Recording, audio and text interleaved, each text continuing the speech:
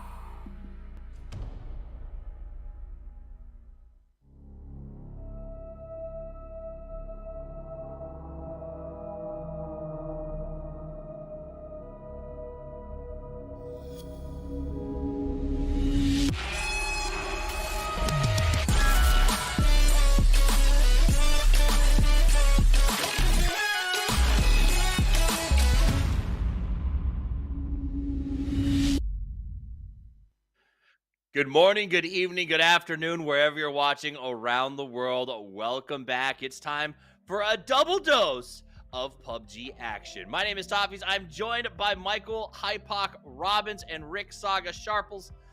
Let's get this thing underway as we kick off the AC group in our second round of 6 games. It has been exciting to say the least. We saw Genji absolutely dominate. We've seen other teams absolutely failed to show up. It's been a story of hot drops and late wipes and 1v3s.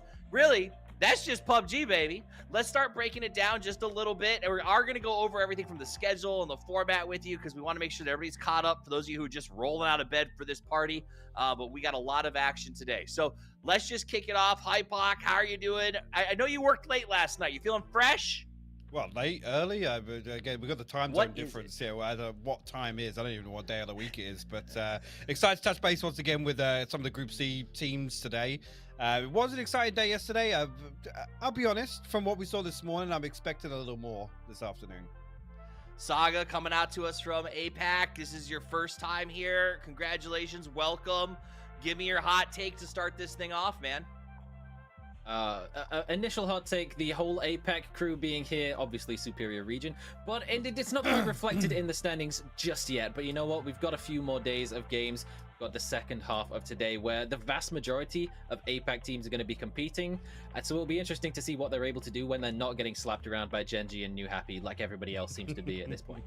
A big true right there. And you are right. There's a lot of APAC teams that are going to be taking the stage during our 6 games today. I think it was like 4 or 5, like a ridiculous amount. So I will be leaning on you because I know that you know these guys very, very well. Everything from the game home situation to Fury, who I think a lot of people wanted to see him last year. This is a chance for vindication. So let me start there. Rick, do you feel like Fury is getting what they need out of this? Have they started with the bang that says we should have been here last time too? They've certainly been one of the teams that has had good performances, but it hasn't quite been the peak that everyone was hoping that it would be. And I think a little part of that does come down somewhat to they don't want to get caught up too much in all this hot dropping shenanigans, where it has definitely been the downfall of a few teams. Some teams have done fine, considering that they're battling for Pachinki in particular. What we've seen in the previous set of games, that went very heavily one way other than the other. For Fury, they're not all that interested. They seem to be more stepping away from that hot drop that was a little bit of discussion before the event between themselves and Dignitas, particularly for the military island on a wrangle. So whether or not they opt into that or whether they try and fall back as they have been doing in the previous day of tournament games, then it'll be one to keep an eye on, but we're definitely looking for them to lock in a win whenever they get the opportunity to do so. You know, you brought up hot drops, and that's not just a mediocre hot sauce, ironically enough, for the Sonics. It's something that has really been a talking point here, Hypox, so far in the last day of play as well as this morning. Tell me about how do we expect to see this in the next stage of the tournament? Is it because this is ranked decision that we're seeing so much of it? Give me some hot drop breakdown. I mean, I was talking about this too. I went blue in the face yesterday. I know, obviously, Twitch chat was a little heated with the situation, as were we, honestly. I mean, the way I see it, this is the best time to get it done, right? We can talk about scrims and talk about, you know, fighting for territory and things like that. The big problem, obviously, the biggest talking point was Sonics, right? And the overlap across both maps. And I know, obviously, today, then there was a third team to throw in the mix in terms of that early game kind of congestion. But I'd rather it happen now and then, you know, give Sonics, in particular, the time to kind of adjust accordingly. Because I think the worst possible thing to happen is to start off and go 0-3 versus a team, which is exactly what happened with Sonics, right? They move on to Miramar, they have a similar set of problems, and things develop from there. So yes, it's awkward to watch, but it's better to see it happen in the ranking decision and then it not become a factor throughout the rest of the event. Let's take a quick look at the schedule so you guys are aware of what is coming up in the future days. You can see us up there in the silver right now at Ranked Decision. That will end on Sunday, and when it's done, we will know who the first 16 teams to take the field of battle on the 23rd will be. From that point on, it's a win one, replace one format, as you have to earn a chicken dinner to get to your weekly final. And then on the 27th, the first of the weekly finals kick off, where the best, arguably 16 teams in the world will go to war that week to put as much cash and bragging rights into their coffer as is humanly possible. So that's the schedule. Pretty straightforward. We've seen it before, Rick. It's not rocket science, this seems like, I mean, look at the Fort layout right here. 32 teams, you got to perform. If you don't, you go to the bottom. What do you think? I mean, this seems like it's a pretty good test of skill. Yeah, and as we're on the topic of like the hot drops and why this is the correct time to do it in the ranked decision, it's not only the fact that you lock in your drop spot for the rest of the tournament, but if you can eliminate the team that would be contesting you, send them to the bottom 16, the bottom end, the later they come in on the weekly survival, where one team gets added every time you get a win, the greater chance that you have of playing out of that comfortable position and securing your win early on. And that is incredibly important to do, because if you can secure your place in the weekly final within the first 8 games or so, then you are looking incredibly good when it comes to actually making sure that you can show up consistently in the weekly finals, and it's not going to be as stressful as we know that it can be for the players when it comes down to the final few games.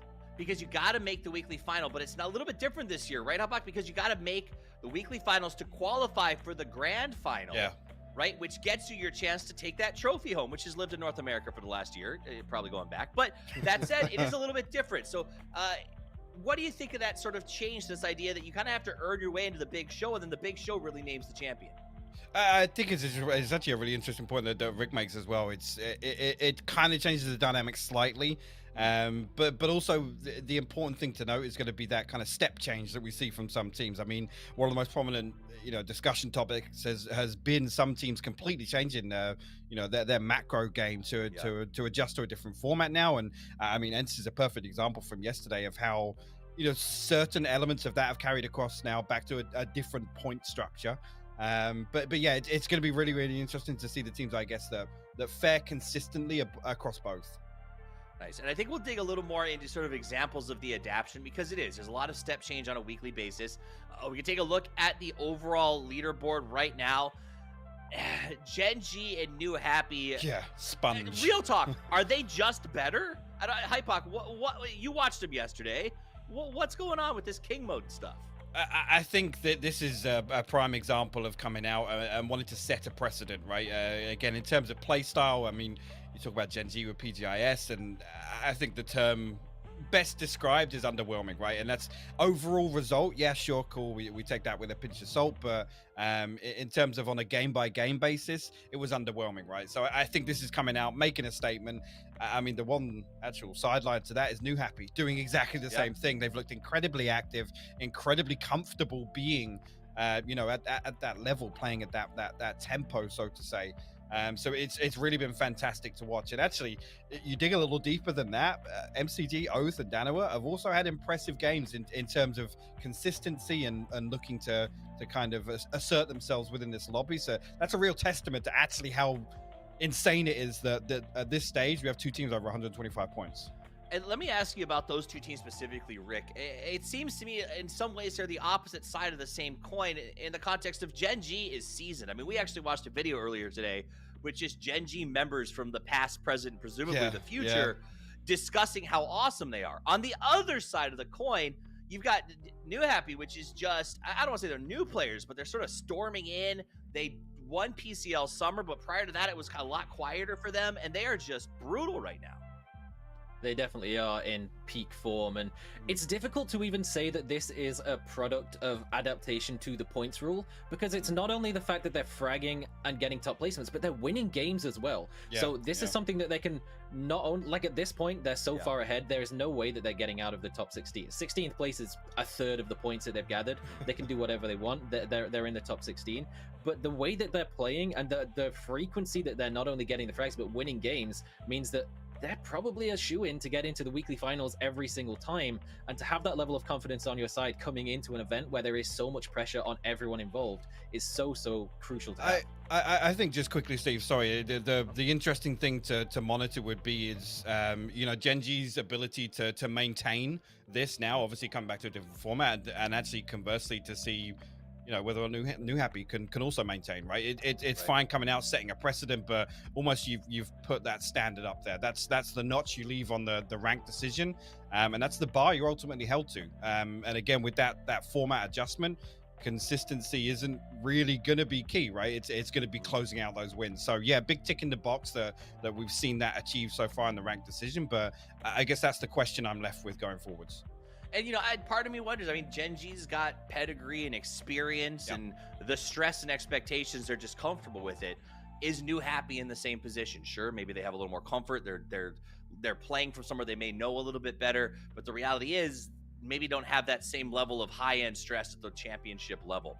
Looking at the teams that are playing today, Group A and Group C, it is a very non-North American. We got Digitas, and that's about it. I was gonna say, have I shown up on the wrong day? Is this right? I was like, what? You gave me the two English guys. This will be interesting. So that, I mean, end of the day, this is going to be a very unique lobby, and for me, one of the things the most excited for is to see so much APAC. Rick, what do you think this many APAC teams in one lobby is going to do? Is you guys are legendary for allegedly, tell me if I'm right or wrong, aggressive, fast-paced games. Do you think that'll translate here? I think it's certainly going to be brought to the table, but this is a step above the usual competition that you see in APAC. I mean, you're against literally the best squads in the world in this tournament, and that's why you're seeing teams like Buriram struggle, because they are the team that personifies that APAC aggression. They're the ones that will pull up in your compound, they will drive by you, they will fully crash into you, and that works against the teams they play against in APAC. But here, teams are more than willing to take that fight and quite consistently able to win it and come out ahead. Sure, they might lose a player or two, but it's Buriram who is more so on the receiving end, and that's where the adaptation to formats sort of comes into play. They've been playing most chicken for quite some time. They haven't really had success. They didn't qualify to PCS 5, and now the bounce back to points seems to have thrown them off their game a little bit, but I'm hoping that they can have a strong showing here today and get back into the stands where we know that they're capable of getting to. Our first player shot of the day, yawning. Yeah. I feel you. He looks how I feel. Right? So, but let's talk about this. We're looking at one of our European teams. I went to APAC with Rick, so Hypoc, being that you're technically in Europe right now, you'll be my European expert at the moment. Yesterday, our European team started very slow. I mean, we're talking like everyone in the bottom 5 or 6, and they turned it around. Is that just the evolution of their play? You think they're settling in? What's going on? What do you think? I mean, well, actually, you say that, but I'll put my hands up. I was very critical of exactly the same thing in my expectations. I think the two teams that I called out earliest on yesterday were ENCE and Na'Vi. And then you look at kind of the bigger picture and their achievement as a whole over the day. I mean, ENCE had 1 placement outside the top 5, which is absolutely insane. I mean, I was talking about it. It's kind of slow and steady wins the race, and they topped the lobby, which is crazy to consider without a win. But Na'Vi, again, is the second one for that. I expected that to be a much slower start, but I mean, the second game was a second place 10 kills. They were very active throughout that. Game 4 yesterday, they were able to clinch out a win. So I was actually pleasantly surprised by some of the teams that I expected to be. I guess today's a good example of kind of a mixed bag of a lobby in terms of play styles, but I wanted to keep using the word passive yesterday, but it's more kind of reactive, if anything. Yeah. I think having the ability to sit back and garner some of that information in the mid game enabled ENCE and Na'Vi to make some really, really calculated late game decisions, which, again, in the side of ENCE, they weren't able to convert it to a win, but we're fine with that, right? At this point, the consistency is absolutely apparent. Whereas with Na'Vi, I think we saw some really, really calculated late game decisions that ultimately got them either high kills or the win in game 4, for example. Yeah, I think if we saw some brawn coming out of APAC, we definitely saw some great brain coming out of Europe. It seems to be adapting well. A team that was interesting yesterday was Virtus Pro, Rick. They started slow, but only because they were caught in this hot drop. Back to the hot drops. We're going to hear a lot about that. Probably. And you know what? We're going to do that because you're only going to really hear about a ton of them during this stage of the tournament. Once we get to the next stage, it's going to fall off pretty heavily. But VP started slow. I mean, I remember looking at Batulin, after every game, red eyes, hair messed up, stressed out of his mind. Stressed. And then they went to Miramar.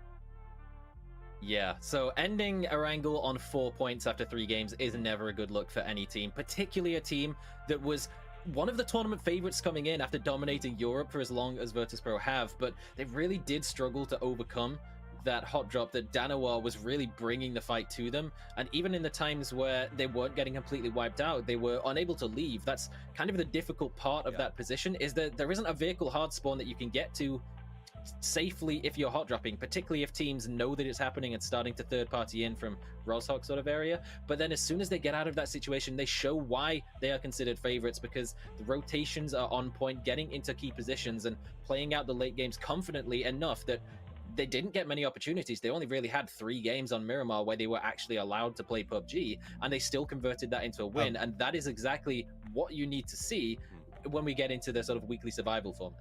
I'm gonna have to stop you there, Rick. It was, you can't give them 4 points for regular. It was 2.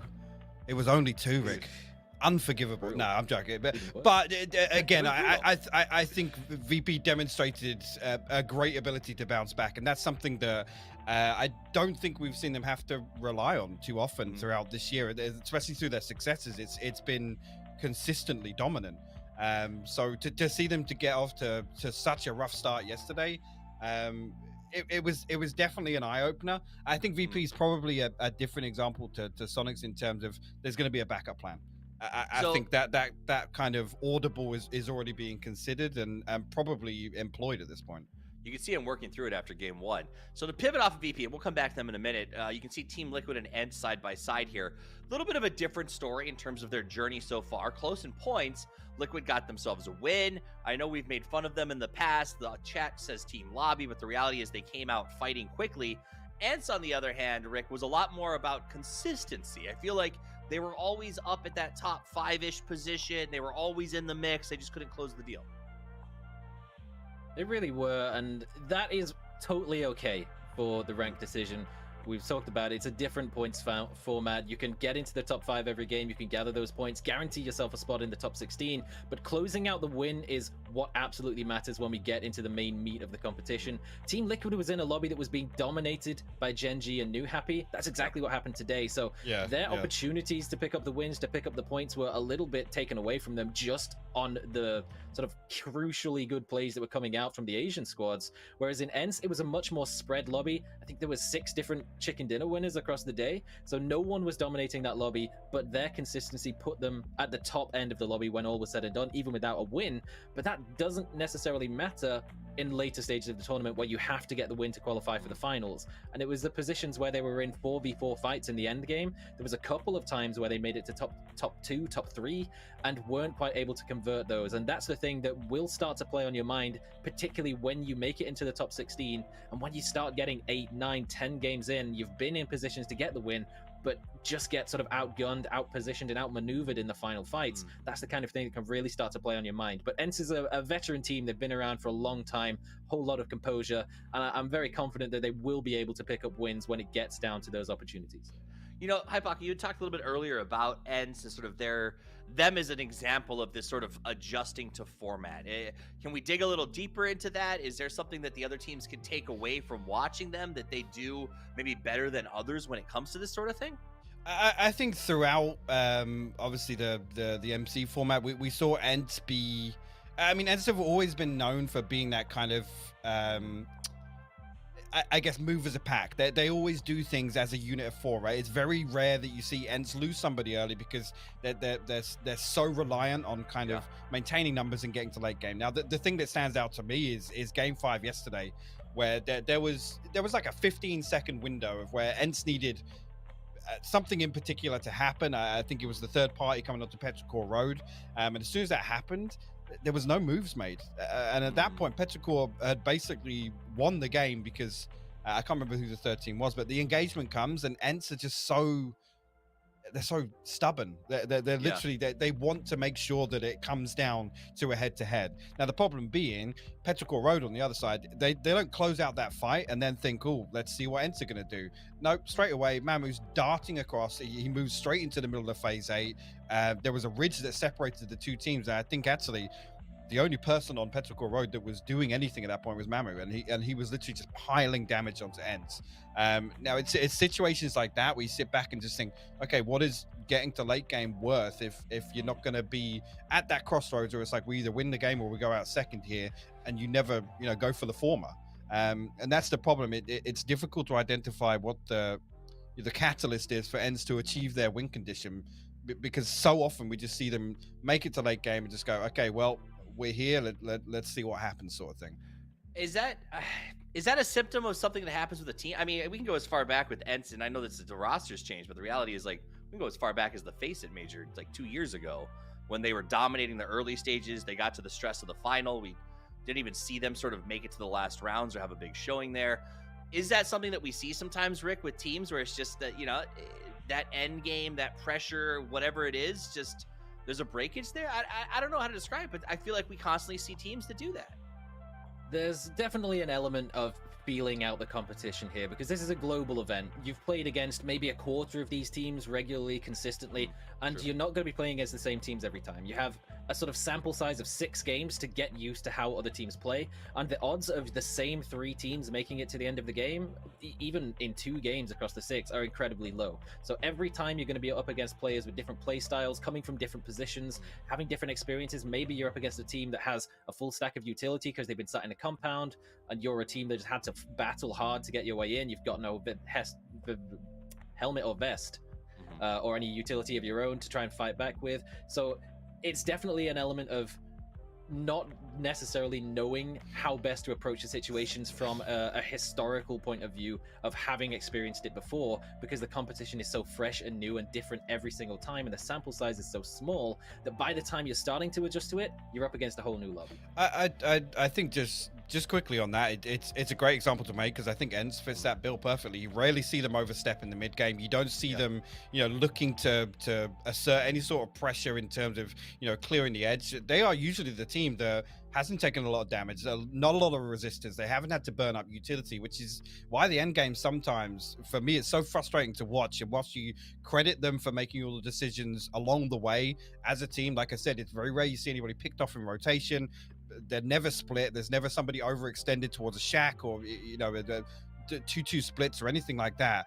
You have to credit their ability to maintain as 4. But again, you come down to those percentages and think about, actually, if we make, you know, 5 out of 6 games to the top 5, and, you know, we're in a good spot with good utility, good equipment, and good information as well. The other thing is, if you're not involved in fights, ultimately that kill feed knowledge comes into play, right? They should have such a good grasp and be able to make those decisions so much more comfortably than what we see. And that's why again, I don't want to harp on them, because it's like they topped the lobby, right? You can't fault them, but it's like, what's the next step actually? What would Ents look like if they were able to close these games out? You know, and let's talk about teams that can close games out. That is Gen G and New Happy right now. They are absolutely dominating the boards. What does that do to everyone else, Saga? The fact that these guys have just I mean, it seems like they're just sponges. Like, how does that affect the race for top 16? Because that's all that matters this week, right? Yeah. Top 16. Yeah. There's no value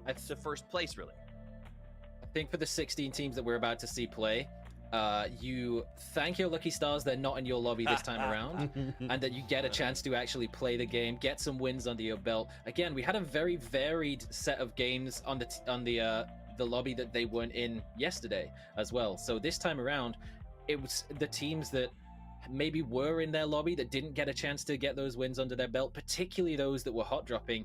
And in some instances, that even worked out in their favor. I mean, we've still got Ghibli and BBL. That's going to be a continuing storyline pretty much the whole time, because they are in the same group. So they will never not be in the same lobby. So it'll be interesting to see whether that still carries on and converts into today's games. But even so, BBL was able to close out a win, and in a lobby where it's not being completely dominated by 2 teams in particular that are just raking up all the points. Europe was starting off very, very slow at the start of the day, but as we got into games sort of 3, 4 and onwards, Europe was picking up the majority of the wins, and it ended up being a much more sort of stacked towards the top end for the European teams than we expected it after the first couple of games that we saw. So I'm being told, guys, for those who are watching home, we're just a couple minutes away from the first match. Before we get into that, though, I do want to bring this up, Hypoc, and I'm going to give this to you because you've played at the highest level. You know the stress of being a pro. Heroic is using a sub. Based on a tweet we saw earlier today, the implication is Nowicki is stepping up and taking over for Corexi. The fact that they're at the bottom of the bracket kind of indicates maybe this is a performance choice, not a someone feels ill kind of choice. I think it was actually a COVID test result. Just from one of the other tweets I'd seen. Sorry to stop you. Perfect. Well, I'm glad that we clarified that. So you've played, though, at this level. What does that do to a team? Not only are you at the bottom of the bracket, but now you're pulling a sub in on the second day of play? I mean, it's a massive impact. It's an obstacle to overcome. The saving grace being, I mean, ultimately this is the point where if you are at the bottom, I mean, you just make the most of your learnings, right? The sub won't impact their ability to take away some information on the lobby, the surrounding area, get a better grasp of rotations, drop spots, and I guess team tendencies. At this point, I mean, if we were having the discussion coming into the final weeks of the event or potentially the grand final stage, then I think it would be a much bigger impact to the team. But at this point, I think Heroic haven't got off to a flying start. Do I read too much into it? No, I just want to see Heroic kind of achieve those secondary objectives and at least come away from some positives or some building blocks out of these games. And let's hope Nova can do it. Let's hope that they get those building blocks up and running, because you don't want to see anybody start out with that down. I mean, honestly, Rick, the worst case scenario is you end up in 32. Top 16 is all that matters. It doesn't today, get any worse. But yeah, if you get to 32, you don't even really get to play. No, you really don't. But oh man, going out early is never fun. So for VP, maybe they can be thankful that they're not going to be hot dropped on in apps. I mean, GNL drops nearby at school could be a bit of an issue. We talked about how it's unsafe to get to some of those vehicles, but at least we get to see what they can actually do on Erangel this time around. And now it's time to see what they can do on Erangel. Let's go to PUBG's own Beauty and the Beast. It is our casters, Paper Thin and Toby. Thank you so much, Toughies. I like that throw. I would, though, have loved to also be told who was who on that one. But welcome, everyone. I'm Toby, joined by Paper Thin. Joining you here with the PTC 2021, brought to you by Alienware and Toomey and Paper. I'm just going to say, the beauty. How are you today? Are you ready for the hot guns coming in? No. Don't you? I know who that Beast comment was directed at. There is no way. There is no way it was meant for you, my friend. You are a far more handsome gentleman. All right. Now, look, so getting to the game here, I think obviously eyes got to go to Razak, right? Like, is this going to be BBL and Ghibli kind of butting heads over there? But I see Ghibli out early, so I don't think we're going to get that hot drop. Is there going to be any other paths that are crossed? Sometimes KPI and Navi, I've seen them skirmish over some territory south of the Potato Mountain there and other things like that. Fury, it looks like GNL have similar ideas on maybe some vehicle grabs. But other than that, I without the Ghibli and BBL fight, I feel a little lost. I don't know what to do without a hot drop. What are we supposed to talk about for the first 5 minutes of the game? I gotta say, I love this. I like the fact that Ghibli didn't decide to jump towards Rozak simply because the games that they played yesterday that wasn't hot dropped, it didn't go the way that they would have wanted to. They're simply too far down the leaderboard right now to confidently decide to, or dare to, potentially waste games on hot drops. Circle in the meantime, down towards the south we go. Potentially, there's also the off chance that we hop up north. And Dignitas, our sole NA team in the lobby, well, they'll be cheerful for the first circle here. Yeah, this is a really, really nice start for Dignitas. There's still a chance, though, with this one that it shifts up to the north, which still, if you're the only team coming off of the military base and nobody is, has the wild hair up their rear end to come after you on that bridge, then you should be okay to get underneath. And I think it's not terrible rotations to come from out of that bridge, out of the south. Like, let's say it goes up to the farm area. I don't think those are the worst rotations to have for those. So I think it definitely, no matter what, I think Dignitas has to be breathing a bit of a sigh of relief off of this opening circle. Yeah, it's always interesting to me when you have the military team, because there are certain areas of the map, like if a game ends in Pachinki, you wouldn't necessarily say, oh, the team that loots Pachinki should be winning this game, right? But I feel like whenever we have a sole military team and the circle goes down there, you always tend to have your eyes on how will Dignitas fare this game. They're the team that's already there. They have the upper hand. But oftentimes, they don't have the exact statistic to prove it. There's not really because they landed there, they always win those games. Like, you can't maintain that control for that long. And military is a big enough place that if you opt to set up shop in one side and the game goes the other way, you're at a pretty even odds of winning that game with everyone else. Exactly. In recent PUBG history, I'm right there with you that I've seen the military base be not as effective for the teams that have dropped there. I think a lot of people got kind of jebaited by the old OPGG team's performance at the Face It Global Summit all those years ago when they had the military base and there were maybe a slightly unusual amount of military circles. Team Liquid going to take a little bit of damage from Mamu, nothing serious. But I think there was, a little bit of kind of an overstatement because of OPGG's performance in that event as to the value of getting a military circle if you're the sole military island dropping team. Look at this. Na'Vi further down towards southeast. Didn't want to contest Petrichor down towards Fairpier. They went further east, and a few shots fired from Sharkfin towards KPI. They're rotating with Ends and Ghibli. Everyone trying to make a race for the eastern bridge, and of course there's going to be somewhat of a cluster in it. Squeaky jumping out the window, trying to do some damage. Adder in the meantime trying to get shots fired across here as well. Not a lot of playtime they have had on Rankle so far, and well, fortunately for them, seems like they'll kind of get out of this scuffle as KPI and Ends take the battle instead. You can see Squeaky kind of alone here, so Capitan trying to take advantage of it. They've got two around the corner, should be an easy one for him indeed. They're going to be able to take Squeaky out. It took a little bit of damage, but no knocks coming through here for KPI, so able to accomplish the first step of many hurdles that are going to be facing this KPI team on this rotation. It looks like Ents is going to try to just follow on the heels of Ghibli. Now, Ghibli is a team that will absolutely set up bridge camps, so Ents needs to be mentally aware of this potentiality. Yeah, there were some teams yesterday that were just that much more aggressive early on than others. And Ghibli, I should say, I mean, they were not a team to shy away from a fight. And here even more so, if you have a chance to lean back and take some shots at the team coming towards you, they would be ones to do so. Let's see if that's going to be the case. They've positioned themselves pretty much according to a potential bridge camp. Will they be allowed to, though, or will the Ends team take the stair? Because we do see teams back off on the left side here before crossing over and going by the water, but I'm not sure that's going to be the case. I do believe they have made it out of there alive. Yes, as we fast forward in time, here they are safe on the other side. Yeah, this is kind of the other thing you're doing as Ghibli, is you're trying to swat teams away, put them into potential, conflicts with other teams from this position. Even if you don't get any kills from this bridge camp, you can at least, potentially keep them from getting control of that road. That can be very valuable if the circle goes to that northeast part of the military base, right around that radar tower area. You can at least kind of dictate the pace of the rotations a little bit.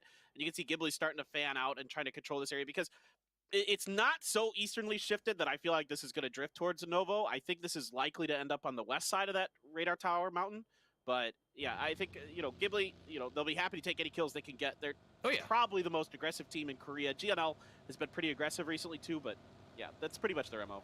Oh, speaking of aggression, here comes BBL. Of course, not having to fight anyone early on. It's going to make for a little bit of an easier getaway for them, but we have seen quite a few teams head towards that western bridge, and actually, because one team ended up setting up shop, being KPI on the north side of it, certain other teams are...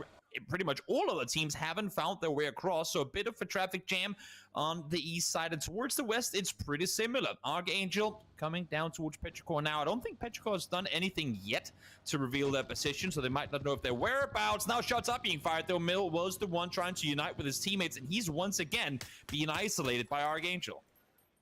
Yeah, not the ideal vehicle to have in that situation either. That buggy is pretty exposed, pretty easy to pop the tires on it, so he's fortunate to get away with there with only about half health. Good reactions here by Mill, but I'm sure he had some good information from his teammates ahead of him as well, kind of able to do a little bit of a calculated, risky drive-by there to maybe get a little more information and those kind of things. But Pero, another team that's very happy to camp bridges, very happy to play for kills, very happy to play edge. That's Pero's early game MO. They're going to try to farm up the sides and then stay as a 4 in a late game. And if Pero's as 4 as a late game, there's very few teams in the world that I feel can compete with them in those situations.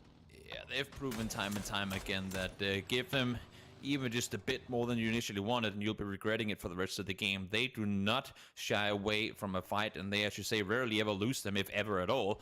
Let's see now, Fury. They shot towards KPI. I think they got a pretty good idea of approximately where the guys are positioned, but did they catch them up at the gas station as well? I'm not sure why Kikamukao, first player to head up in that direction. Emmy is on the roof here. He was seen earlier, so they have some sort of info, and for now, he is opted not to try and peek over it again.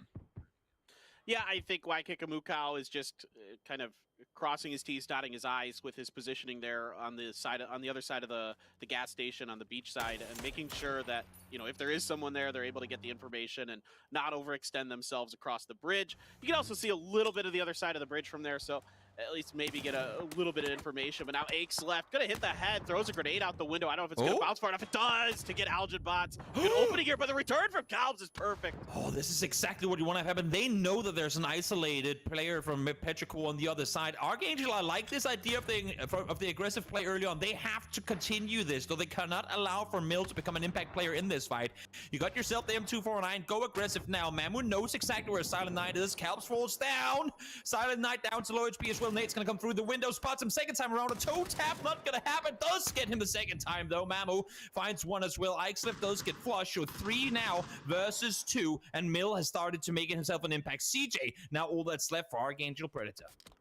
Yeah, CJ just not really able to find any way to get involved in this fight. It all took place outside of his purview from that position, and now Heroes rolled up to this as well. So a little bit of a bruised Pero, but they're not broken by any stretch of the imagination. I mean, again, if you're not too familiar with Pero, Aches left is of course the star, but Mill and Mamu in particular have really stepped up this year to kind of lift this team to the next level. Oh yeah, they've been absolutely fantastic. It's a team that, I should say, while the stats might look different, if you look at the games themselves, it's very much a all four man roster needed in order to succeed sort of team. CJ now, well, he's all on his own, and I'm not sure there's going to be a lot more going for him. I'm kind of curious to see if Petrichor are going to opt to leave this. I don't think they would expect there to be anyone across, but where do they have their vehicles parked? They know that they have Heroic nearby, and with this circle shift as well, sooner or later it's going to be time to leave Mill now in the vehicle, trying to make a run for it, and I like this play. Get the hell out of here before Heroic comes close enough to be more of a threat. Yeah, exactly. I think this is 100% the right play call, but somehow CJ from up on the lighthouse gets the spray and the finish on a Mamu. Ooh, that is nasty. Unfortunate timing. Playing as 3, getting across. That's unfortunate, but we still got it. Now down to 2 players this early on in the game. You never concede anything, obviously, but having only 2 coming in late on military east side circle, that is going to be very hard to make a whole lot out of. Maybe more of a let's see what we can get rather than play for the win. In the meantime, the Pirates crossing on over. There's still quite a few teams on that north side, and one of the few, I would say the only one so far, managing to grab a boat and safely make their way over is going to be Baonam. Here they come off the shore. We still got Fury in the nearby vicinity, and ends inside the Crossroad compound, so we'll see if that's going to be any skirmish off of it. Yeah, I think this is a pretty solid maneuver here for Baonam. The only problem with these boat maneuvers late like this is you have very little access to vehicles. Most of them are going to be gobbled up, or just, sometimes players will just pop tires on the way through if they're not going to take the vehicles. So the problem for Baonam is going to be getting past the radar tower mountain, because Ghibli's already set up there, and a lot of teams, I see this all the time, particularly Oath is a team that loves to get up there and just make it a living hell for all the other teams beneath them up in that position. So this is definitely going to be a bit of a toughie for Baonam, especially with Fury already on the other side of the bridge, but they're stopped up because, like you said, Ents has taken kind of backfilled that position that Ghibli had been in initially. Exactly. You can see there on the bottom right-hand side, Ghibli's moved up to the top spot. Ghibli played for kills here for sure. Oh yeah, no doubt about it. I mean, you saw Fury actually, it was a small thing, but you saw Fury notice the boat of Baonam on the east side. I think what they wanted to do initially was potentially jump in the water and swim east side. Now when they saw the boat cross over, Inside must have fed the info across that. Guys, I don't think that's the play, because there might be 4 players on foot over in that side right now. Lash, in the meantime, one of few teams left remaining on the north side, trying to see if he can put a bit of a dent in the rotation of BBL, but seems like they're gonna continue on forward just a bit further of a wraparound. But we still do have both Matt and, of course, CJ as well, not having crossed on the west side. And honestly, I mean, this rotation is gonna take a while. 1 minute till new circle pops. Not that you can't tank phase 3. Oh, 2 tap. Wait, what? Okay. 2 flip maybe, and now sideways. Oh, there you go. Car mechanics, and no, CJ with the headshot from the side finds the first. That is really unfortunate. You do not want to do accidental flips mid-bridge. That's what's going to cost you. He is alone now, but this is taking time that Matt did not want to have to spend here. The good news for Matt is these boxes are kind of in the way of CJ's line of sight now, and they do have pretty good eyes on where CJ is. But I tell you what, CJ making the most of a bad situation. He might just go down here if that grenade is anywhere near him. Well, the follow-up shots are going to be good enough. But, slows up Matt. It's a little bit of a thorn in their paw. I don't think it should be the end of the world. It's phase 2 Oh, no. blue, so they can get on the other side, get healed up, get going. You know, there is a BBL behind them, but BBL hasn't really opted to try to, you know, pounce on top of that fight, try to take advantage of it. I was just gonna say, I was looking at the map and I was going, wait, is VP waiting for the ferry? And they are. I mean, this circle is east. If the next one shifts Novo, it does shift the fifth south. This is a safe passage to Novo. You saw some of them, they're inside the containers. Honestly, I'd stack all of them inside the container. This is still exposed to the players on the bridge. Of course, they don't know that Fury are hiding underneath, but both Patulans and Perfectis are going to be somewhat exposed on this one. We'll see how far they opt to cross. Biro now outside. Maybe have one player look towards the bridge here, but I like the play. Good idea, get the bridge. They know they were going to be late. They heard the commotion on both bridges. The boat was taken on the west side of Sharkfin, and there you go. Safe voyage, at least for now. Yeah, there's really not any other better option for VP at this point. BBL trying to flirt with a little bit of potential disaster if they get too close to Mad there on that rotation with how weak they were from the blue damage. Rustinmar is going to be making a go of it with the motorcycle, try to push forward. Mings driving right by him, the two surviving members. And I tell you, these players love to get out and try to take shots from their vehicles. Tiksu tries to get out as well, but instantly taking a lot of damage. Meanwhile, Fury's just absolutely wiping KPI out. Oh, you camp us, we'll camp you. I love it. Bit of a revenge play coming in there. Fury initially wanted to cross on over in the start of the game. They were being blocked off, and now you can see here Fury taking shots down towards VP as well. That's what I was a little worried about. Unfortunately, as great as Waikiki aim was on the vehicles first, the ferry proves to be too much for them to get the knocks. And even if they had gotten the knocks, I'm pretty sure that VP would be safe to just rest inside the like carry the guy inside the container. Should be good to go. Fury, you can see looking forward, trying to make sure the cross is safe, and well, I mean, he's taking it on foot, so should be calling it safe at this point. Yeah, I think for Fury here, they're going to have a little bit of work to do, but because of those new additions to the bridges, you're able to keep your vehicles a little bit safer. There's more options to cross the bridges and to, you know, keep things safe like that. So a nice little, you know, well thought out strategy here from Fury. Got to give them a lot of credit on this. Yeah, they lose Flood along the way, but they've already picked up 4 kills. If they can get a few more kills in a placement point, definitely you would consider that job done, good enough for this round. So, you know, I always think, you know, 7 or 8 points per round. If you can get that in this point system, that's good enough. That's typically about what you want to be averaging. Definitely. We'll see now. Fury are making their way up the road. We still have one team left to cross, making their way across. Very late. GNL trying to make their way on over. BBL in the meantime up towards Matt. Glenn trying to wrap around here. Will be seen. Shots fired. I like their southern rotation. Realizing that going north in on this one wasn't gonna really amount to a whole lot. So both teams opting to wrap south around. Poonage from afar. Ian, you're a great player, but you do not stand still and shoot for that long. Poonage will punish. Oh man, if Poonage can hit one more M24 shot on somebody in the BBL bus, he will take them right out, and it could be a really good one. He's going to see him get out, just misses with his follow-up there. You can see just the edge of him on the other side of the tree, but it isn't quite a good enough angle. Meanwhile, BBL feels confident enough with borderline no health to try to go for this, see if they can get the better of him, but Sparking's going to punish that. Very nicely done here by Dig. Pick up a couple, and if they can get one more here from Poonage, I will be ecstatic. I love to see those bolt shots to get people on the drive. Yeah, next line of defense is gonna be heroic. Haven't seen too much of them. Of course, there was mentioned on the desk earlier that Corexia is out for today due to waiting for results on a COVID test. So now we can see her instead. And right now, well, the wall is being kept as great as can be and trying to make a run for it. Solo player left alive. I don't think that's gonna be rest possible. No, Lash is flushed by Poonage as well. And he's driving straight into an opposing team as well. But Poonage, there's always a guy above you. Quizzy from up the hill takes him down. I don't know if he's in a restable position. We'll have to wait and see. Yeah, for Mad, this was going to be a tough game no matter what. The Severity dropping team coming down to the military base, just it's one of the hardest situations you're faced with in competitive PUBG. When you drop on the opposite ends of the map from north to south in particular, it makes it really, really tough. So getting one in, that's kind of unfortunately in some ways about what you expect at times with how many teams are still alive and a lot of the gateable spots are being held.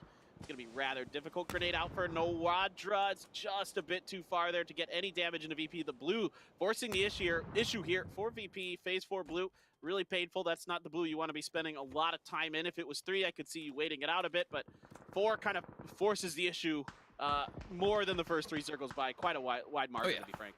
Yep, let alone the fact that you can't res in blue. Of course, somewhat mitigated by the new carrying function, but you can't really res in blue at all. Heroic, that's 5 kills for Page. Solid start to the game for him. Everyone fighting across the board right now. Virtus Pro, the Marines finally come ashore. We'll see if they can make their way up this hillside. Right now, it's only really Buriram who's a threat to them. They are down to just 2 up here, given their 2-way split. They have 2 guys way further south that can't really do a whole lot to help. But up the hill, we still got an opposing team who could potentially become a threat. Yeah, I like working east to west on these circles. I'd rather come uphill the later this goes. So for Virtus Pro, not only does it keep them obscured more so from the teams that are up on the high ground, you know, you also limit the number of teams you're going to have to be dealing with. I think this is textbook stuff here for Virtus Pro, what you would expect out of Batulans and company to just make the right decisions at the right times and really put themselves in relatively safe spots where you could kind of, if you're going to have to take team fights, you could pretty much isolate them one at a time unless something really wild happens. I must say, I'm a little surprised to see Buriram maintain this 2-way split. I know it's only phase 4 and all, but they're sitting far enough apart that they can't, like, by in no way, shape, or form impact one another. Headshot Ronan. Nade straight to the face. Not a whole lot you can do to counter that one. And the vehicle explosion is going to flush him out as well. That is an unfortunate way to go down. No counter, really. So that one circle, send us up. Buriram, you'd have to think out on the east side there, would have to reunite in one way or another. And that should make, or at least allow for VP to wrap around towards the north, which seems like that's what they're doing now. Wakigamukhan, in the meantime, trying to see if he can put some pressure back towards the team that just took out his teammate. Yeah, it's going to be a tough one here for Fury. Nothing but a rock and a hillside to really work with in this central circle position. Teams are going to be coming up behind you eventually, so I think for Fury, name of the game is just try to farm up a few more kills if they can. Americano is going to go out for GNL pretty early here. The Tulans and VP doing their job, making sure that their flanks are clear before they make their move. And that's going to pay off for them, getting a point and a kill. Page watching for Peril inside of that shack. Meanwhile, grenades on top of Dig, and it bounces. It's going to be good, but the res just came through on the Honey Badger. Fortunate timing on that one. Having said that, Beaming with the vehicle explosion does get the knock on him in the end. Aliyah peeking on over, realizing there's a bit more going on down there than what we want to be part of. In the meantime, obsessed with the double. Oh my lord, the nade to take down inside, and Wakigamukhan fall into the barrel spray immediately after. That is a solid one-man push, and look at the amount of space that just granted Baunam towards the east side hill. Yeah, Baunam now needs to turn their attention towards the southeast here. Jeems finds a good grenade, only one member of Peril left. It's just Mill gonna let loose with a grenade of his own. It's pretty good though, right in the face of Team Liquid. They take a bunch of damage from that. He's trying to see if he can find anything else out of this. The follow-up's good enough to get the knock on to Jeems. 2 really good back-to-back grenades from Mill, but he's down to 7 health. Somehow, just barely, gets that first aid kit off. Clip, though, it is Heroic that's showing up to this party. Nowick, he's new here today, and he's going to get a knock. There you go. Playing solid right from the get-go. Heroic, one of the teams with, I would say, less LAN experience. So having Nowick, I think Nowick is very limited, if not no LAN experience. Having him perform right from the get-go, solid player. Now, actually, everything rests on his shoulders for this game. Unfortunately, Dignitas proved too much for them, sparking Honey Badger together, pushing forward, wrapping over, sealing at least a little bit of space for themselves, but Navi nearby could still prove to be an issue for them. Clip does fall down. EP, as mentioned, makes his way across. Mill down to low HP will fall, and that's Pitchico out in 9th. Yep, nice little push across the road there for Ibby, getting the crossfire angle onto Mill to finish him off, and that's going to secure part of the southern side of the circle. I do say that, and you know, there's Buriram. They're all over the place. They're just looking for kills. They're always hungry on those edges, looking to see what they can fish out for themselves. And meanwhile, Dignitas trying to make something out of nothing here. There just isn't much going on this part of the circle here for poor Honey Badger and Sparking. No, it's going to be a tough rotation no matter how they opt to go for it. You got 4 guys in Navi over the hillside, and if they even opt to wrap up that way, Liquid will see them and be able to shoot them from behind. If they wrap towards Liquid, they'll be shot in the back from Navi, so it's, well, got to pick your poison. I don't think either, I mean, unless if you get a hardship, which they didn't, I don't see them getting out of here alive, but regardless, I mean, we've seen solid individual performances from the NA guys before, so maybe more can come their way. Now with Aliyah falling down, that could, yep, it's happening on the minimap right now. That's actually going to force Navi to back off, so if they read that, there might be a play for Dignitas to wrap that direction, but still, you have Liquid looming down by the road. Yeah, it's kind of a damned if you do, damned if you don't for Dignitas. Yeah. So you gotta, I think at this point, you're just trying to see if you get lucky with some timings, scrape a few kills off the backsides of these teams, and who knows, you know, anything's possible. You can come through and get a big win, but Sparking here takes a little bit of damage on a Team Liquid.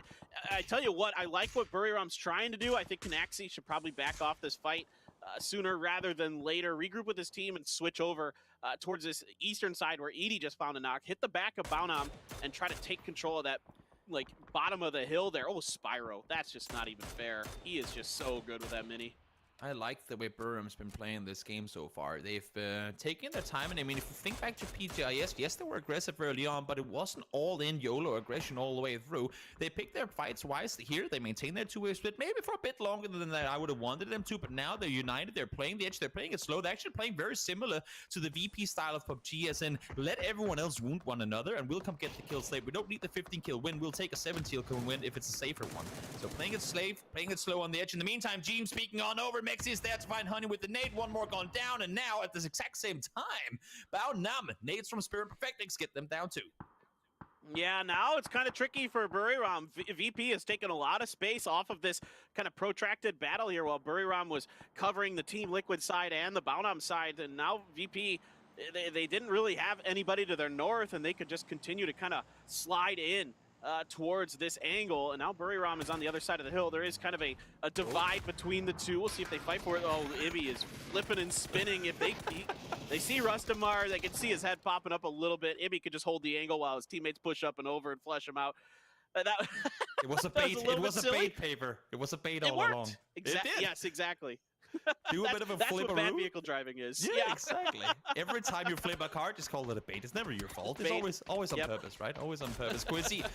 Well, there's upsides and downsides being on the hill, and one of the downsides being you have to get down eventually. Adder with the M16 able to find the kill. Goes to show how early these teams had to cut across. Couldn't even loot around for a proper DMR. The M16 will do the damage, though. Mailman in the meantime trying to wrap further forward underneath, but the knowledge of having opponents uphill is going to make for Mailman's position. I guess it's going to make it real hard for him to play this position comfortably, I'd have to say. Yeah, it's hard to come off of this mountain if the circle shifts down off of it. But if it goes up to you, you're in a phenomenal position. So we wait to see exactly where this one wants to drift towards it. It does drift up towards Ghibli. So Ghibli and Navi can kind of just wait this out, and they don't really have to get too aggressive. Maybe Ghibli wants to try to clear Navi off the top, but they are fairly aggressive. But this fight kind of has to happen here between VP and Buriram. Grenades in the face of Buriram. They're able to back up and don't sustain too much damage. A little bit more fire back and forth. Nobody's fully committed to this just yet. I like the way VP is playing this right now. They know they have the better position. They know they can wrap across and get underneath the road on the north side of this new circle. They know they have a spot to play from, so they don't need to over-aggress on Buriram. Sorry, so you can see they get the damage, they fall back. They get the damage, they fall back. They say, if you want to push, you have to push. Now they're wrapping forward. Batulins is doing the wrap around here. It's an incredibly smart play. Perfectus does fall down, but look at the wrap from Batulins. He knew exactly where they were focusing, where they were going. One down, Lou finds the other. Noadra, fortunately, there to do damage in return. That nade is going to be good, but not enough to take down the opponent. Rodwell again able to get a knock. Lou down to low HP, just one left on his feet for now, I believe. Does he see him though? Doesn't have time to heal on up. Now we have to make a move with the blue coming on in. Rodra peeks around the side, spots him, but does go down. Oh man, Noadra almost got that onto Lou as well. Only 9 HP there for Lou. He's just barely able to best Noadra. A little bit of help from his teammate to body block a bit. Decent grenade there. It's gonna chip the top of Adder.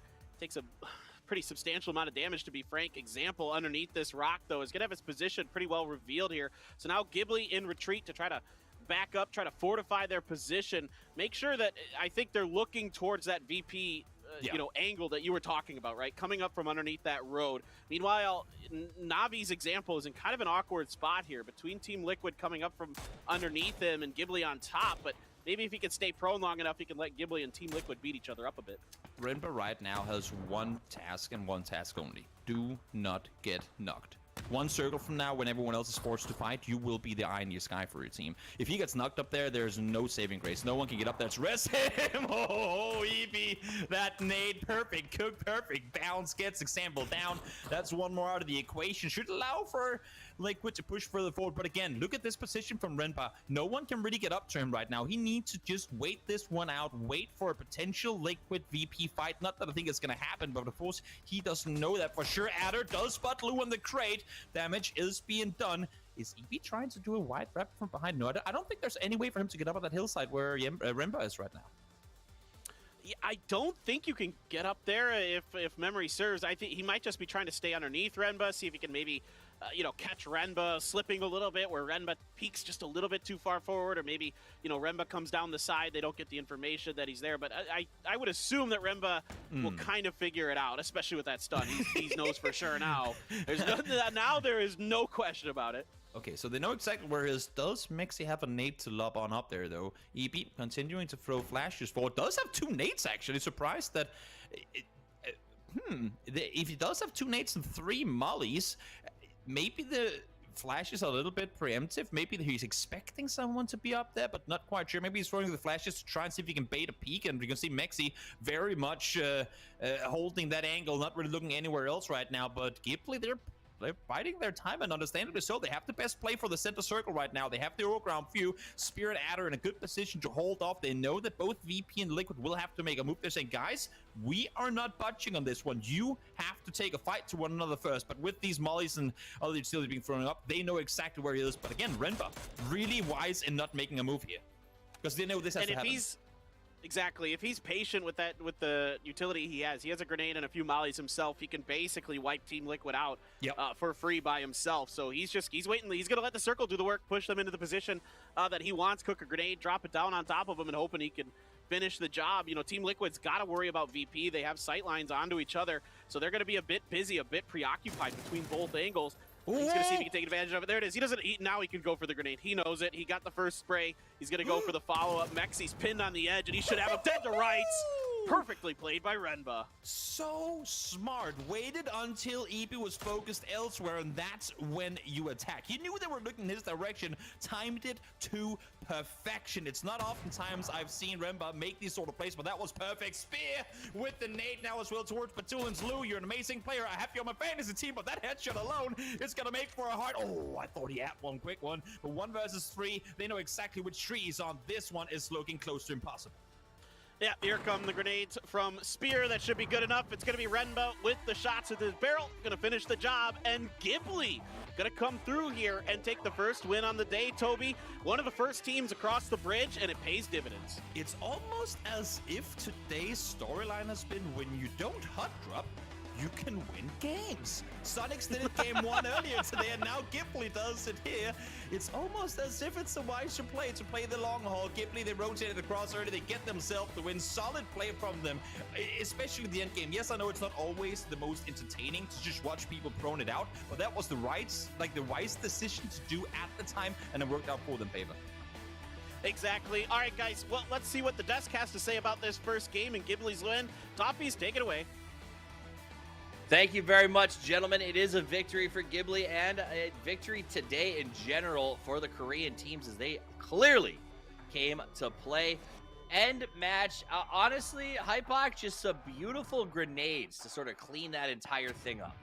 Yeah, it was. I mean, the perfect ending there. It's difficult for VP to really get anything done. I think that's one of those circles that you could say is almost concluded before it closes out, right? Yes. It's so edge heavy through the mid game as well. If anything, you're looking at Na'Vi to be the ones to, I guess, relieve as much of that pressure as possible in order to give them access to late game there. But it's actually Ghibli on the flip side of that. So we'll go back to some highlights as we take a look back at the game, exactly how it played out. It was a military circle and then a brutal southeast shift there. So we saw some pretty massive spreads. We saw some nice tight stacking, but ultimately it came down to playing here these placements at the end. Rick, this liquid, I mean, there's nothing Liquid could do to get past this rock here at the end. They were just kind of done and dusted the second they got stuck there. Yeah, I mean, he had the utility that they could have potentially tried to flush him out of that position. They threw a molly up, didn't quite connect. That one was clean, so if he had managed to land a grenade in that same sort of area to just nudge Remba out of this position, just to knock him out, nudge him away from this high ground position, if they were able to land the utility cleanly, they might have had a bit more than the 15% chance the supercomputer was giving them, but they weren't quite able to land it perfectly, and in the end, it's the perfect utility that comes back to bite them. It really was. They played it very well, and honestly, Hypoc, as I watched that, it kind of struck me a little bit that VP would have had a much better chance if Liquid hadn't been completely locked down by Renbo right there, because the fact that one man was able to hold two made it so VP never really could get off of that tree in that box, and Ghibli just ran that final circle. Yeah, you got to credit the man management there, I guess, in leaving somebody out to play spoiler and having two people to effectively then just have constant sightlines on VP, right? It's eliminating kind of the secondary risk there. But I got to credit Liquid as well for being, victors of the South. Obviously, in those sorts of circles, it's very difficult to remain active and keep majority alive. Well, obviously that South Road becomes so congested. It's such a high traffic area, especially with the teams coming late that are trying to make those desperation sends versus the teams that come in and settle for an edge to see the next circle. You obviously looking at Heroic and Dignitas early on throughout that kind of, I guess, scrappy engagements down to the south there, but Liquid did pretty well. Obviously, coming through, clearing that last solo event. I think at that point, it's like we've done all we can here, and anything else is a bonus from that point. But I did just want to credit them because I think up until that point, they made a lot of really good decisions. They did. I mean, just that hold. You saw that 2-1-1 split that they did on sort of the South Peninsula. They did a great job of sort of creating a front defense. And they had men sort of holding both of the potential crash compounds. It was just smart play. Liquid does that incredibly well. Let's take a look at the points from the last match. Ghibli does get the win, 10 kill points, as well as the placement. Gives them a massive 20. Virtus Pro, though, comes out with that 8. It puts up a big 14. Team Liquid, Na'Vi, Heroic. I mean, this is quite the start for Europe, Rick. Well, I mean, yeah, if you're Virtus Pro, as it takes over, like, the ferry rotate, it's the way to go, because the only real competition that they had to getting in on the eastern side of Millie Island was a massively wide 2-2 split from Buriram. They were about 600 meters apart from one another, so they weren't really able to commit to that fight, and in the end, it does come back to bite them. It was a very, very close 1v1 at the very end between Nordra and Lu, both extremely low, both being pressured by the zone, but Lu does manage to get just that extra step ahead, get the revive on his squad mate, and push forward enough to secure them that second place, whereas that could have quite easily gone the opposite way and been Buriram who got those extra points that they desperately need so far, being so far down in the standings. Hybox, did you have something that you wanted to add to that? I was just going to comment on VP again. It's a game you look back where I guess playstyle wise, it's a very slow game from VP, and it still nets them like an insane result on the end of it. I got to question maybe the fundamentals in terms of that team fight. We're obviously looking at Batudans, I think, a little lost on that flank, maybe 5 to 10 seconds behind when it needed to happen. So I think actually, if that's a lot cleaner, they have a real shot at contesting getting into that one. Again, the man advantage, arguably a little more utility saved from that engagement prior. Ultimately, could have led to something else. But I mean, up until end of phase 4, start of phase 5, it was VP kind of creeping into that circle. So to see them end up with those numbers is actually a huge testament to how well that ended up going for them. And also, I mean, it was a smart wrap run. I think you even commented on it while we were watching, Rick. It was a matter of inches. Like Batulin, if he had been a little faster, or I think it was Noadra, if he hadn't gotten such a sick flick, like it could have gone very differently and set VP up for a really smart end game. So they have been working hard. It's been good to see, but really the story is Ghibli comes out, plays it very well, but it's kind of a one-off, Rick. They had to go to military. This is not a normal thing. Do you think Ghibli keeps this rolling when it's normal center circles?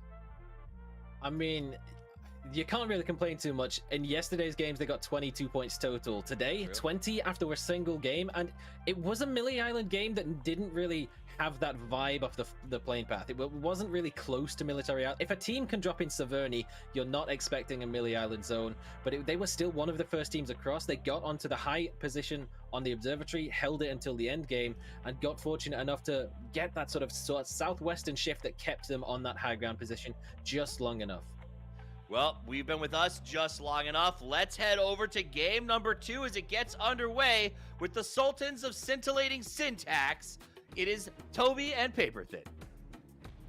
Thank you so much, Toughies. Of course, PGC 2021 brought to you by Alienware and Toomey and Toby and Paperthin and the amazing desk as well. Game number 2 here on the day. We didn't see any hot drops, and I really hope, Paperthin, that we don't hear either.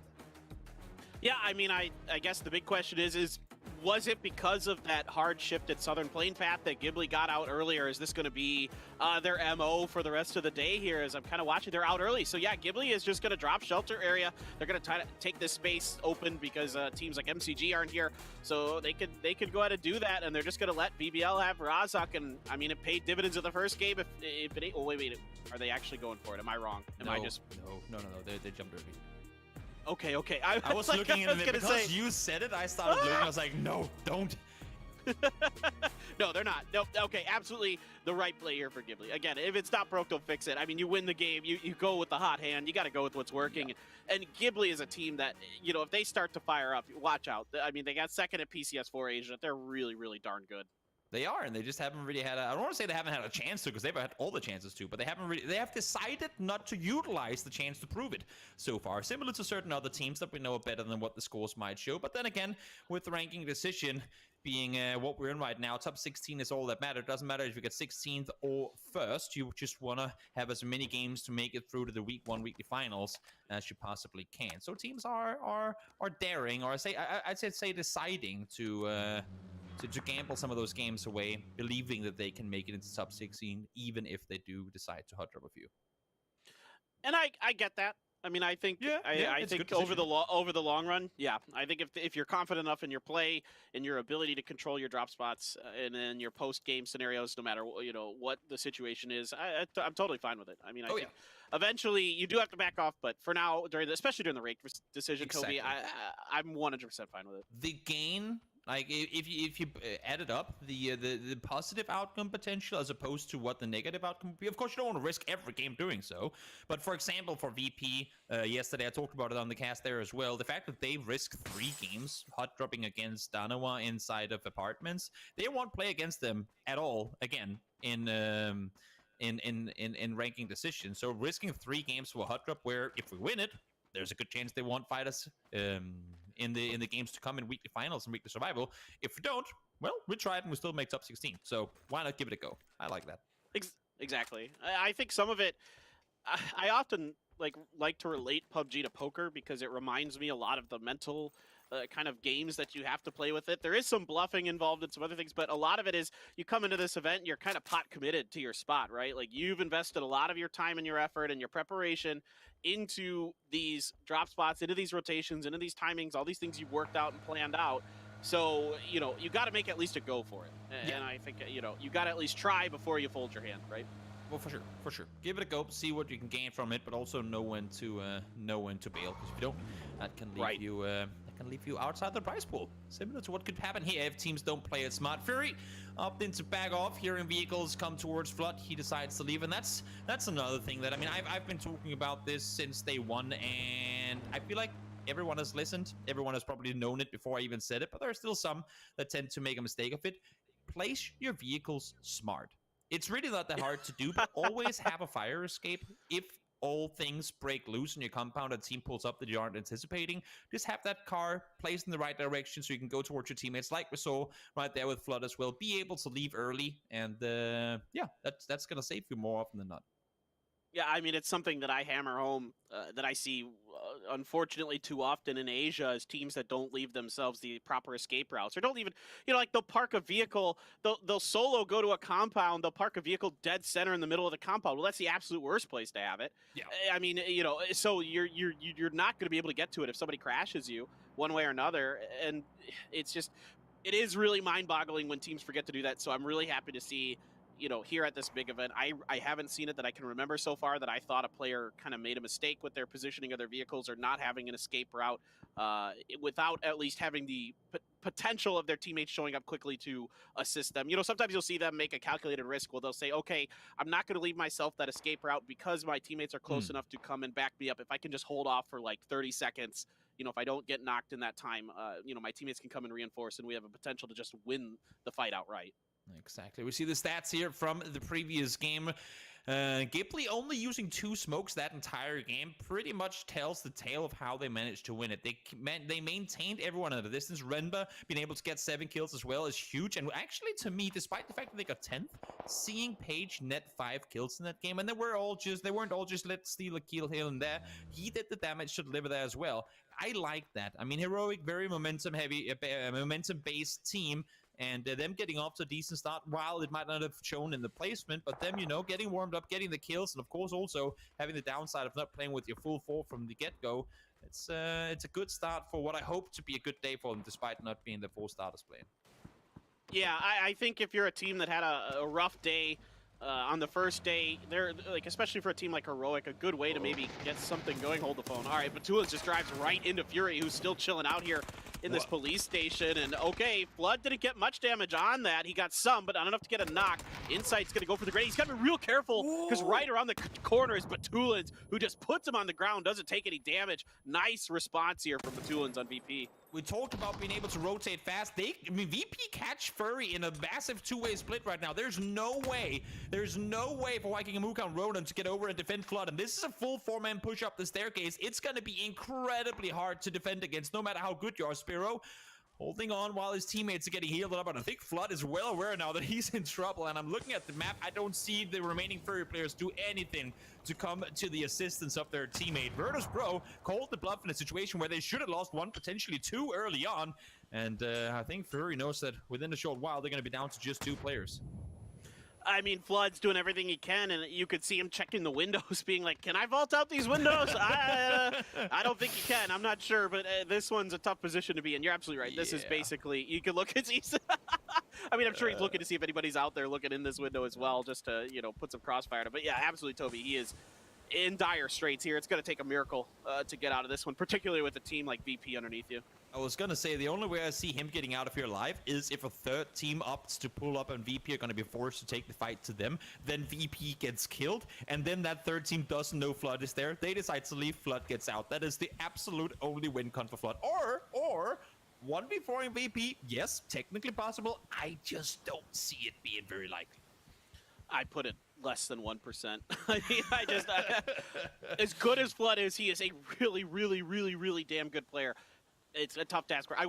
You could put any player in this lobby in a 1v4 against VP in this situation, and I'd say there's less than 1%.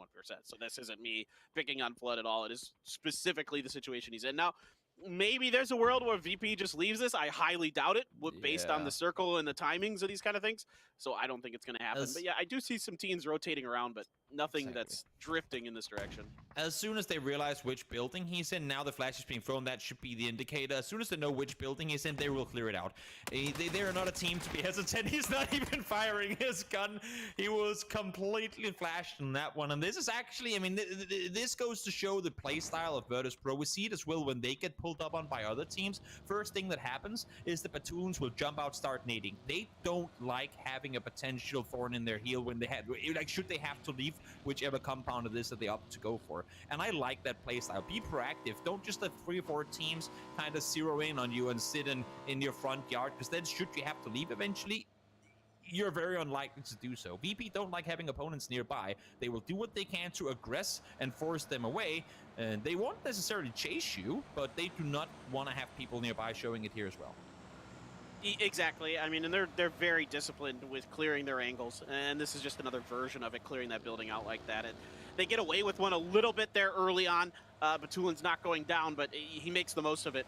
This is what makes them such a good team. You give them any breathing room, they will absolutely just shut the door on you. Sparking, in the meantime, driving next to Axlect, 2 respective superstars from their regions. But right now, Peril is just kind of, looks like they might be diverting a little bit up the hill towards Lumber. I mean, they've kind of split them up here. Memo and Ixlef are still down on the south side. The 2 teammates are already far up towards the north. In the meantime, Liquid trying to pull up through over past the hill, and Calps is here to stop them. Mexi, James both going down, 1 flushed pretty much instantly, and just an unfortunate rotation for Liquid. Thought they had the space to maneuver out on the east side, but Archangel Predator, I can't talk today, sorry, here to shut them down. Calps, solid double. That's a really nice one for Archangel. They've been struggling a bit, so maybe that can be a little bit of a boost for our Filipino squad. Draft King, right on the other side of this wall. This is kind of one of those awkward sort of standoffs that you'll find where I don't know if Na'Vi knows he's there. I think it will hard shift down to the south of that circle. Yeesh. Yeah, yeesh indeed. Holy we'll see. what a circle. I think DraftKings going to get the drop if this player tries to go over the wall here. It's Alia. Oh, the spider senses are tingling too hard. And actually, what I think makes him make the run for it. Oh, no shots are being fired. DraftKings does manage to find him. Capitan there with the flush. I thought for a second that Alia might be able to get away from it. Having heard the vehicles come in, it was like, yep, I'm going to go for that one. Didn't get the info I wanted. He decided to back off, but unfortunately, Draft still there with the backstep. Ghibli now, winner to previous game, making the rotation down south alongside everyone else. We saw the circle pop, and as you said, pretty damn tough shift here. Everyone's eventually, I would assume, going to be forced to play out in the open, but with so many teams coming down here now, you just can't, like, trees and cars for cover only. You can't play around that with so many teams coming this way. And this definitely has my eyes onto Buriram. They've been gifted a bit of a circle here towards their direction. This, I think, plays into their style where there's a lot of cover, there's a lot of ability for them to kind of get up close and personal in their fights and kind of do what they do best and just out-mechanic you.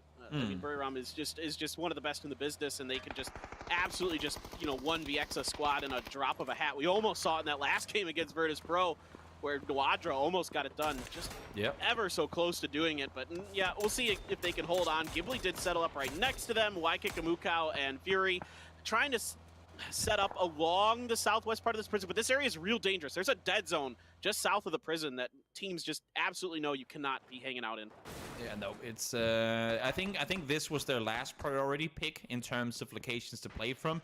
And I think they've conceded it here. They know they're only 2 up alive. They wanted to get the better priority spots further towards the east and northeast, more high ground, not be isolated to one little wizard tower here, but realizing that the opponents had already gotten here, made it difficult. Adder able to find Mikey Kamukau. Now it's just Ronan left alive. Fury are in trouble, to say the least. Ronan trying to make a run for it, realizing that he jumped right into a bee's nest. It's looking real difficult for Ronan and Fury this game.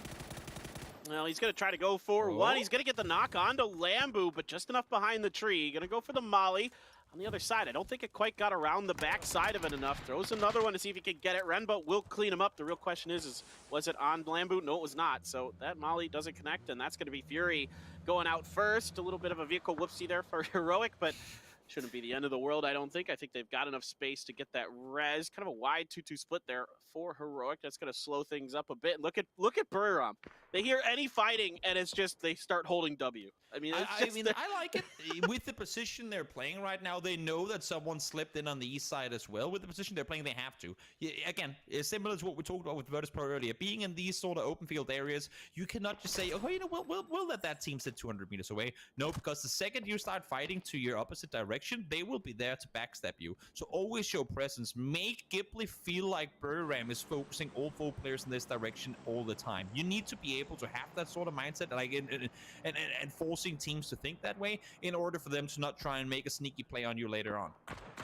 Yeah, it's like bluffing. You're just trying to show that. Yeah, you're just trying to show a bit of force here, and Buriram a bit spread out, but now Circle continues to shift to the south. My word, a couple hard shifts in a row here as we drift into the Milta direction even, and now teams begin to potentially have to kind of start to find the better of worse options as they come out of the north. VP is probably going to take the edge of Milta. Not too bad. You can probably keep your vehicles okay. EN, some good shots down. Yeah, taking Mamu right out. Positive surprise for this tournament. Not saying that he wasn't good before, but really been delivering this tournament so far. Ian, solid plays. Mattclan overall doing fairly decent. Mill, though, is there to respond. Head popped off. The rest will have to be committed to. Mamu does get flushed. So the question now is whether Petrico wants to make a play on this or just kind of wait it out. I think they're expecting Mattclan to be in a split right now, but you can see 2Tap still up the hill on your minimap on the bottom right side. He should have the overall vision, so should they make a play on it, that should alert Dava to back off on it. So I think for now Mattclan should be all right. You can see as soon as he gets up, immediately back to trying to keep forward. Yeah, Matt has been more on the kind of 1-3 or 2-1-1 splits as of recent. They're looking to send players out to cover angles, cover flanks. Renba now back over to Ghibli, doing some more damage into KPI as they pull up. Again, you're trying to find the best of a bad situation. Nobody really wants these wizard houses. Like you said, they're not your first priority. You will take them if they're given to you. Now Lash is pushed all the way up on the backside of Pero, just able to get a little bit of damage in on the departing member. Ming's there, but shouldn't be able to, I think Ming should be fine at this point. Indeed, he's on the other side of the hill, so for now, Pero able to avert any kind of major disaster, Toby, and now they have Buriram potentially looming up ahead on the top of the mountain. I like the proactiveness from Madman here, honestly. I mean, they get down Mamu early. That's a big threat taken out. And then they realize, wait, they're about to make a move here. If we can punish them, take down one more, that's a two-man Petrichor we might have to face later on the east side edge rather than going up against three. So a smart play from Lash to try and see if he could sneak in one more kill. Unfortunately, not going to work. He's going to make a run for it towards his teammates. In the meantime, Archangel wrapping in between everyone, it seems. And BBL here ready to respond. Marco finds Elgin Butts first. Smash haven't revealed his position, and for good reason. No, but he whiffs it. Smash, you don't miss those. Wow, that is not something you see from one of the best Turkish players very often. Absolutely. Archangel Predator got away with one there. No doubt about it. I think Smash hits those 95% of the time. Merit, though, going to be good onto Kalbs.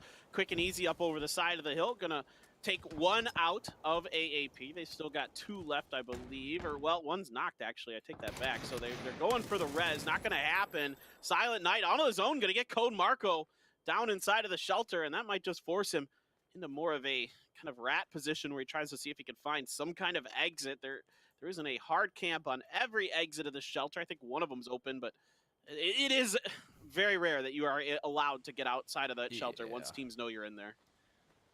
It's not looking good for Mr. Silent Knight, sing himself a Christmas lullaby. We'll see what's going to happen when he tries to make a run forward here. T-Bone, in the meantime, alongside Beam, able to take down one of the players from GNL's. Nice that they get a knock on there. Again, similar to what we said before with Madman on the east side. The more damage you can do before you have to make the run for it yourself, the easier that fight is going to be in the end. Nawik looking forward up towards it. Stilson able to find one the downstairs here in the Wizard, not really granting these players the cover they thought it was going to. Three different teams looking in their direction, and I think GNL now realizing maybe there was a reason no one was sitting here when we first got here. I mean, these Wizards are just so nasty on this side of the hill in particular. They're pretty exposed. Teams that could come from above you, get grenades in the windows. There's so many windows on these things. Teams from like almost every angle can see you. Again, these are last resort options, and GNL just didn't have much else to go for. The priority compound's already taken by teams like Dignitas and Na'Vi, and up on top of the hill, you know, Buriram's doing a phenomenal job keeping everybody outside of that lumberyard. Like you were talking about earlier, Toby, doing a really good job bluffing their strength.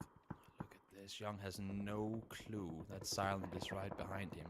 Making his way on up here. Silent Knight running forward, trying to see if he can get himself a kill. Now he does manage to do so. Ming's there to find one as well. In the meantime, Clip, I think he might think it's just one on the other side, and now he strikes. Not Silent no more. Young B goes down. Got always account for what's behind you, and Simon, fortunately, will be there to put an end to the snake. Yeah, at least able to find another point out of it. You'll take that every day when you get stuck inside of that shelter. You can find an extra kill or two. That's found money for sure. Simon's taking a bunch of damage. EN is going to put Tiksu down. That should be an easy flush, but there is a response from Squeaky just before he's able to clean it out, so buys a little bit of time. Now Lash on the other side of it, but it's Diggory a little bit further on the flank than Lash. Really nice positioning here for Ents. They've got just enough of an angle here for Diggory on the side of Lash that his flank kind of gets countered there. So now Matt has to kind of group back up, try to see if they can redo this. EN's knock is going to be confirmed there onto Tiksu.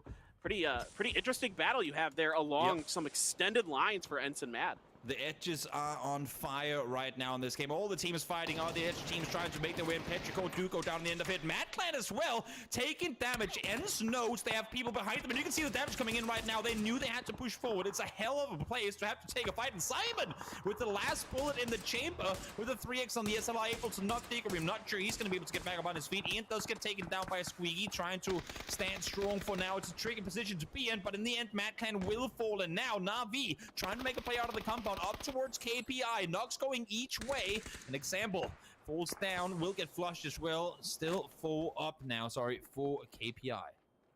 Well, this is looking great for Ghibli and Buriram. You know, Ghibli making that early rotation up to this hill. Buriram has kind of been here since the get-go, pretty near their drop spot. So, nice little piece of work from both of those teams. You can see Ghibli's active on the map as well. They're reaching out. They picked up one of those kills on the mat, so they're doing a good job controlling their space, making sure that no one's going to get up to that hill for free. Zest, nice little up and over, gets the knock on a Diggory, sees or at least senses where Squeaky is. Simon T is definitely going to see that, and that will be the end here. Nice little surround for Baonam United.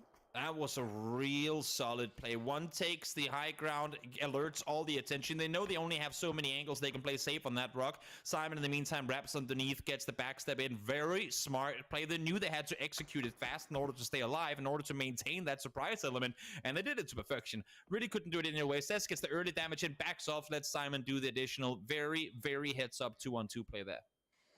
Yeah, I really like what I see from Baonam United. At times, they can really impress me with their meta decision making. They seem to be a very well coached, very well disciplined team. That's why they did so well in APAC, to be frank. I mean, they're very smart. They're able to navigate, these situations pretty well, not overextend themselves typically. I would say I find them to be a little bit lacking mechanically sometimes compared to some of the other teams, but overall, still very, very impressed with them. And now Heroic's got to make their move. Of course, Dignitas hasn't had to move from that compound. They've controlled it early, and they get the benefits from it of being able to harass the teams around them. You get pretty decent sight lines on the outside of that garage compound, and Navi is going to be finished off by KPI in that battle. Sneaky Snake in the grass behind the tree trying to hold off. In the meantime, Clip, we saw him prone and played very quiet for a long, long time. Now he's opted to aggress as well. One taken down. We'll still have to make a move further forward. Unfortunately, it's one on the duo team and not the 4-man, because he's running into a tricky fight here. Now the tree peak is here. Fights the first one. Spots her on the side. Gets the second one as well. Perfectix sat around, set up the trap, waited for it, and punished exactly when you had to. Yeah, it's just perfection from Perfectix. That was very, very nicely done. A tough situation for sure. Sparking put some damage onto Page, and Perfectix trying to back off here, trying to get on the other side of this hill. He is kind of all alone out there. Buriram just waiting in the wings for whatever happens out of this. If somebody gets pushed up in their direction, they'll gladly take some of those points. Heaven's going to open the door just as Silza tries to throw one in, but it hits the lip of the door and doesn't get inside. Just off point ever so slightly from Silza, but the bottom one is good to find two on a GNL. Americano and Tosi on the ground. It is all on to Heaven here.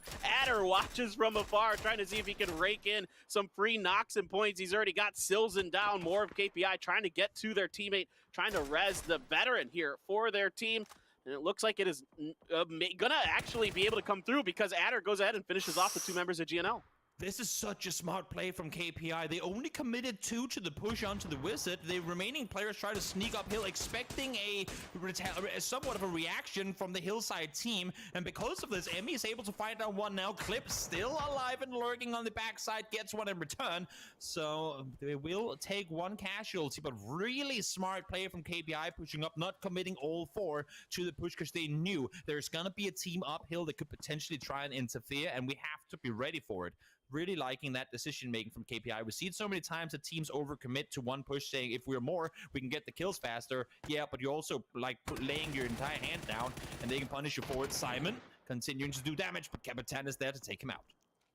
Yeah, nice piece of work there by Capitan. That was not easy at all. Simon had a good position. Capitan with good eyes, I assume, because he reacted very quickly to that position of Simon T. Maybe he heard some footsteps or sounds as well. Heaven is going to finally be cleared out by Silzen after being res. So nice. Yeah, really nicely done here by KPI. 9 kills in this.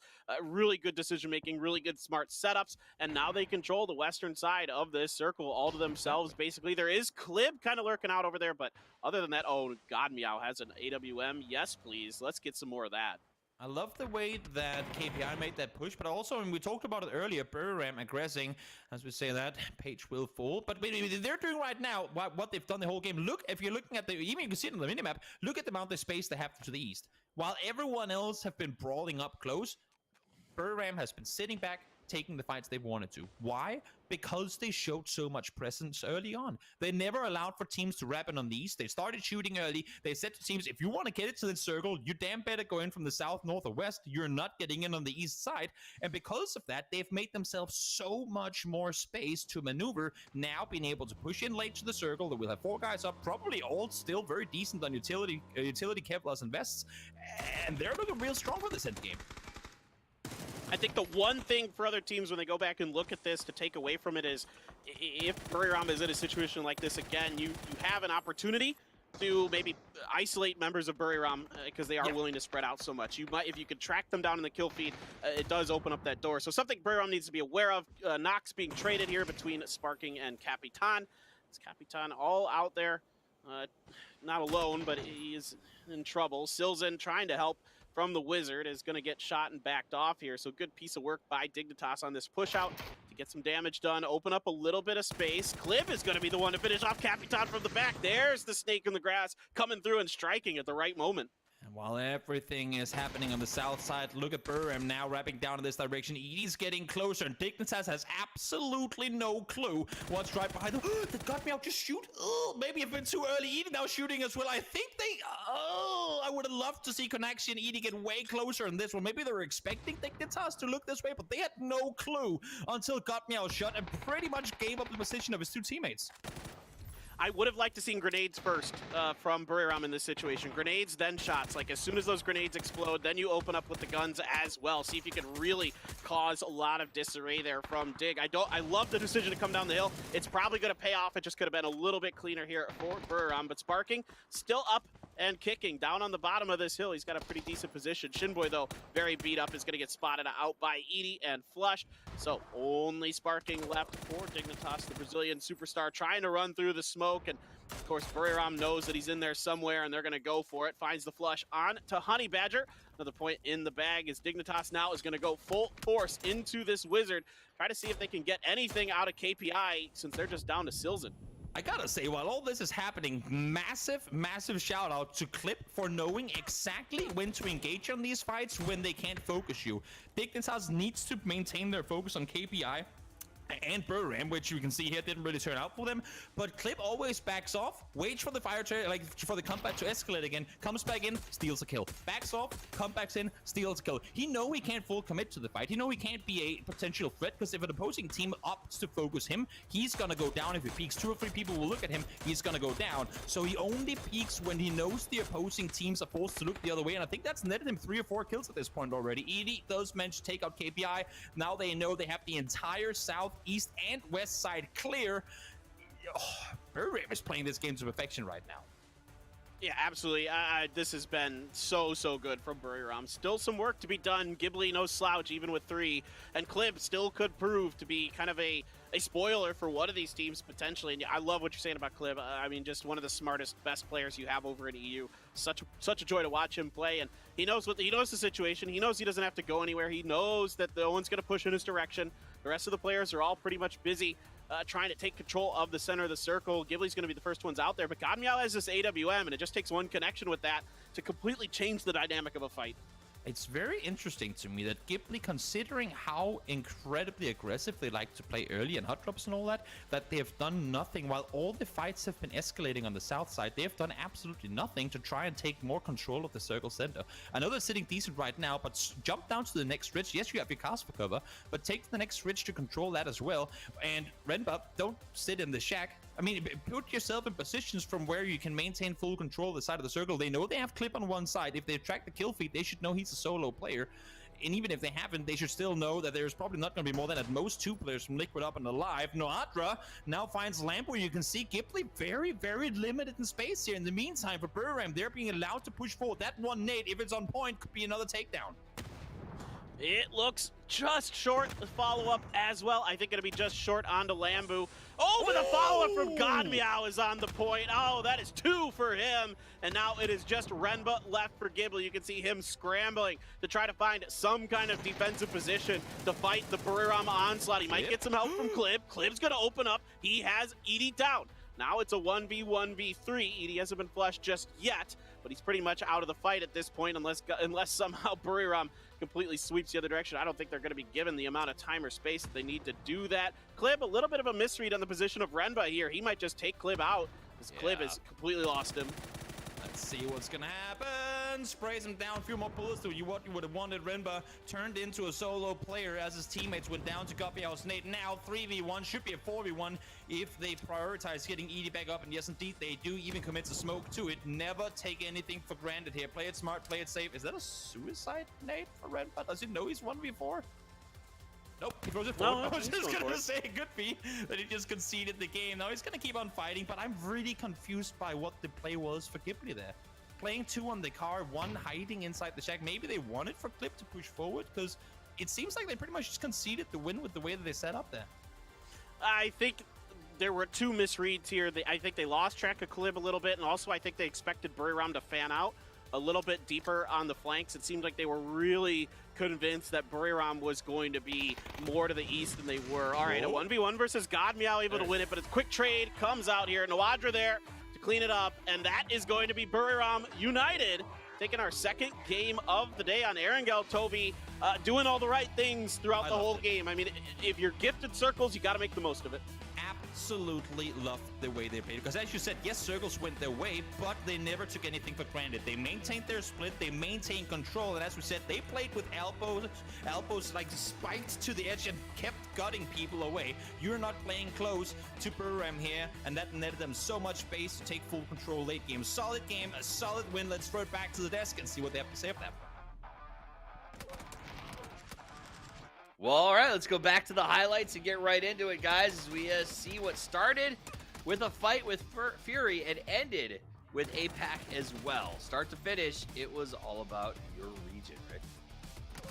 Yeah, I mean, if you start off with Fury getting eliminated, Buriram has to step up and avenge. There's a whole lot of brotherhood from APAC, and Buriram, they said it best. They made all the right plays. They tried to do something similar in the previous game, took the boat across from Mill to Power, played the eastern side, and here, this time around, the 2-2 split that they were holding actually worked. They turned it into a bit of a 1-1-1-1 around the lumberyard area, and as they said, just did not allow anyone to enter into the zone. And yeah, it might have been a bit risky if a team had called their bluff, made a bit of a 4 versus 1 crash onto their position, but when that doesn't happen, they can take so much control, wrapping around the edge of zone, third-partying onto fights, and they're so good when it comes down to those specific types of engagements. And Clib up on the northwest was maybe like a sleeper MVP as well, just constantly taking shots into the fights as well, that Buriram was just on the opposite side of. I guess he was the 5th man in his own way. As we go here, we can see the end of this match. Renba tries to come up, goes ahead and gets himself a nice kill there on Liquid, and after that, it was pretty much a written story. You know, Renba put up a good grenade, but at the end of the day, 3-1. Gonna be hard to throw that. 8 kills and a win. Congratulations to Buriram. Absolutely deserved that. And it came at it could not have come at a better time, Hypoc. In fact, before that game, I think I may have commented on the green room of like, Buriram, wow, last place. This is kind of surprising. Yeah, I mean, you look at day 1 and it was 17 points overall, and as you can see here from that match leaderboard, they got 18 for that game alone. But just to kind of second the thoughts already, just a great example of time management. And again, it's minimal risk to send the ED out to kind of third party that fight with well, I felt like KPI were at that Wizard Tower for what felt like 2 hours. Yeah. And Dignitas eventually, I mean, slowly making their way in there. I keep coming back to Dignitas now. I talked about them a lot actually on the first day of keep seeing them in positions where, you know, regionally we see them way more active and actually a lot more dominant. I think they're right on the cusp of finding that success, but it's just not there yet. Again, a decent placement. See here, Sparking actually topping the damage stats here for that game, but it's getting a little difficult to watch because I want to see Dignitas really break through one of these positions and convert that. Absolutely. They've been getting caught a little bit sort of in those late games. Let's take a look at the kills. It wasn't there was no really high scoring individual kill count. 4 respectable, Rick, but nobody really going off. Is that a symptom of the circle? Yeah, I think this is another circle you can probably look at similarly to the Millie circle, right? Very different in approach, but it's very edge heavy. And we were talking about when that south shift comes in. Yeah. We talked about one of those crunch spots at the Wizard Tower on the edge of prison. It's ultimately about the team that's able to get into a spot that has the best access to any of these circles, because playing center there is just not feasible post phase 3, phase 4. Yeah, let's talk about that yoink for a second, because we got that eastern circle. The sky's the limit. There's all kinds of fun things to do out there. And then it just gives that hard south shift, goes over to sort of the prison. And when that happens, Rick, I think all the players in the game go, ugh, it's going to be around those Harry Potter towers. Yeah, I mean, you've put so much time and effort into making those early rotations to get into those good positions, those priority spots, and then suddenly the teams that have come in super late get rewarded for that. And that's partially like, when you look, if you go back to sort of phase 1, you see Ghibli holding on to that position. I mean, we were talking about the sort of Wizard Tower just to the west of prison a little bit, and we were saying like it's a good position for late game access to almost exactly those areas, but when it shifted back in that direction, it completely changed the dynamic of that whole area, and it was actually the high ground above it that became the priority, where Ghibli, well, they found it free and an easy rotation to make their way into, held on to that for the longest time, pretty much uncontested. Yeah, it's interesting because when you talk about north of prison, Hypoc, which was in that circle before the super yoink, there's just a ton of strategic positions. The teams that get heaven, the teams that get stacks, like they're all very excited to be in those spots. They've got the great dips, they've got the Hall of Fame, and then everything shifts. What does that do if you are a team that has made those quick rotations, has made the smart plays? How do you deal with that? I think it comes down to just kind of prioritizing, the game plan. Come circle 2, it's getting to a spot, like I said, where you have access, where you have options, because there's so few to make a play for center at that point, Steve. Absolutely. It looks like it was a lot of fun. It has been fun. We're 2 games down. We've had 2 unique winners. A little slow at times, but action-packed at the biggest moments. We've got 4 more games to play today, so don't go anywhere. We'll be right back.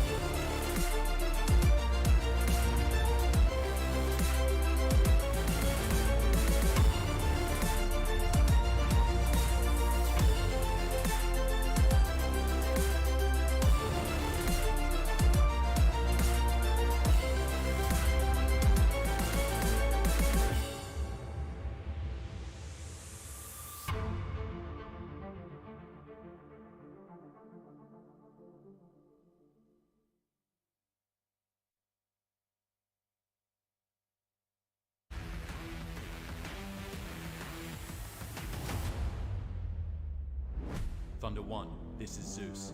Solobia is under attack. SBR is on the rise and threatening security in the region. We need your squad, Thunder 1. Get the job done. Time is running short. Move out now and hit the ground running. Locate the enemy. Disrupt their operations. Oh, and one more thing. Bring the thunder. Operation Red Sword is a go. Move up. Copy that. Suppressive fire. Deploy the camera. Hostiles nearby.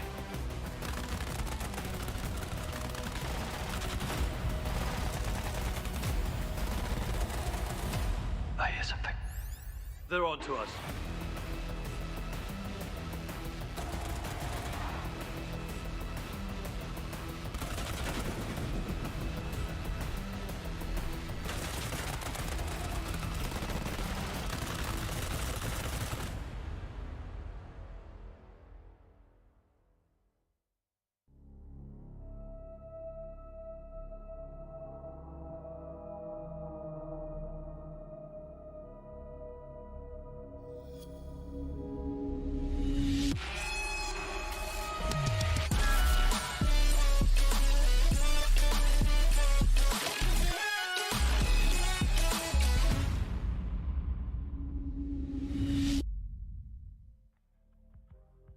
Welcome back to our ranked placement matches. It is the second half of day number 2, and we've had a win by Ghibli as well as Buriram United. My name is Toffees. I am joined by Michael Hypock Robbins and Rick Saga Sharples.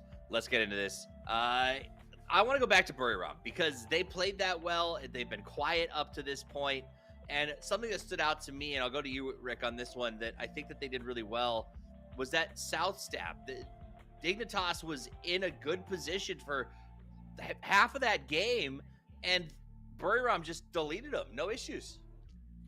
I think a large part of that comes down to Buriram not only holding on to the east, but the high ground position as well gave them that cover from line of sight, particularly from Ghibli, who was up on the high ground as well. But as they wrap down around the south, they stay out of line of sight of everyone, of KPI, of the solo of Clib, who's just shooting everyone in sight whenever he gets the chance, and from Ghibli, and gives them the opportunity to just wrap behind while Dignitas is still struggling to deal with KPI, who were really playing well from the Wizard Tower. They had a whole bunch of kills in that game from that position, and honestly were doing a pretty solid job of holding out the push from Dignitas until the push came through from Buriram. Clib started shooting them in the back as well. There was one point where Draft King was on what looked like an incredible flank that really could have absolutely dumpstered Dig, but the spray wasn't quite on point, so he had to fall back to avoid getting turned around on. But they played really well defensively, and it all just started to fall apart when that third party came in from Dignitas and sort of forced them a little bit to take the alternate route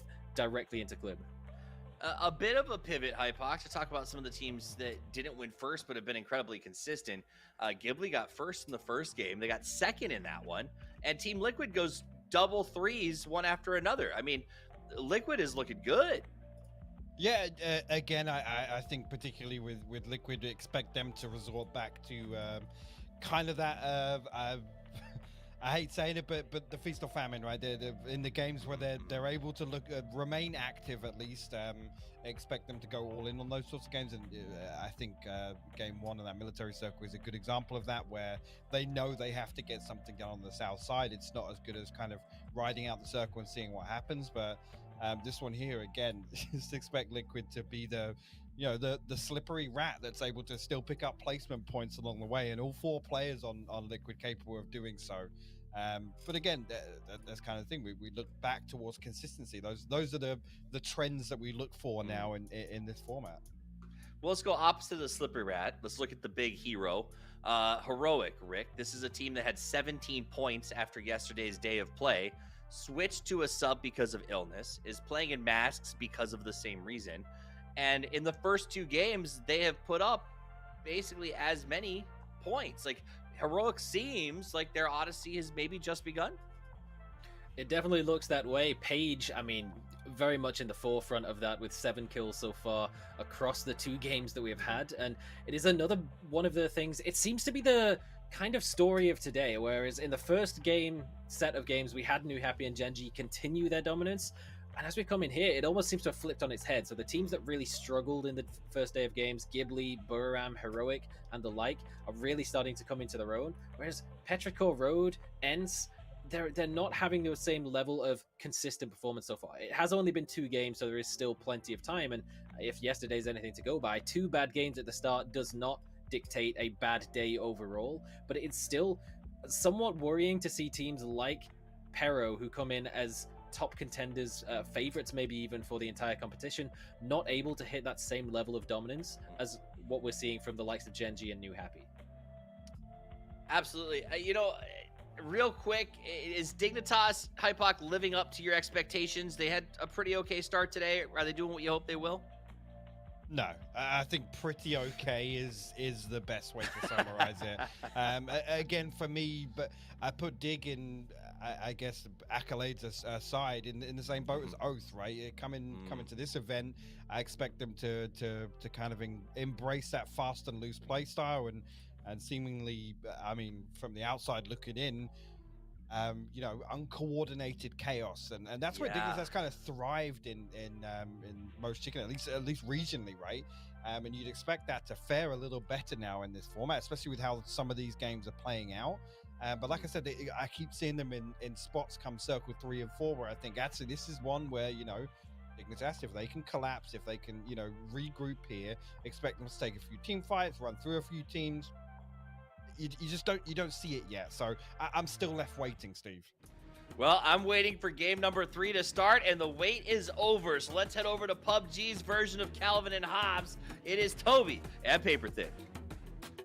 Thank you so much once again. Toughies here with, I'm gonna give you Calvin. I think there's a reason behind that I can't quite come up with, but welcome everyone to the 3rd game, PGC 2021, brought to you by Alienware and Toomey. And here we go. Last game of the day on Miramar, on Wrangle, sorry, make that for these 16 teams before we hop on over to Miramar. And I'm liking what I've seen from Ghibli so far today. Up until the very last circle there in the previous game, Paper, they have looked pretty solid. Yeah, it's been aces across the board for sure for Ghibli for the most part. A deuce came up on the river there in that last game, but for the most part, they've looked rather solid. This playing path pretty steep over to the east, and that's not the worst of the, if you could go west or east on Erangel, there's more drop spots on the eastern side, so typically not the end of the world for a lot of these teams. Pero's over on Ferry Pier. It looks like there still is this split in Yaz, but again, Yaz is big enough for 2 teams, but Ronan's going to go for the cheeky car grab and is going to get away with it. Korn wasn't able to find a gun in time to do anything about it. Insight there to cover just in case anyway. So, yeah, it looks like this one, I think, should just kind of go back to what it has been, Toby, kind of a gentleman's agreement in Yaz. Yeah, doesn't even throw his machete. And that should be the indicator, right? We don't want to fight you because we didn't get the guns too. That seems fair enough. That's a good reason to call for a truce, that you didn't have enough guns to take out your opponents. Also, that M16 takes forever to load, so Elgin, but unfortunately not able to get the shots off early on. Could potentially have been a loss of a bound-on player, but not going to happen. What they will get, though, in return is a circle their way, and Heroic as well. Sitting pretty damn solid in this one, at least for now. It's a free buffet. Take whichever compound you want. Yeah, there's a lot to work with up on the northern side. Along the hills of Stalber, there's a lot of space for teams to fit in, and even though there's not a ton of compounds, there's a lot of terrain. It plays a little bit more similar to Miramar, and Calb's giving us a little bit of airtime there. Nice. Sticks the landing. 10 out of 10. The judges like it. And yeah, I think this one probably going to be more of what we've seen in a lot of these games. Toby, a few teams are going to make mad dashes early because it is a pretty hard shifted circle. There's going to be some fighting on the edges. It's standard PUBG fare. I don't think there's going to be anything too out of the ordinary. I'm trying to make up my mind on where the chaos will commence. Of course, I mean, a couple of circles from now, that will be self-explanatory. I don't know why, but I have a feeling that the East is going to be burning in this game. In the meantime, we get the stats up from Buriram from their previous game. Again, I tried to kind of, in the break here, go over the entire game for Buriram in that previous one, and the only thing Paper I could put my finger on was Got Meow firing a bullet, I think 2 or 3 seconds too early. And when you can play a whole game where that's the one mistake you make, that is a S tier performance to me. That's a picture perfect game. And you said it too, right, Paper? I mean, they are a little trigger happy, so maybe that plays into it, but they played this game phenomenally. Yeah, one of the more disciplined games I've seen from them. Ooh, Simon T out here for Baunam takes quite a bit of damage from Kalbs. We saw him pushing up a little bit earlier, and the rest of BN United is pretty well away from this fight, but they are driving towards it, so Kalbs has got to be careful, but he doesn't realize that Simon's up there? Oh, I think he wanted to get into the building before he was able to do anything about it, but unfortunately, Simon with the jump shot for the shotgun, able to one-shot him. No vest against shotguns, that's a death sentence, and it's shown there as well. So Baunam survives through this one. It's kind of ironic, given that it was actually Archangel early who had the chance to get the kill had he gotten the M16 reloaded. Maybe that's a call to the devs to reduce the M16 reload time. Well, the M16 needs a lot of love. It's a very tricky gun to use. It is, I think, the most recoil out of any assault rifle or sniper. It's not doing well because these days. Yeah, I mean, in a way, it kind of has to because of the burst fire. It is from most people I talk to who play the game, it is their least favorite gun that isn't, you know, an SMG or something like that. It is just an unwieldy, really difficult gun to use. Even the burst fire at close range is rather tricky. You know, I know everybody at the very beginning of the PUBG days, of course, remembers how obscene that gun was, but you know, now it has been nerfed into the ground, and it is just, yeah, the long reload tide is just kind of, it just like, I don't know, man. It's so bad. It's just, I'm at loss of words how bad that gun is. It plays as a budget mini the same way the Mutant plays as a budget SLR. It's it's just not really that useful. Now, well, Heroic, they couldn't keep it all to themselves forever. And who else other than Ghibli, one of the most early on aggressive teams I've seen in the tournament so far, up here showing their presence, wanting to claim territory early on. And I must say, I mean, again, we talked about this in the break, you and I, Paper, the more pressure and the more presence you show early on here in the ranking decision games, the more I can think it can play to your favor come later. Look at this page shooting all over the place just to say, there's people over here. Oh, we're at least 15 players in this building, so you do not want to cross that road. I like it because they are still in a two-way split, not nearby one another. But no, I mean, to go back to that point, the same thing with Burim last game, right? If you have two people shoot enough to act like three, then come next segment of the tournament, maybe one person can act like three in the head of your opponent. So I like the fact that they show so much presence early on. Oh, Youngby has a read on this. Ooh, isn't confident enough to push up over this hill. Lambo's got he's got the pizza gun. He's got the DP.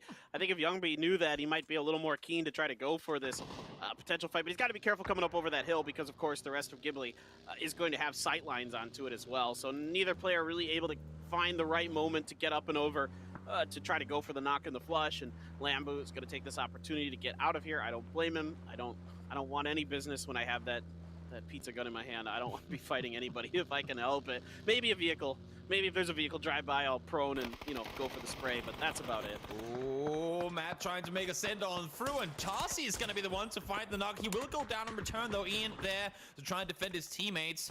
And this is kind of what I was expecting to see, especially from the north side rotating teams. There's gonna be a traffic jam eventually, and it actually happens a bit further north than I was thinking it was going to be. Thought it was going to be down by the river, but a little further north we go as these teams all try and make their way to the foot of Stalber, but catching each other mid-transition.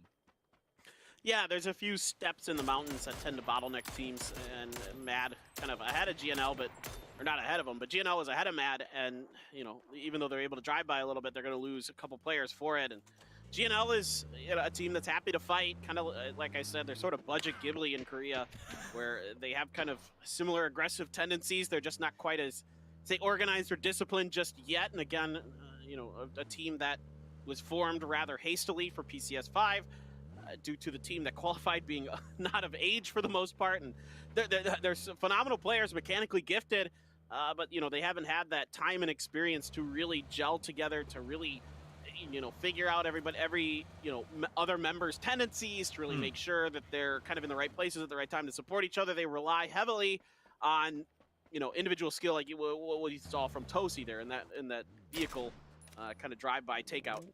Exactly. I like the way that GNL are trying to wrap around here, take full control. They are coming into this fight very, very individually. So if Matt realizes this and they take it like a 2-on-1 fight from both sides, and that's exactly what they're doing. Now, if they can manage to do so, they might be able to pick them apart. Tosi knocked in the middle of the open. You can see he's going to try and crawl away, but if Deva is fast enough, he might be able to make a play on it. Americano, you need to save him, and no, not going to happen. The roof from the warehouse building is going to give enough cover for Deva to get the flush, and already there. I mean, when you make this committed push on down, you have to put yourself in a position from where you can hold each other's backs. Fortunately, Korn there to get the knock onto 2-tap. Deva left alone. They should know exactly where he is. Push L3. Do not lose another player on this. Yeah, I don't like that 2-tap went for the repeat on that. I think Korn has the better angle on that particular situation. I think 2-tap just feeling confident knowing who they're going against potentially, that he can maybe outduel Korn in that situation. But Deva steps out again. He's going to find Americano, and this is your point backed on of my point, where GNL just hasn't had that practice to really be the organization that they need, and they fall right into the trap that you were talking about, going one by one, not going together. You just don't. You just don't do that. You have 3 players next to one another. In the meantime, now Bounam trying to clear out the guys in this compound. They will succeed in doing so, but why not go together? If they didn't know where it was, fair enough, but oh my lord, Deva really doing damage here, only taking a bit up against Korn now. It's a very doable fight here. Flash should be good. Second one thrown. Third one might be thrown here as well. Gotta time it right, though. Don't overpeak it. With utility in hand, he's gonna come around the side, find the damage, and get the double! 1v3 GNL. Good night, guys. Deva takes out all of them. Oh, Deva just played that so darn well. Hits that opening shot with the barrel, gets the headshot and the knock, and then it stuns out the door to give him a pretty good chance there against Korn. Gets the better side of the vehicle to give himself better cover, even so Korn's kind of left out in the open space there. Really nicely done by Deva. Really not so good from GNL, and that's just their newness showing, in my opinion. Just they don't have that tactical coordination yet. They rely so heavily on being individually cracked, and this circle, speaking of cracked, is pretty nasty. There's a lot of water in this, very east over towards that coast, so very likely to end up somewhere around that horseshoe part of the road, right? Right, you know what I mean? That dip that really goes down. That one's a toughie. Southern side tends to magnet circles in its direction, given the less water down there. And also, I saw this while it was happening. I didn't want to comment on it because other stuff was going on. But Archangel took a boat from Lipovka to Kameshki, and unless if the next circle goes in their direction, it's a bet I wouldn't have dared to take, let alone the fact that you don't know what's going on the shorelines. They could have been picked apart very easily there. But they are now in Kameshki with Petrichor pulling up on them. So that's a fight probably waiting to happen just a few moments from now. But the fact that they made it all the way up there is a bit surprising to me. Well, and it's kind of it's a head scratcher for sure for AAP in a way. I mean, there's not going to be any vehicles left here really. They might be gifted one because Pero's got Mamu way out on the flank. If they can maybe isolate him, they might be able to steal that dossier or something. But you know that Heroic's going to be dropping Kameshki on those plane paths. You know there's not going to be any vehicles left up there. There's not great escape routes out of Kameshki. If you have to go south, it's rather challenging unless you can somehow get over to the Stalbar Mountain and wrap from that direction, or get to the coast, and sometimes you can make it work from the coast if people kind of forget about you. But it's going to be rather tricky no matter what for AAP, and this is just kind of problems stacked upon problems here. At the beginning of the game, they lose a member. In that kind of weird situation with Baonam United, and here they try something a little unorthodox, and Pero's just waiting with open arms. Yeah, they ain't shying away from this one, that's for sure. They are not in a hurry to go elsewhere. As you said, they have the vehicles needed, so they'll gladly stick around, get 2 points going their way, and then make a move later on. Capitan will be taken down. Drafkin didn't want to go towards that building to try and get the rest, knowing that Fury was just over the hillside. Heroic looming to the east as well. Could be a potential threat to Fury should they get into too much of a prolonged fight with Drafkin on the ridgeline. DraftKings not really keen to do much. He's kind of in a difficult situation, to put it nicely. And Heroic just going to settle up inside of this compound over here, get a little bit of loot going, see if they can find a foothold in this round, see if they can maybe get the circle to go the slightly less likely direction, a little bit more north, since they're kind of in that thin side where the water juts in. So circle's less likely to go there than not. and there isn't much to write home about that position currently. Most teams have settled up somewhere inside of the circle, are going to wait it out. Team Liquid up on the north side, just going to watch their backs, check to make sure that nobody's going to make the wide rotation around. In fact, we know, because we have the map feed, that nobody is doing that. Exactly. Play it safe, play it smart, wait it out, and then... Oh! Body tag, but that wasn't DMR. Baited.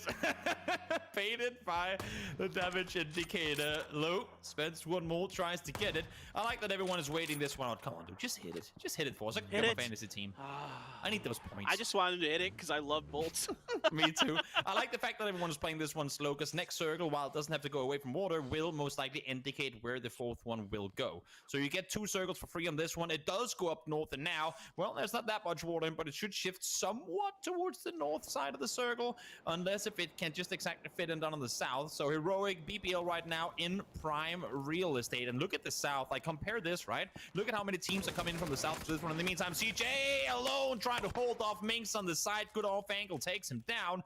Silent Knight all on his own once more.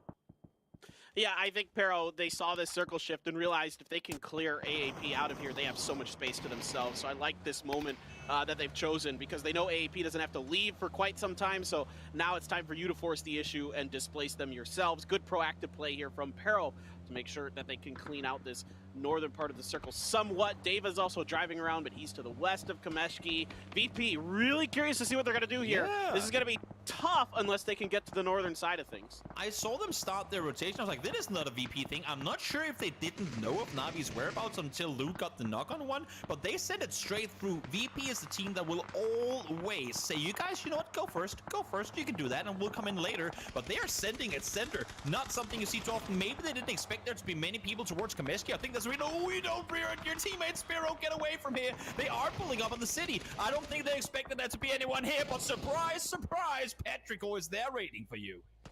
Oh, that's 2 down for VP. They're going to have to settle up outside of the city and see if they can regroup, and there's not going to be much they can do, and they don't even get there.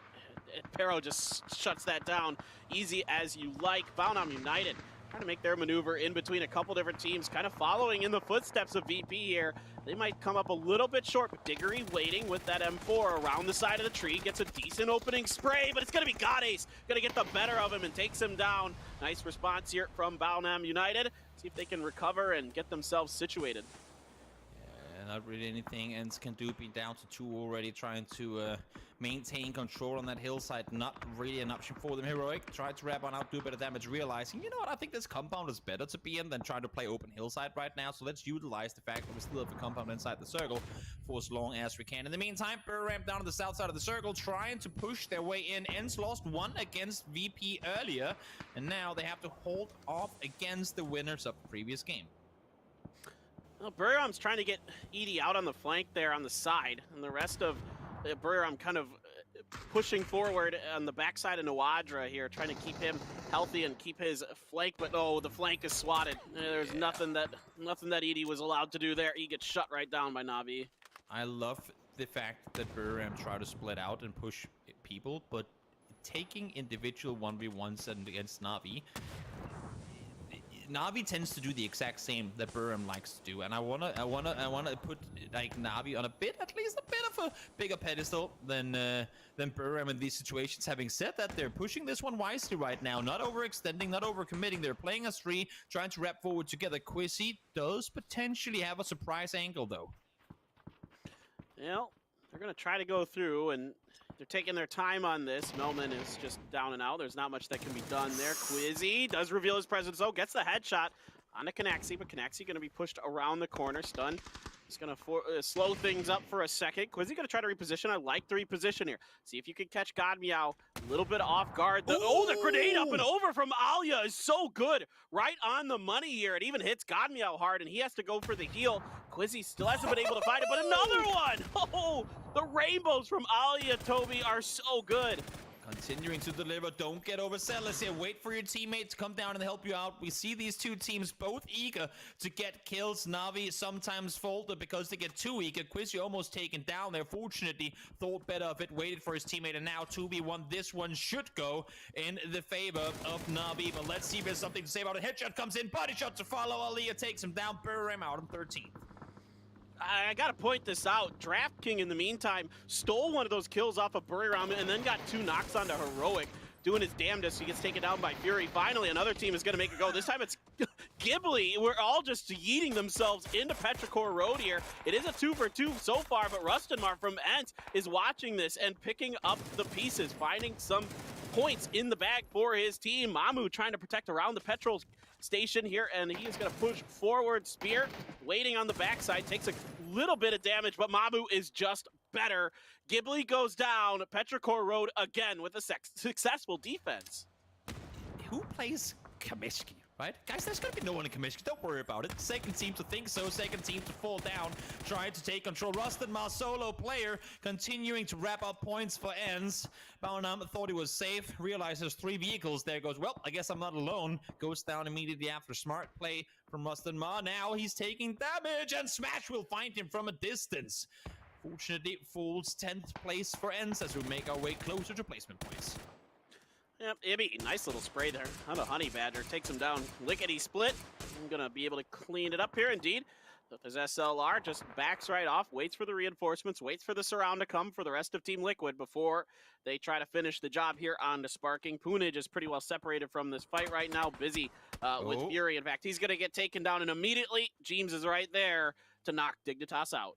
And Liquid played this one exactly the way that Buriram should have played the last engagement against Dignitas, because Dignitas had no clue Liquid were slowly pushing in from behind. No clue at all. Similarly to the way that I'm not sure if Heroic knew that Na'Vi were camping underneath. Unfortunately, they do lose Page, the one player that has been really pulling big numbers here today. So we'll see if the remaining 3 from Heroic can battle off against Quizzy and Alia down the hillside. In the meantime, Team Liquid from up the hill knows that now they have to make a run down this hill. Do we crash into BBL? Do we try to wrap north around? I wouldn't expect them to take the fight to Fury just because I think there's better space in the north, but let's see what's going to happen here. Quizzy instantly down to the nade from Nawik. All right, Alia gonna try to see if he can salvage it. Has to kind of work around his teammate there, but Noik gonna come through here and finish the job. Nice little pickup for him. Welcome to the show, boy. You did a nice job there, keeping Na'Vi at bay, but Fury looms up ahead of you just a little bit. Flood has the perch on top of the mountainside, and he is gonna be watching the rotations out of here very keenly. I don't think anybody for BBL is gonna be reaching outside of that compound. I think they're gonna be keen to stay in there, so Fury should have a lot of space to block the surviving members of Heroic out unless somebody does something really weird here. Liking that he's not overcommitting to the peak too. Knows that at least at some point there were Liquid players up the hill. They have committed Waikakamukau to kind of maintain the control or the contain of the hillside, and now realizing, or at least maybe getting the call from Waikakamukau that they have indeed left the hilltop, he can now start shooting down towards the 2 remaining players from Heroic.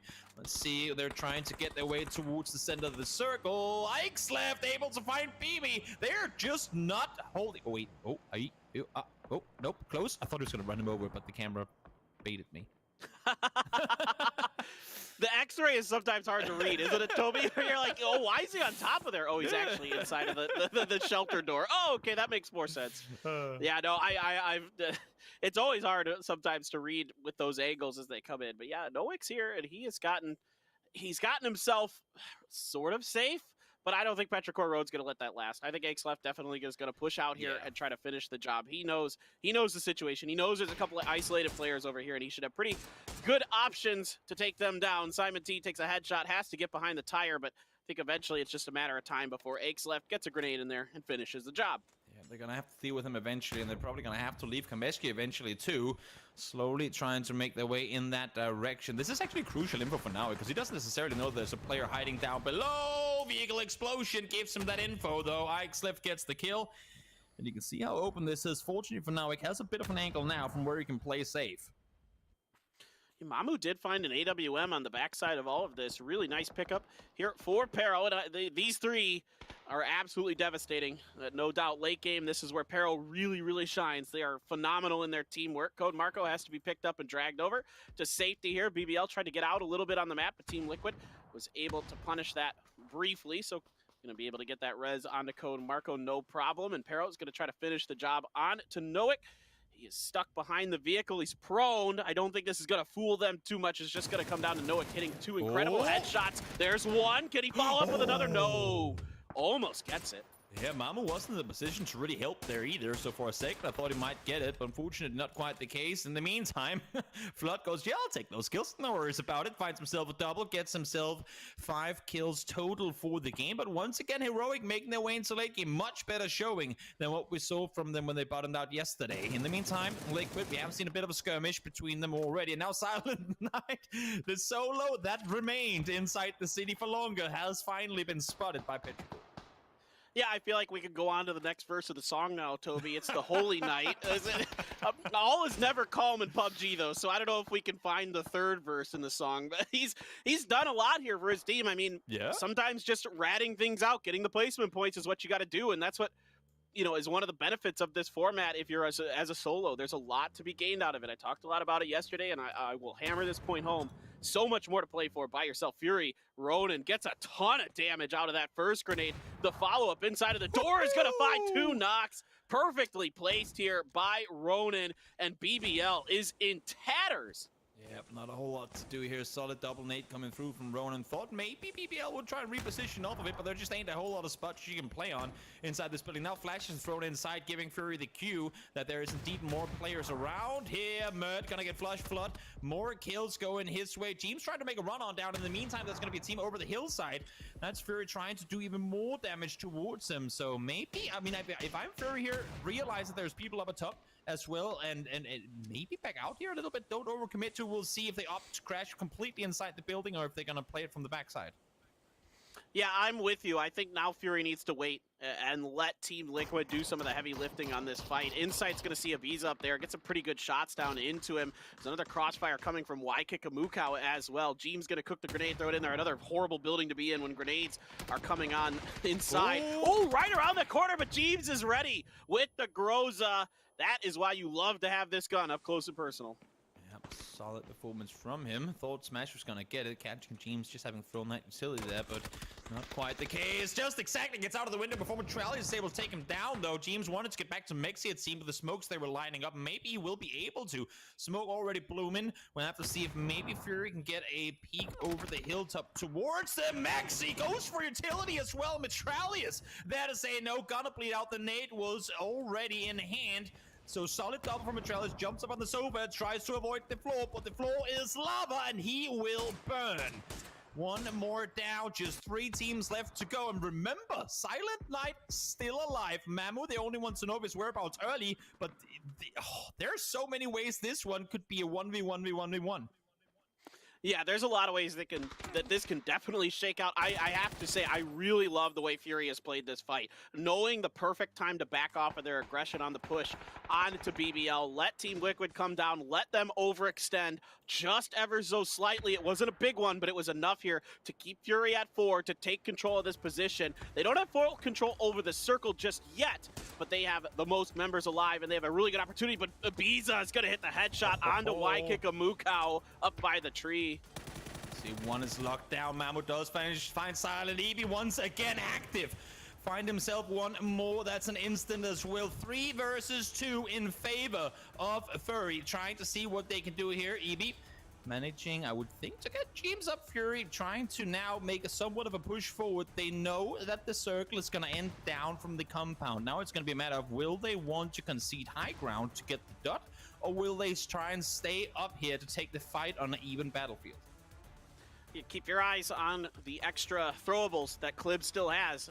Fury's in kind of potentially close confines here. There's a lot of good opportunities for those throwables to find some connections. So he's got a really good chance to really do some damage to Fury. Now Fury waits it out as long as they can. Waikiki able to sneak his way down the hill just ever so slightly, far enough now that the smokes are able to be thrown to him and that they can go for this res. James is trying to get onto the side, just catch Insight, maybe peeking up and over. But right now, all of Fury's thought process is going towards getting this res and making sure no one from Team Liquid can find the angles.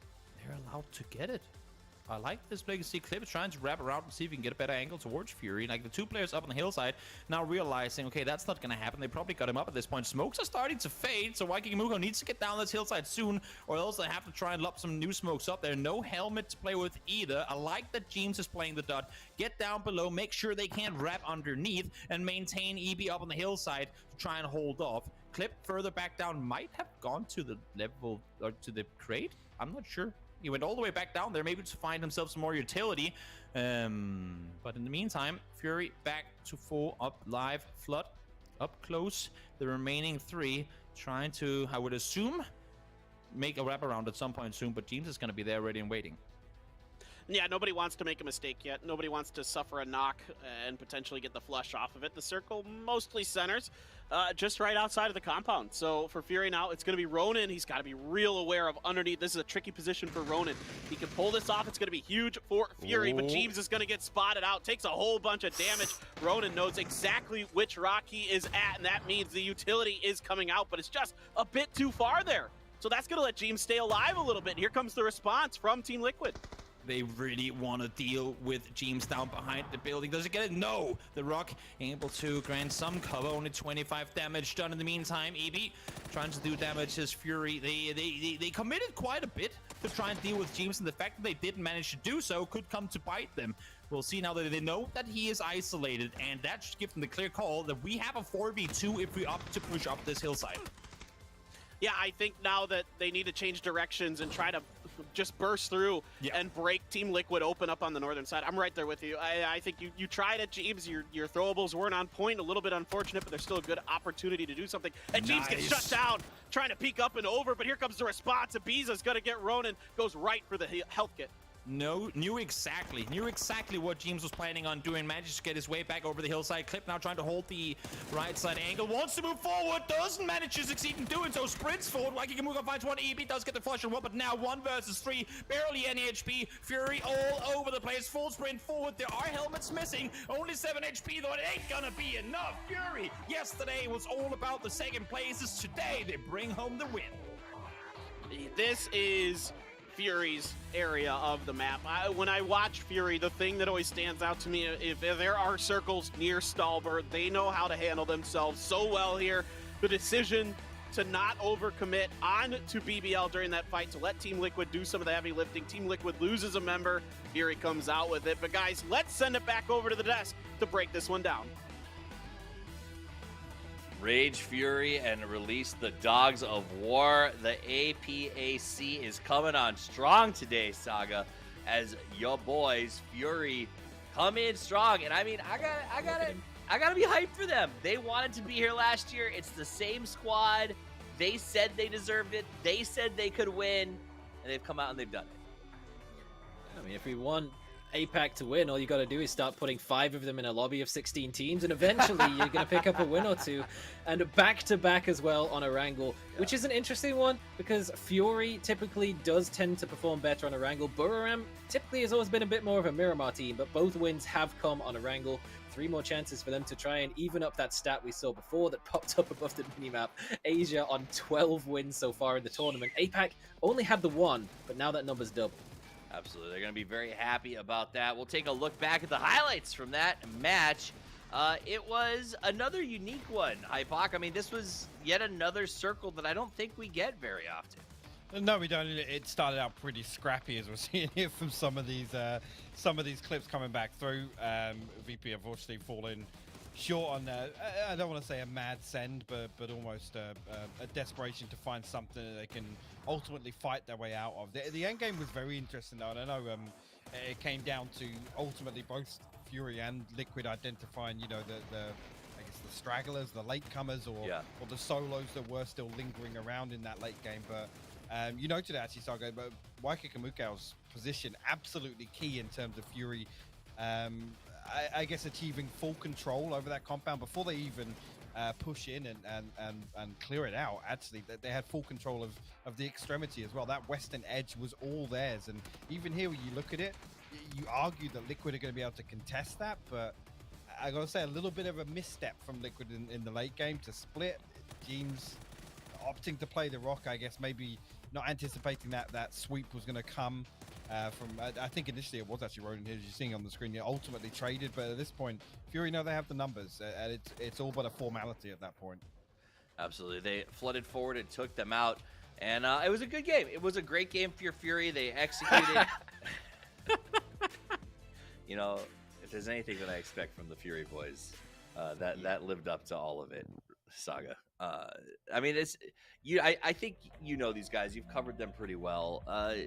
How meaningful is this to them to sort of come out here during the ranked match, sort of the ranked phase, put up a big win? 14 kills is not only a win, it's a statement. It definitely is. And if we think back to the fact that they weren't actually at PGIS, they weren't able to attend, this has to be a massive confidence boost now that they've actually made it to the global stage and taken that step towards thinking, hey, we can actually win these games, which is exactly what they need to be doing basically for the rest of the tournament. And not only that, but to come out with the number of kills as well in their trademark fashion, because Fury, it's not beyond them, particularly when we start to switch up the formats. Like PCS 5 in Most Chicken, there was one game that ended just north of Primorsk, down on the southwest. They sat in a building the entire game, came out, won with like 3 kills. But this is the Fury style that we expect to see, where they can come out, they can be absolutely fragging in all directions. 14 kills in the win, when all is said and done, is a massive, massive result for them. Absolutely. So great job on their part. Let's take a look at some comparisons here. You saw Mad Clan. Nice little kill count, good damage, but at the end of the day, Na'Vi has been relatively consistent. Another team that's been consistent is Liquid APAC. We talked about them a little bit early, and that late game choice was unique, but their mid game seems unshakable, and that's sort of been a staple all day today. Yeah, it has. I mean, you think back to the Milli Circle, and I credited them for, I guess, playing that to perfection in terms of how difficult it is to keep majority alive and also remain active through a circle like that. This, I think, is another good example. It's awkward terrain. It's not necessarily the familiar grounds that we don't see the circle particularly very often, so it's always interesting to see how teams adapt, and Liquid I think fits that bill. There are teams that will put themselves in game-winning spots, and ultimately I think this one was a slight misstep, but you could argue they have to take some risks there. They know they're coming into that with a 3v4, although there was a moment where I think Clip's searching for a solo potentially, or just making that kind of forward planning factor was very apparent with him sweeping down and just checking that there was no other risks coming from the backside. But I think maybe that is potentially the reason they felt that with a man down they had to make something swing back in their favor. Yeah, I think that's it. Is regardless of the close, they have been playing consistently.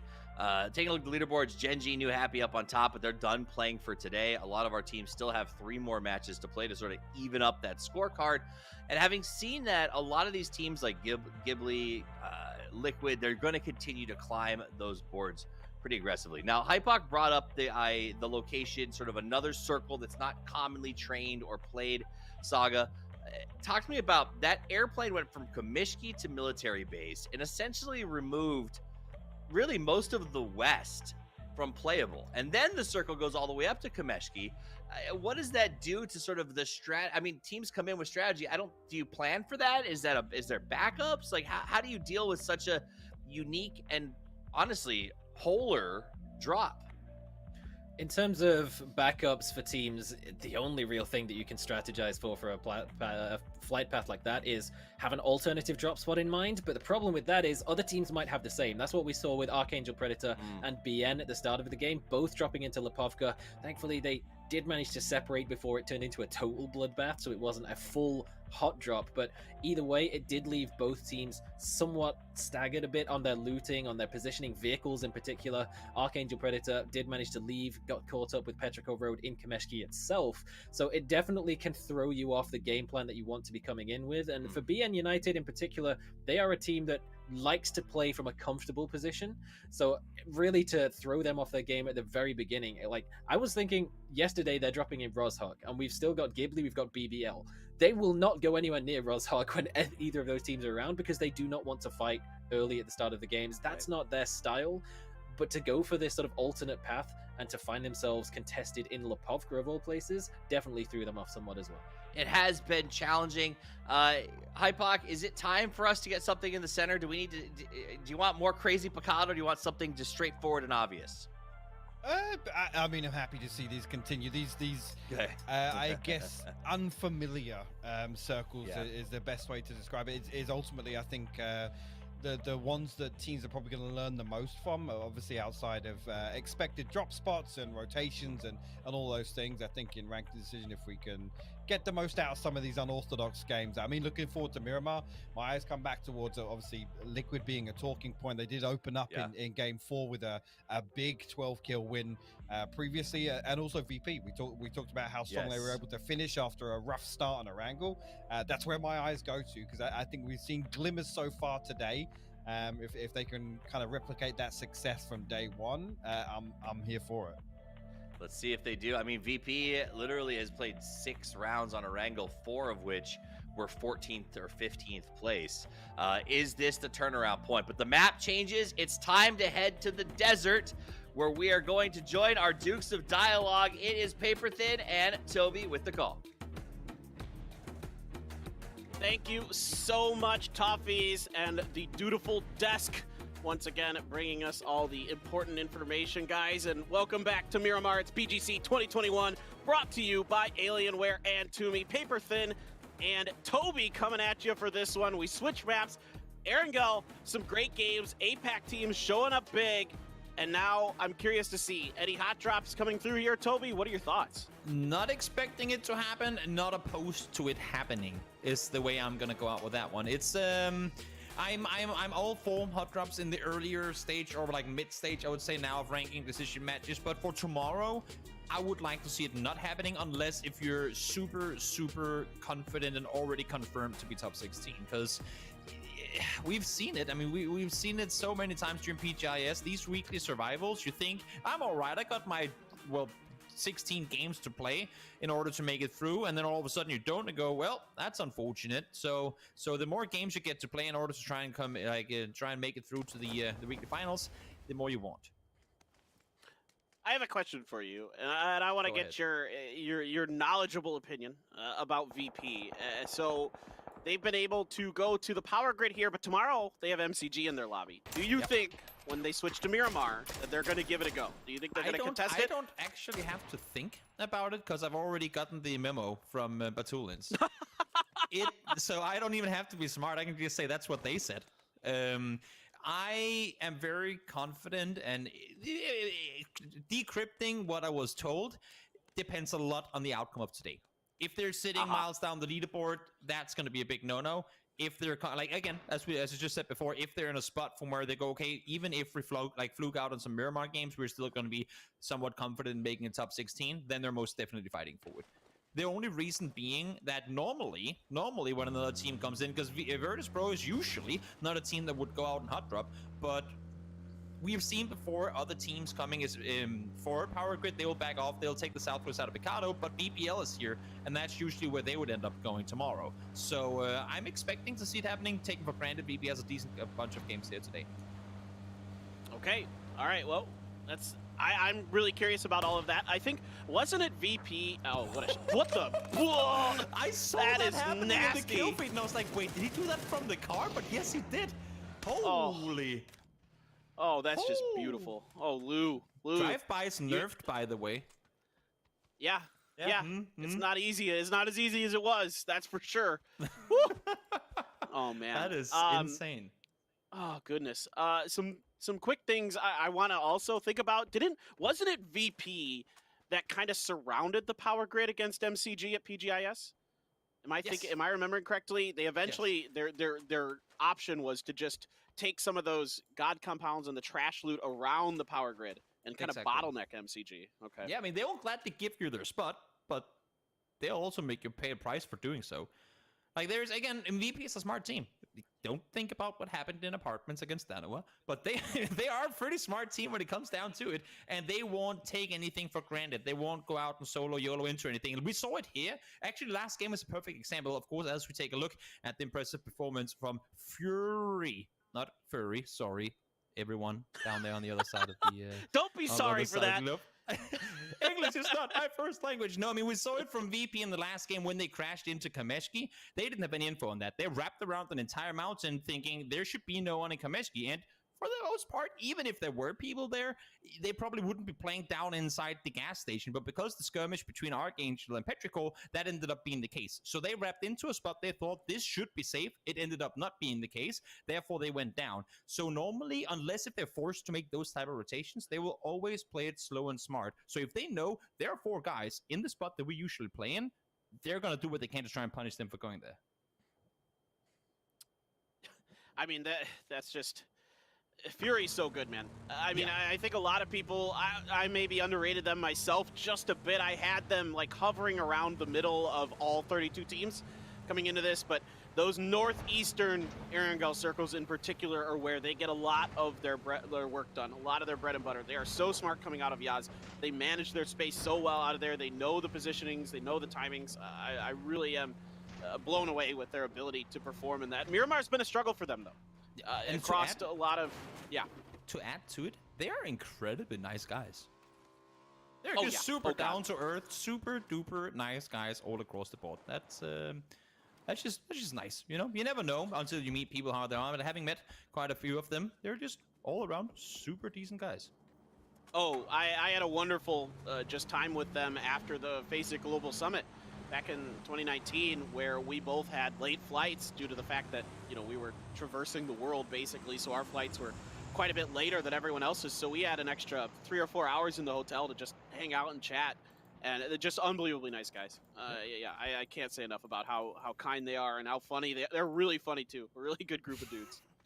Every time the camera comes their way, they'll make sure to give you a show, no doubts about it. Waiki and Mukau get himself looted up as they make their way towards the, well, I mean, they're not making their way towards anything, to be honest. They're already in a decent spot. In the meantime, BBL wanting to unite, but that ain't gonna happen right now. Virtus Pro is already here, and Spiro, alongside Lou, will make Smash pay for not having parked his vehicle in a better spot to be able to leave. And this is actually kind of interesting to go off of what we said before, what I said before. They are now in the spot that I'm expecting them to potentially go to, should they not want a hot drop.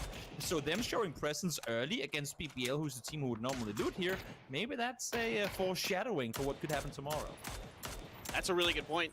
I think, yeah, Virtus Pro is trying to show a little bit here of what they are confident to get away with. And they are able to find one, at least the spot here off of BBL. But Navi's kind of aggressing on the backside of this. Navi is out pretty early out of their loot spot as well, trying to see if they can get a little bit more central. This one's going to be a toughie for these players. Half this circle is Picado side, which you and I have talked about this a lot, Toby, that part of the circle is an absolute nightmare to play in. It is just so flat. It's like someone took one of those, cement rollers and drove over that entire part of the map and just made it a very difficult space to play. So you want to try to get south if you can, if you're not going to be gifted one of those compounds that's very central just outside of Picado. Should we tell Archangel that they're not being shot at? I just see them wiggling their cars all over the place. The cars won't grow either. It's maybe just drive, guys. You got quite a long rotation ahead of you. Just make your way down south. Just full speed it. If you want to beat the other teams to the south side of this circle, which it seems like is what they're trying to do right now, don't go wiggle. Just take that Mirado and full speed it forward. Yeah, it's that GTA 3 bug where you can make your vehicle bigger. I just saw that the other day too. Doesn't work in PUBG, I don't think. But I don't know, maybe just, try to get those tires warmed up like they do in Formula 1 and stuff, right? True, yeah, true. That's what it is, right? Definitely that. Could be. Eddie trying to make his way on down to his teammates once again. Buram in a four-way split. I like the way Buram approaching this. I am very confident that both Buram and Ghibli to take 2 teams to this one, the aggression they're playing with now is going to be drastically slowed down once we make our way into weekly survival, and even more so should they make their way to weekly finals. I like the fact they're going as aggressive as they are right now, and here we see Ghibli making their way on in as well. 2 teams that in the early game have not shied away from engaging, because that's another thing. Teams can look aggressive, but they might not be. It might just be because they're constantly getting pushed and they sort of have to take those fights. That can make you think, oh, they're fighting all the time. That's because it's an aggressive team. No, they're just unlucky to get pushed upon. Whereas for both Ghibli and Buram, they have been teams aggressing towards opponents, and I don't think we'll be seeing a lot of that come weekly survival next week. I don't know about Ghibli. I would like I to could see also maybe be a little wrong. bit less of it. Yeah. I just historically I have my concerns. I've seen them kind of at times to their own detriment not take the foot off the gas pedal when they should, Toby, because I think what you're saying is probably more often than not what they should be doing. I mean, obviously, if you find a team that has a weakened position where they only have 1 or 2 members there and you're able to bring the full 4 of your team to bear onto it, you should take those fights most of the time. But Ghibli, especially during PCS5, was oftentimes trying to take fights that they just really had no business trying to take in the early game. And so I hope that they've learned their lesson, and I hope that what you're saying will be true. We'll have to wait and see for just a few more days. Patulins, eye in the sky, spots one down below, hits the first 2, but can't connect more. Are you going to molly that tree? Seems like that's going to be the case. Deva in trouble. Now Colt with a molly in hand doesn't get the transfer or the transition back to the building, and Deva now realizing that there are drones in the air somewhere, and they do not like him being around here. Deva just such great presence of mind here. We've seen from Deva in the last couple games that 1v4 against GNL was quite well handled by him, even though it was quite sloppy from GNL. GNL now going to have the AWM, speaking of, but in this situation here to go to the tree. Oh, did he hit that? Did he, or was that another shot? I'm not sure, but I kind of a body shot. Oh my God, that's just so good. I love that stuff. But Deva there to go underneath that tree instead of trying to retreat back to the building was what allowed him actually to survive. He cut off the sight lines of Patulins very nicely there. I think a lot of players would have panicked in that moment, tried to go onto the safety of the buildings first. Yep, very smart play, heads-up reaction, because you don't get more than a split second to make that play. Fortunately, it does help a bit when Patulins misses a few bullets there. Now, in the meantime, T-Bone has to react quickly on this one, too. And DraftKing goes down. The player that actually sent 2 of the Heroic players to the lobby last game. I thought Heroic were looking real good, but DraftKing kind of put an end to their game in the middle of their rotation. So T-Bone, a bit of revenge coming in there. Yeah, it was a kind of an awkward situation that Heroic found themselves in when DraftKing came alive. It was kind of an unusual spot for him to be, and he punished a few players and teams for it. Really nice piece of work from him. Shinboy here in a bit of a duel. Teammates already knocked, and Simon from out of nowhere gets the crossfire there with Zest. That really surprised Dignitas here. They are under a lot of pressure. And it's Zest and Simon again. We saw them with a nice 1-2 punch in the previous game up against, I believe it was Ents on the rock there on a wrangle. Now they do a similar thing here where one pushes around, forces him to take the peek on the other side, and Simon is there ready and waiting. Really smart play from the 2 of them. If all 4 for Bound could get that same sort of synergy mid-combat, these guys, I mean, that's as scary as any other team in the lobby if you can play like that. Yeah, I mean, so much of PUBG, of course, is, being very talented with your recoil control, your crosshair placement, all those things, but positioning is oh so important at this level. If you can out-position, if you can outthink the other teams, you will give yourself such better odds of winning those battles, and I would love to see that more out of Bound United, for sure. Meanwhile, Na'Vi backed off of that fight. They didn't really find much to pick off of, pick the pieces off of that fight, so just back to the other compound. Nothing else to do here. You're safe in the circle. Nobody's really anywhere else near you, so yeah, that's fine for Na'Vi, right? Rather fold than play a bad flop. If we're going back to poker champs as we were, and I like. I mean, Na'Vi doesn't shy away from aggressing, but they don't aggress into. I mean, they do sometimes, but more often than not, they were wise about when to take the fight and when not to. And here, they had a clear opportunity to back off and just take a compound. Say, you know what, we can always take the fight if we want to, but we could also just wait and see next circle and see if it's even necessary. In the meantime, here a bike becomes a glider. Or a wingsuit, I should say, as Patulins pops his way down towards Picado to reunite with his teammates.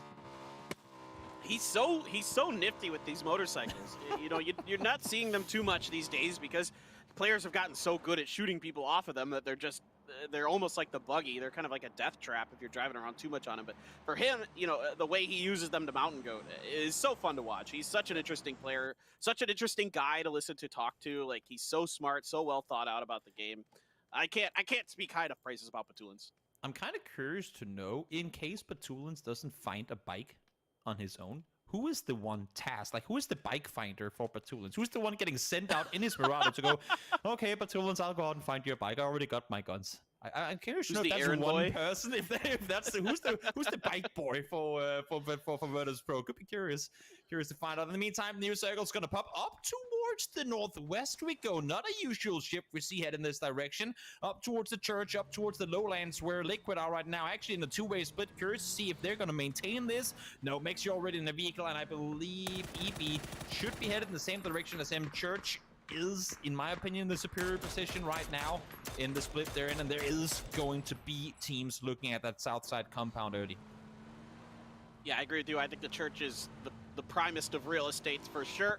Mad is going to circle the wagons and see if they can regroup. EN is already pushed ahead for Mad into the circle on the northern side of Chumacera, so that's going to be open. This next circle, pretty likely to go a little bit more north than not. I think there's a little bit of the unplayable terrain just on the south side of Chumacera, assuming that with the new map, with the heat maps that I've seen, that's still true. So we'll just wait and see, though. Of course, it doesn't have to. Like, that's the other thing. Like, circles can go anywhere they want. They just can't end in certain spots, and they tend to drift away from certain spots. But at the end of the day, you know, whenever I'm talking about that stuff, it's all percentages, right? It's more likely to do certain things than not, and we'll just see if it will. And I think everybody kind of trying to see what they could get into. You'd prefer not to go into Chumacera if you can help it.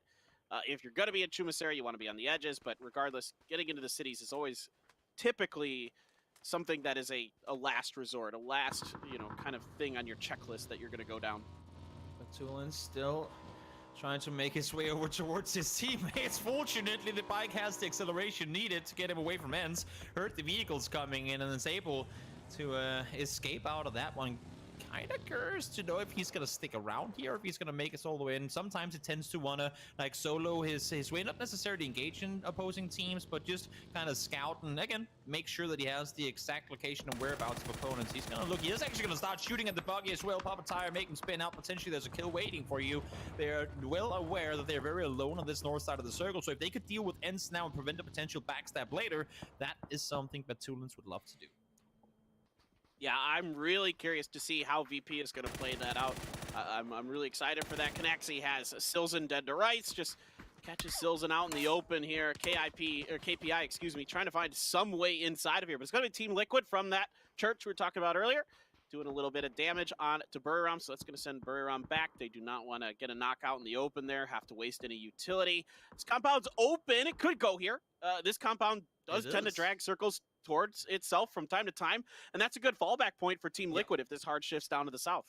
The issue here is BPL were never allowed to wrap around towards the east side. Buriram is maintaining a two-way split to the east, so the south side compound was never really available because so many teams came in from the northwest. No team could really get a proper scout in because everyone was in Chumacera, and overall that's a better position. It's not until now that Heroic came in from the far south side that they had a chance to scout it, and as we said, Church tends to magnet circles. It's going right back up there, Capitan. Spot's got me out caught in the middle of the split here, and he's gonna fall.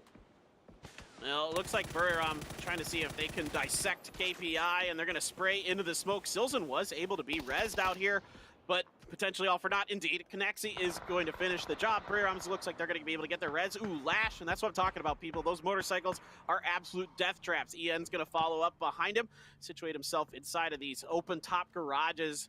But look who it is waiting, Virtus Pro, and they are now reinforcing to this position. No clue whatsoever.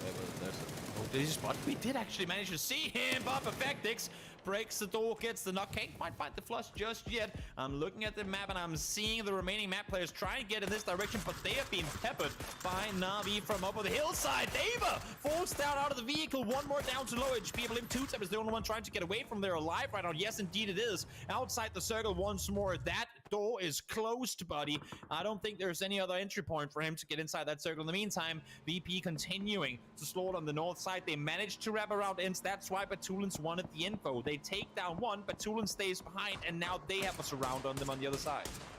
Well, Pero's trying to find some entrance, but Heroic was a step ahead. Took this open compound with open arms, of course, and Mill trying to find some way to get into safety, and it's going to have to be in the blue, which is a type of safety, but definitely not the one you're looking for. Tires are out on those Broncos to make matters worse, makes driving very, very difficult up those hills, and it's going to be T-Bone going to connect. There's more damage coming. This time it's Fury getting involved. Two members of Pero are on the ground, and similar to what we just saw with 2-Tap, I don't know where Pharaoh can go. Yeah, there's really nowhere to go at this point. You got the essentially 10 players looking in your direction right now.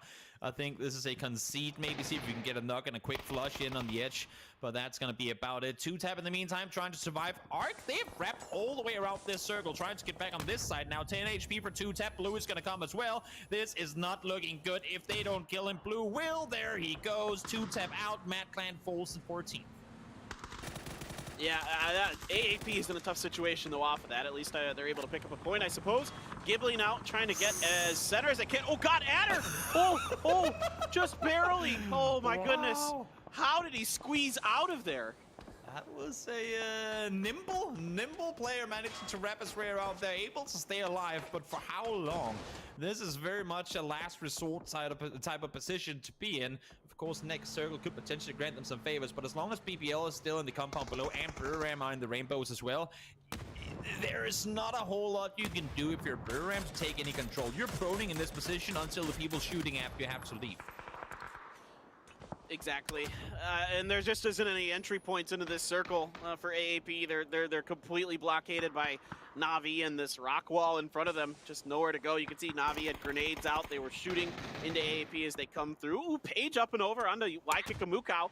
Pretty quick little knock there onto him. Gonna go for the flush with the grenade. Ronan trying to flank out, but Page isn't gonna catch him because he runs out of bullets. But the follow-up is gonna be the grenade, and Noik with some help here. Heroic doing a really nice job. Fury, 2 down. It's not going so hot for them. It's just Flood now trying to make something out of a nothing but Mamu here. Oh, Pero did get back into the circle, but Page backstabs him, sets him out to the lobby. Flood trying to survive. I gotta say, I mean, and I know now he's a great player, no doubt about it, but being a sub, coming in for a team you haven't played with before, I am so happy to see him deliver. There is pressure, a ton of pressure when you're coming into a final as a team that qualified. I would argue there's even more pressure when you're trying to sub in for someone and have to deliver. And Corexi has been playing phenomenal PUBG over the last couple of months, so those are pretty big shoes to have to fill, and Nawik is delivering right now. Love to see it. I'm right there with you. I'm really, really impressed with what I've seen from him today, coming in, to fill in for this team in a last-minute situation. Really, really nice stuff. Tosi here, this grenade connects, should be pretty good. God Ace, very, very weak, but this wall affording him just enough protection to get that heal off. Oh, and then Heaven gonna fall down on the outside. Tosi with that AWM, still trying to keep this res protected for his team. He's gonna keep that opening in the fence line bottled up at least enough here. Now look at Ghibli. They're going to try to push into Team Liquid. Well, gotta go somewhere. Try and see if they can make their way on forward. As I compliment Nawik, he accidentally shoots T-Bone. Hate to see it happen, but caster curses do indeed exist. In the meantime, Liquid trying to do as much damage as they can. They know that they need to deal with this west side with more and more teams coming in that direction. They don't want to be in the center of a cluster, because those can really go, well, either way. You want to maintain control. Quizzy now over the top spots. One example found the other. Solid play coming through. Get the quick flush. Back on down again, because Blue is coming your way. Yeah, this fight just took way too long for GNL. They were never able to break open the defenses of BN. They got close, but not deep enough to get any knocks or anything like that to really make a push. Meanwhile, Ghibli and Buriram kind of eyeing up this compound. Now, Ghibli has gotten up on the hill. Ibby's waiting on the inside of this one story. Back over to GNL. It's going to be stuns up and over the top. Corn's going to sprint to the other side. Godace hears him, doesn't see him because of the smoke. That's why he went for the spray. Heard the footsteps. Caught a little bit of damage onto Corn, but that's all. Meanwhile, Ghibli has gotten into the compound. Are they going to be able to get any further? In the meantime as well, Heroic full speed sending it down the hillside, having it off screen, and now trying to hold off here. Only half Corn to deal with, and they are full up, so play it smart, play it together, see if you can deal with them. If you hear the footsteps, call your teammates over. Yep, there's one more coming. Peek once, peek together. Don't do it one by one. In the end, they will indeed get the kill. Godace takes out Corn. That's GNL out in 10th.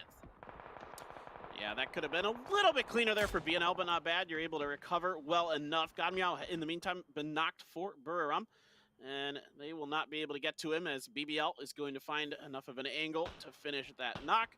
Team Liquid content to just sit in this church for a little bit longer, but for all his hard work that Ghibli did coming up to the church, now they're probably going to have to leave it, Toby. That's no easy task. It's nice to be up there, of course, and if the circle goes to that church, you're borderline gifted a win, but this is going to be a little bit of a tricky situation getting down.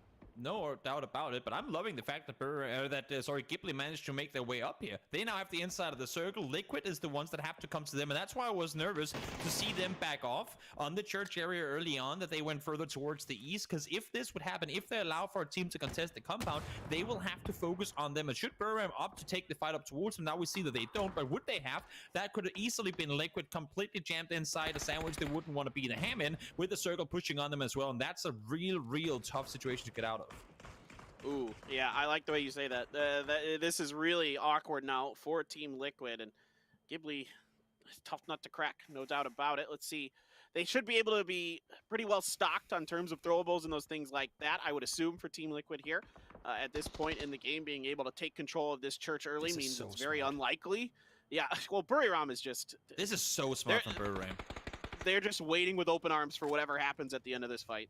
Exactly. Let them beat each other up, and you go out and you take the rest of them. Very smart play. They knew they had to make this play before BPL would potentially cross, but you cannot forget about BPL either. They know they come out of the compound, but they cannot sit and tunnel this compound. They need to be ready to potentially be shot in the back. Liquid now making the move over towards Ghibli. They know that has to happen eventually, and now the fight's gonna happen. Well, okay, so because BN has drifted over here, this is going to be a little bit more tricky now for Buriram. They have to kind of win this fight potentially, or they might be the ones who get sandwiched between BN and whoever comes out of the fight up top. They're doing a decent job, though. They're going to get the knock. They're going to try to just push up onto Team Liquid, but Team Liquid's Clip going to shut that down ever so briefly here. Ibiza going for the grenade inside of the door. I think that one's going to be just a bit off from getting the knock. Renba took quite a bit of damage. Ibby still trying to work this. Adder going to reveal his position. But all the teams on the west side of this circle right now laughing this one off. They don't have to interfere with anything. Nice flash coming through. Ibby there to follow. Quick flush on Adder. Makes his way on in. Clip doing more damage. Clip finding the double, and that's Ghibli dealt with. But there's still more teams around that you have to deal with. BN outside. You still got 80 up towards the north. And now Petulance and Perfectix wrapping down towards ends. They want to contain them. They know they are down below. Perfectus has been looking in this direction for a while, but also at the same time, they also know they can't really do a whole lot to contest up above. So just make sure, should they manage to get out of there, that they are forced over in the direction of BPL, and you won't necessarily have to deal with them. It's just so fun to watch VP play Miramar. They understand the map so well. Yeah. I mean, with this fight with Ents, if you think about it, Toby started almost at the beginning, like phase 2, I want to say. Yeah, they funneled them just into a spot where they knew they could control them. It's picture perfect VP style of PUBG. They never allow for another team to dictate the pace of a game. If they can, they say they pretty much have a recipe saying this is what VP PUBG is, and we are going to do everything in our power to make sure that every time we bake this cake, it tastes exactly the same way. And it's happened this game. They allow for other teams to wrap around them, but while happening, they make sure that they always have the insights of where they're going, alongside with a spot they can go to counter whichever position the opposing team goes to. Petulance shoots at ends. They try to wrap around. They do a double, counter wrap around on ends. Therefore, they now sit in the position from where ends can't do anything but wait. VP better position. I don't see a world where ends gets out of here alive. Yeah, it's nigh impossible. Clib, in the meantime, also speaking of impossible tasks, trying to get down off of this mountain. Talked about it earlier. Coming out of this church to the north, very, very difficult. It is one of the harder things to do in this map. And now Perfectix is looking down and, ooh, gets shut down by Code Marco. Bit of an overpeak there from him. It's going to cost him a knock at the very least. But yeah, I mean, watching VP play is like watching a rancher herd cattle. I mean, they're just doing such a good job of it. Edie, the last one alive for Burham, gets a knock here. Seeing if he can maybe find some more. I mean, BBL is worse for the wear for sure right now. Yeah, ballsy peek there for as well. Blue, did you... That must have been a disconnect. I'm not sure. Didn't want to give the points away. That caught me by surprise. Unfortunate to have happened while you're trying to go down and res the team. Fortunately, Na'Vi didn't really bite on it. They saw the knock in the kill feed, but they didn't wrap down to try and punish them for it. They completely gave up control of the high ground against Na'Vi. Fortunately, not really a whole lot happening off of it. Simon peeking on down, finds one. A lot of damage being done down the hillside right now. Everyone playing each their edge because there's nothing to maintain control of in the center. This is going to be one big merry-go-round. The only thing is there's a roadblock towards the southeast side with a big hill being there, so you can't go up there. I'm expecting the northwest to be where all the fighting is going to be happening. We're going to see ENCE versus VP down towards the north, like up the down the hill towards the north. Na'Vi are going to fight against BN, and then the winners of those two fights are going to fight for the dot. Exactly. The middle of this circle is sort of like a teenager with bad acne, right? There's pimples and there's some like divots here and there, but that's about it. So yeah, everybody's situated on the outside, trying to wait this out as long as they can.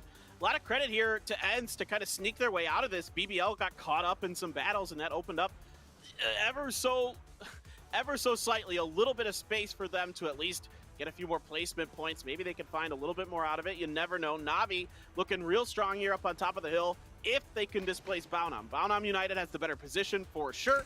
And so the winner of this fight has, I think, a pretty good shot potentially at coming through with this. Head to the wall, push on forward, use Quizzy as the up close. He's in a car now. That's the perfect time to peek on over Quizzy. Reveals his position, finds the first one, can't quite get the second one, will fall down. Simon again there to do damage, but the shots are coming from below. Squeaky finally peeking. ENCE have been doing everything they could to remain passive down the hillside. Now they're peeking on over, knowing that the teams above them are fighting. Yompi finds Melman. Just one left alive from Na'Vi, and the team laughing this one off right now, despite having a player disconnect just before, is VP getting to sit back towards the north side of the circle and wait this one out.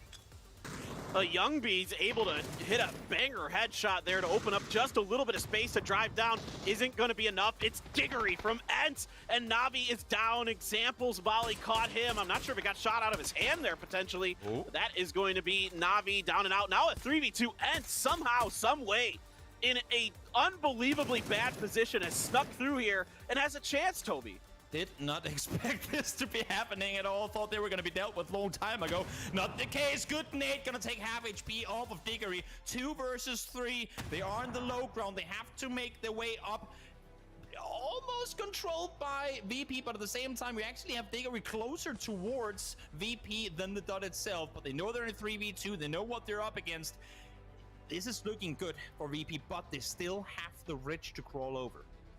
If Squeaky can take down Perfectix, I think this is actually a really good one. That is exactly what I wanted to see. ENCE now in a 2v2 potentially. This could really go their way. The flank position has been cut off. A grenade not anywhere near Squeaky. Squeaky continuing to wrap around, looking to make sure that that kill onto Perfectix is confirmed. He hits a headshot onto Batulins as well. Squeaky coming up big right now for ENCE, opening up some time and space. And all of a sudden, VP, the sheep herders from before, are the ones being kettled into the edge with Blue on their back, getting ever so much closer. Batulins, Lou trying to make the wrap on forward, half HP, taking a bigger second nade is going to do the damage needed. 2 versus 1. You see Squeaky trying to wrap his way up the hillside, has been spotted out. Lou down to low ammo, needs to get back, needs to get reloaded. Level 3 gear, barrel in hand, 7 bullets in the chamber. Confirmed comes through. Squeaky, sneaky peeky, trying to make his way up this hill, but they know exactly where he's positioned. Oh man, if he can land this grenade, that'd be huge. It just goes too far for him. Tries to push up and over, but so low on health. Spots Batulins for a second. Another grenade explodes around him, and it's gonna be Batulins who gets it done. VP, by the skin of their teeth, Toby, finds the win, but it was not as easy as maybe we thought it could have been. Perfectix shaking his head, Batulins waving to the crowd. They will take the win with joy, but oh my lord, would that one have been much more confident, I think, had they been 4 alive in the end of it. Paper, a lot to break down in this one. Let's throw it back to the desk and see what they have to say after a solid VP win. Thank you, gentlemen. You know, at the start of that match, we said VPs struggled on a wrangle. Can they come back on Miramar like they did yesterday? And boy, do they. They come in style with 11 kills and a very strong victory. Talk to me a little bit more about that match, Saga. I mean, it's really weird to have seen VP even make it as far as they did, considering that for the first, 3 phases of that zone, Batulins was miles away from the rest of the squad, sat on top of the rock that he's named after, and literally it took him so long and he went through so much to get back there. And it was even the point earlier towards the middle sort of section of the game, as he was trying to regroup with the squad, where he was actually looking to do some solo holding out onto ENCE to prevent the backstab, is the way that it was put by the casters earlier on. And in the end, it turns out to be both of those squads who makes it as far to the final two, which is a really, really weird turn of events, but they'll absolutely take that. It's once again that consistency events to survive as long as they could, but the position, the numbers disadvantage was too much. APAC Virtus Pro looking like what I was told when we came in here, we watched them play, that this was probably one of the 3 or 4 teams most likely to win PGC. After what you've seen from them today, both Erangel and Miramar, and yesterday, do you think that there's still something in that sort of top 4 or 5 to take the whole thing home? Oh, absolutely. I mean that's been the conversation throughout the year, to be quite honest. And I think again, yeah, just coming back to that point, obviously you address the elephant in the room. The consistency across both maps need to be there, but expectations-wise coming in today, with seeing how they finished yesterday. I mean, it is just a joy to watch Esport play Miramar sometimes. In certain circles, certain scenarios, it is just so good to watch their journey throughout some games. And this is another one where ultimately I think they've done the hard work leading up to the end of Phase 5, start of Phase 6, and ultimately they reap the rewards in the end game. Another one where you got to feel sorry for Ent at this point. It keeps being a discussion topic. They make it to late game again. This time around, the circumstances are a little different. This isn't one that I think really they had a feasible shot at winning. Right. Again, maybe head count factor in that, but again, you got to credit them for making through, clinging on to some placement points once again. Absolutely, and at the end of the day, it's Ents is going to get there. It works right now. The question then becomes, does it work in the next round? They're probably starting the top 16. I don't see any issues with that, Saga, but the reality is, Ents, as of now, if this was your weekly qualifier, wouldn't be qualifying because they're having so many almost perfect games. Yeah, it's really, really tough, and that's exactly why all these players, no doubt, will be getting extremely stressed. It kind of makes me thankful a little bit for the heart rate monitors as the addition, because I mean, we've already seen a couple 170s, quite ridiculous, and this is the part where it's quote unquote the less pressure section, where if you don't have the great game, it's not too bad of an issue, or if you don't get the circle feed, you can play the edge, you can play for the kills. When we start to move into that weekly survival format, the teams who are playing towards the center, like Team Liquid, like Buriram, when they get the positions where they can hold these splits, they're getting away with it because everyone else playing on the edge is going for the kills rather than that win. That be all and end all is exactly what you need to be getting in the weekly survival series. So there will be so much more pressure on the teams in those central points as well. So it'll be really interesting to see how they can deal with that in comparison to how it is here. And for a team like Ents, who's already starting to feel the pressure, they're dealing with it very well. It's just not converting that final hurdle. So we'll look at a few of the stats on our players here as we move past that. Batu compared to Klib. Team Liquid and Klib, 984 damage, 3 kills. Batuland less damage, significantly more kills. But Hypoc, again, this is another game where Team Liquid got to a good middle position. They took the Church of Los HD very early on. Were largely uncontested until the shotgun debacle. What is it about... let's do this. Think about this during the break. I want to know what it is that makes Liquid so good at sort of getting to the middle, uncontested. They're not losing people. They're very effective in those rotations. That's getting them to those late game points where other teams, we saw Archangel and a few others try to do the same, and they're just losing people every single time on those rotations. So when we come back from the break, we're going to break a little bit more down about what makes Liquid's rotation strong, why Ents can't close out, and is this VP's time to shine, or will Gen G continue to be the favorite? Don't go anywhere. We'll be back in a few minutes. Thunder 1, this is Zeus. Solobia is under attack. We need your squad, Thunder 1. Get the job done.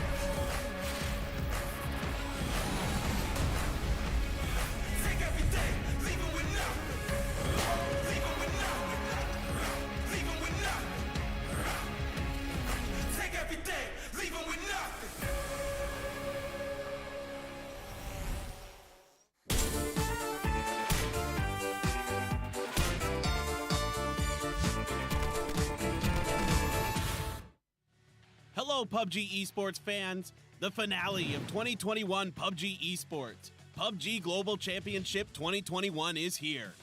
32 teams from 4 different regions, Europe, APAC, Asia, and Americas will have a fierce competition during PGC 2021. Starting with ranked decision from November 19th, 3 weeks of weekly series, grand survival, and the grand finals. A variety of matches await us. Let's take a look at how PGC 2021 works. First, it's the weekly survival. Weekly survival will run with winner-winner chicken dinner rule from Tuesday to Thursday with a total of 16 matches in 3 days.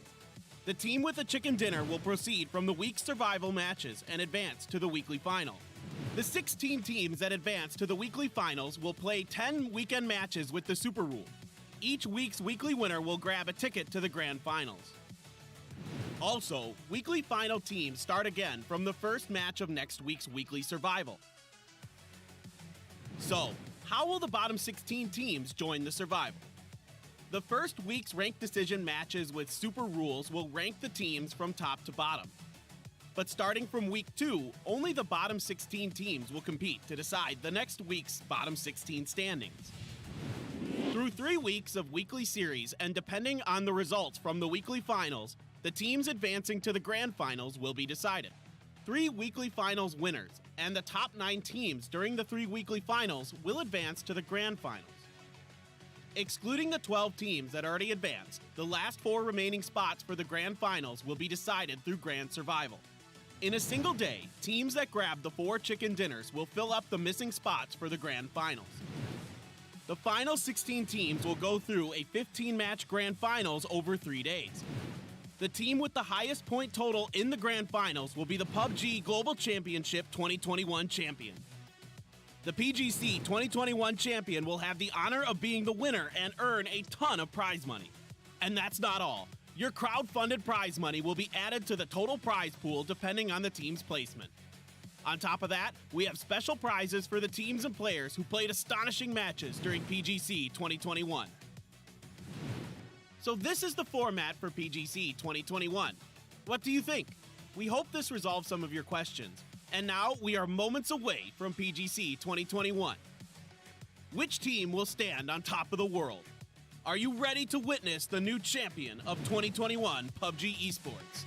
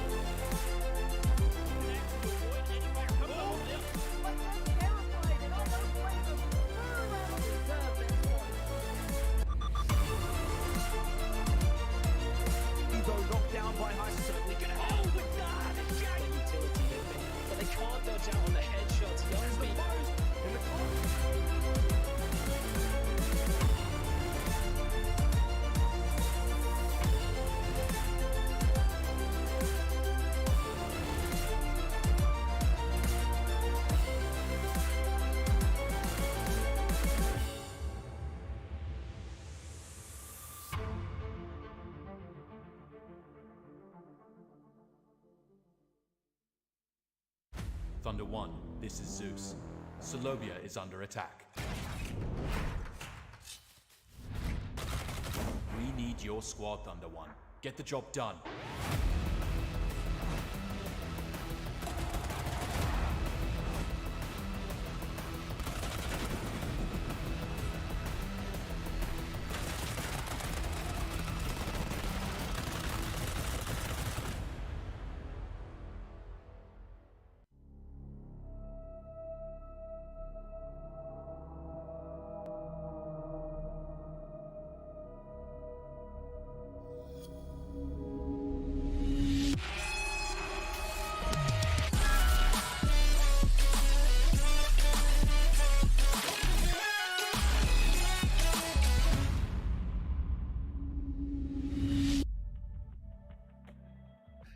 Welcome back. We are at the home stretch of our second half of day 2 of this round of PGC. The first half of the day was a story about Korean dominance. So far, APAC has been representing as they've taken home 2 of our 4 chicken dinners so far.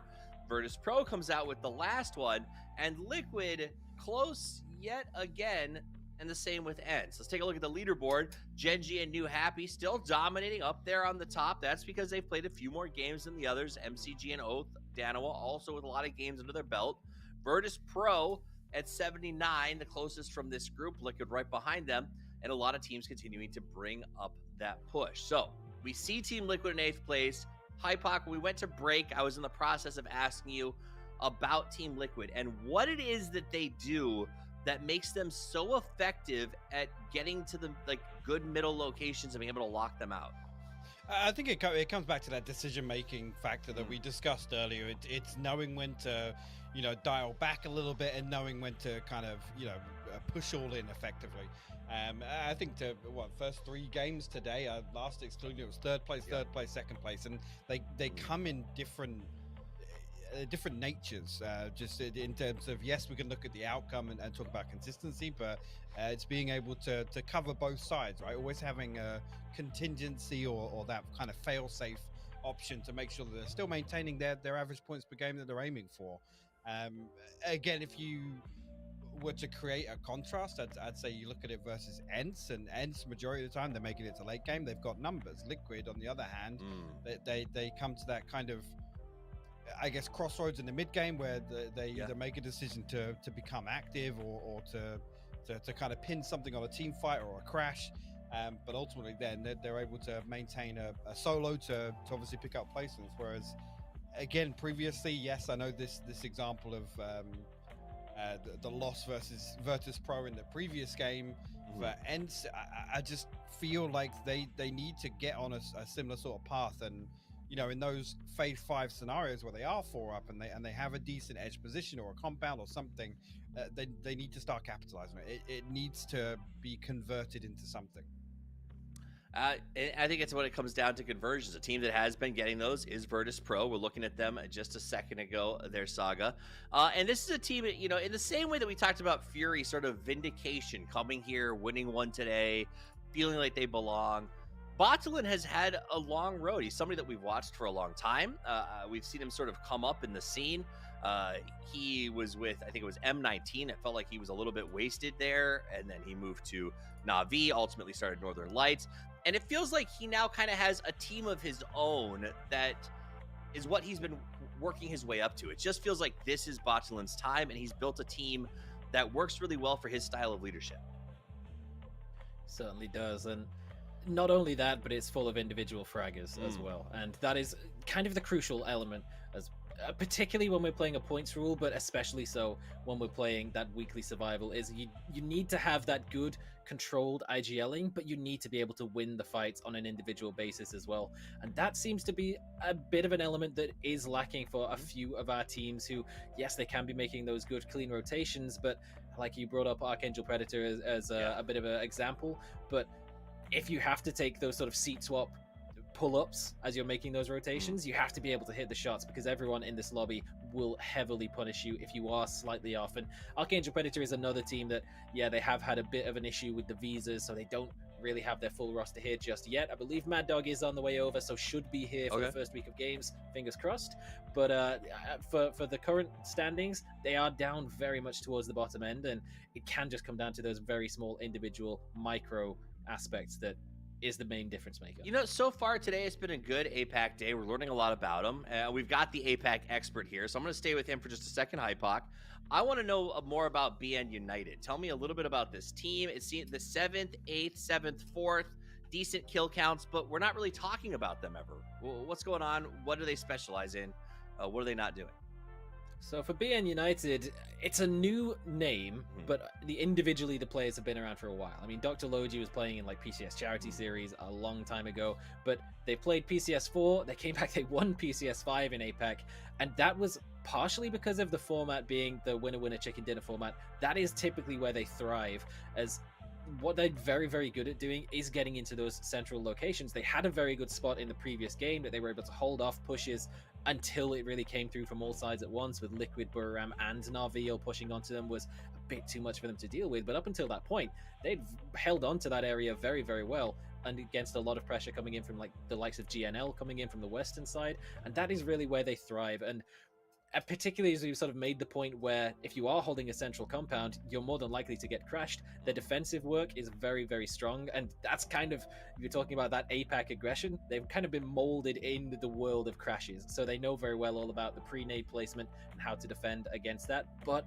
again, it's a different caliber of competition here on the global stage, so it'll be very, very interesting to see whether that still holds up when we move on into the weekly survival series. I mean, I think there's something to be said for that gain of experience, the time spent struggling or with different groups. You learn a lot, you get better. We'll see where BN United continues to move forward. Just like we see VP improving, we've seen ENT constantly at the top. As the meta evolves, so too will the teams. But it is time for our penultimate match of the day. So let's head over to the two who will be giving us the call. It is Toby and Paper Thin. Thank you so much, Toffees, Hypoc, and Saga. Great work as always, guys, and welcome to the 5th game of the day here at PGC 2021, brought to you by Alienware and Toomey. It's Paper Thin and Toby. You know us, you love us, maybe, or if you hate us, well, I don't care. We're gonna Let's just take Miramar. for granted that people love us. I like that. Should have just stopped there. Look, so Miramar today in general has played out more of what you would expect of PUBG. No hot drops, things have been more stock standard, and Miramar has been VP's domain in terms of what I see them play often, not just in their own region, but on the global stages, and they came through big once again. Yeah, it's so easy to see when a game is going the way that VP wants it to go, because if it does, they do the same things every single game. And of course, not necessarily going to be sitting in the exact same position, looking the exact same direction, but their style, the way they approach the games are always very, very similar if they're allowed to do so. And that's what I was to some extent worried about coming into PGC, especially at the earlier stages of it, because there are going to be those kind of curveball situations that you can never really prepare for. Speaking of, let's see who wins this vehicle. Kanakshi actually gonna hop off of that one, go elsewhere. Smart decision on his part. Had the worst shoot. No reason to contest it in the end there. No, but it's. I mean, I was worried that there were going to be situations where VP would rely too heavily on the homework they've done rather than kind of see how the situation plays out and just take for granted this is going to go this way because this is what a team would usually do, and then they go out and do something else and they get caught by surprise. But as we saw in the previous game, even when certain teams that you normally would expect to aggress didn't, or when teams that shouldn't have aggressed did, they had a response to it. They were ready for the ENTs wraparound, where ENTs would normally be the ones to play the latest into the circle. They were just sitting back saying, guys, no, you go first. It's like two Canadians opening a door for one another, right? You go first. No, you go first. No, you go first. No, you go first. They were having that battle, and VP ended up winning it because they dictate how they want to play the game. They did here again. They succeeded, and they won it. Yeah, somewhere, I think our Canadian friends are nodding in agreement. They're like, yeah, we do that. Yeah. No, it's just, it's really, sorry. It's really fun to watch VP play. I mean, this is a team that all year round has been just such a treat in their region, and even in PGIS, they were just always in it, and they had some really unique stuff. I mean, people gave them a little bit of grief for being the team that like to get in the center of the circle and get on their bellies and wait things out, but it worked. I mean, they had a lot of success, and they are just again, can't say enough about how good they are. But Zest has Quizzy rocking up on him. Now we've seen Zest do some pretty good stuff. Quizzy doesn't seem really super aware. He has no clue. No clue whatsoever. Shotgun? What? Oh, no. Oh, okay. Oh, he does get him. That's the one danger of the pump action. Whenever I saw people start doing shotguns, and I was like, why the pump action? Of all the shotguns. I mean, you have automatic shotguns, you have all these different guns you could be using instead, but the range precision of this, it's as if the spread doesn't really go full-on RNG before it's flown a little further, the bullets there. So even at that distance, you can one-tap people without having to scope in. Yeah, it's a little weird with that vehicle there because it's going to block a lot of the pellets, but yeah, he ends up finding it anyway when I think it was Quizzy, right, for Navi gets out of that vehicle there. So yeah, a nice little pickup there. Navi, a little bit of a misstep at the beginning, but nothing too dire just yet. Team Liquid on an early rotation out of Picado. This This is very much the Team Liquid game. It feels like, you know, they loot up quick and they get out as quick as they feel comfortable doing. Yeah, they. I like how Liquid have, for the most part, so far over the last 2 days of the tournament, played their rotations very similar. I mean, despite the fact that not all the games have started in the area they would normally go from, but played their timings and their rotations very similar to what they normally would, and actually kind of gotten away with it. They did get shot at when they went to military early, getting shot by Petrichor on the Wrangle game earlier today, but they managed to pull through like they normally would have, and now getting a safe pass out of Picardo as well to move further up north is very kind of picture perfect as written for the guys from Liquid. But a team that's been suffering at the hands of random things going against them today, I feel like, is Dignitas, and here it happens again. Yeah, I think you weren't expecting KPI to be that far outside of Los Leones to the south there, but that's the way things crumble at the beginning of the game. Teams are always trying to see what they can get away with, trying to push their boundaries with those drop spots as much as they can, trying to gain as much safety and comfort as they can. Why? Well, obviously loot is the first thing you think about, but there's a lot more to it than that. You know, there's just space control in general, of course, is very important. You know, getting information and more problems now for Na'Vi as BN just looks to try to just aggress onto them and really pick them apart one by one. They found one kind of gifted to them early. This time, they're going to be the ones trying to isolate Melman.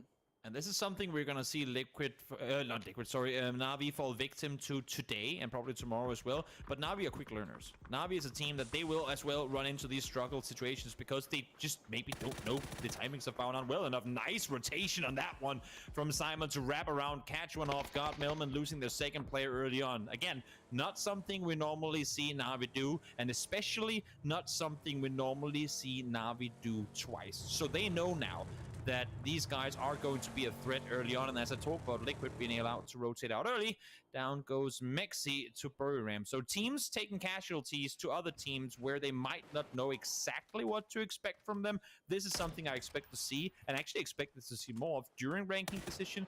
But for a team like Liquid, for a team like Na'Vi, these are mistakes you will see now and then not once we get a week or two into the tournament.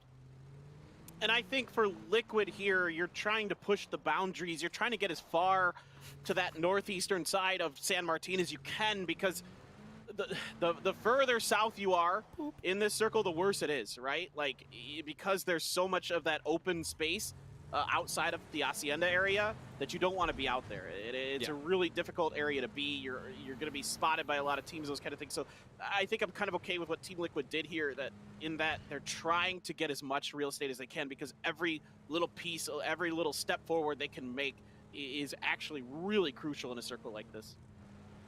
See now, Petrichor trying to wrap their way up towards the circle coming in. I don't want to say late 7 minutes to breach the first circle from a shift going against them. It's not a late rotation, but they are coming in on a, I would say, more heavily trafficked side of the circle. So curious to see how they're planning on playing it. They already have one inside. They're going to kind of unite now to move further forward, but you have a wide Liquid split. You have Buriram in here as well, and well, we'll see. We'll see where Petrichor ends up setting up shop.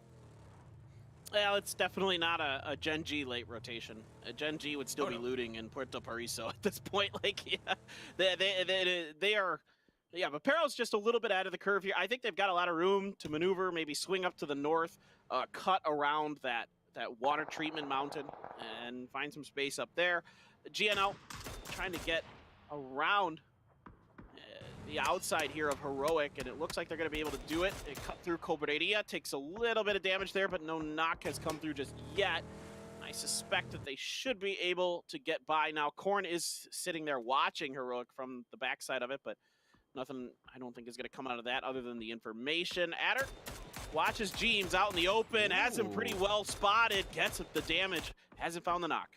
And this is the danger of the early game Liquid playstyle. I can only advocate it because I feel like we hit the head on the nail on top of the head quite a bit with the videos, but Avenger and I made those PTC videos about the European teams, and we were both commenting on Liquid's early splits and how other teams might end up punishing them. And we saw Mexi alone try to get to a compound. They lose one. There was a real chance that James would have gone down there as well. He was very much alone in that position until now, where Clip came up to try and kind of support it there. They like to spread out early. They like to take control on the or on the edge of circles to get as much real estate as possible, which makes perfect sense. But there are so many factors in these lobbies where they go up against teams where they don't know exactly what to expect, and they got punished before. They almost got punished again. And it's a dangerous gamble to go for in these tournaments where there's so many random factors. Exactly. Let's see what. No, no way. Oh, come on now. Oh, there's no way he does that. Drive-bys, by the way. Oh my God. He went for the second. Still, that is absolutely disgusting shooting there from Nadra. To be able to lead those shots is really difficult to do. It should never be easier to shoot a guy while you're driving a car than shooting a guy driving a car. Can we agree on that? And it kind of is right now. It's insane how good these guys are. It's insane how good these guys are. But yeah, personal opinion, just revert it. It was difficult before. It should be as difficult. It's insane. I think it should be. Maybe not a 50-50 proposition, but I think the problem became that it was almost too easy to shoot people out of vehicles on the ground. Yeah. So there needed to be some kind of recourse, but it might have gone too far in that direction. Does that make sense?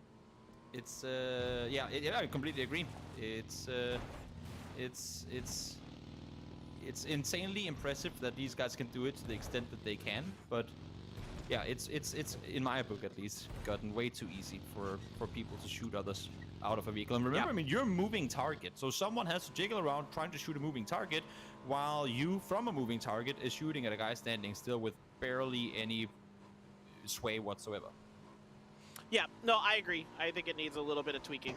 I think at the end of the day, you have to adjust the game for the highest levels, make sure it's fair. Here comes Ents. They're getting crashed by AAP, and it's not going well. Silent Knight going to be saying good night as he is out. Klaus gone as well. So 2 gone from AAP. No space available here on this northern road where maybe you might be gifted some positions up here, but this hard shifted, and there were already teams here anyway. So AAP loses CJ, and things have gone from bad to worse for them. Squeaky falls down, so a little bit of saving grace comes in from Archangel, but still difficult position to be in. I'm not sure if they're aware exactly where the opponent are, and actually Squeaky shot off the back of the shoulder from Tix, who tried to get him back into safety, but not gonna happen. Belgian Butts in the meantime, solo player left alive, trying to make at least something out of the situation, but that Molly should tell me that he is indeed in trouble. For some reason, the hay bale doesn't catch on fire, but he's gonna be alright at least for a couple more seconds. I'd like to say it was a, maybe a fresh rain on that hay bale, but we're on Miramar. I don't think it rains much here. So yeah, it's a little bit odd that it doesn't catch on fire, but Algin has to throw a lot of smokes here to try to buy himself some kind of out. Meanwhile, KPI has found Petrichor Road, and it's not going so good. Aches left did find a knock in there, it looks like, but there's enough smoke that Silzen has been somewhat obscured. Still, though, the fire continues to rain down, but it's actually going to be Sparking that steals that. Whoa!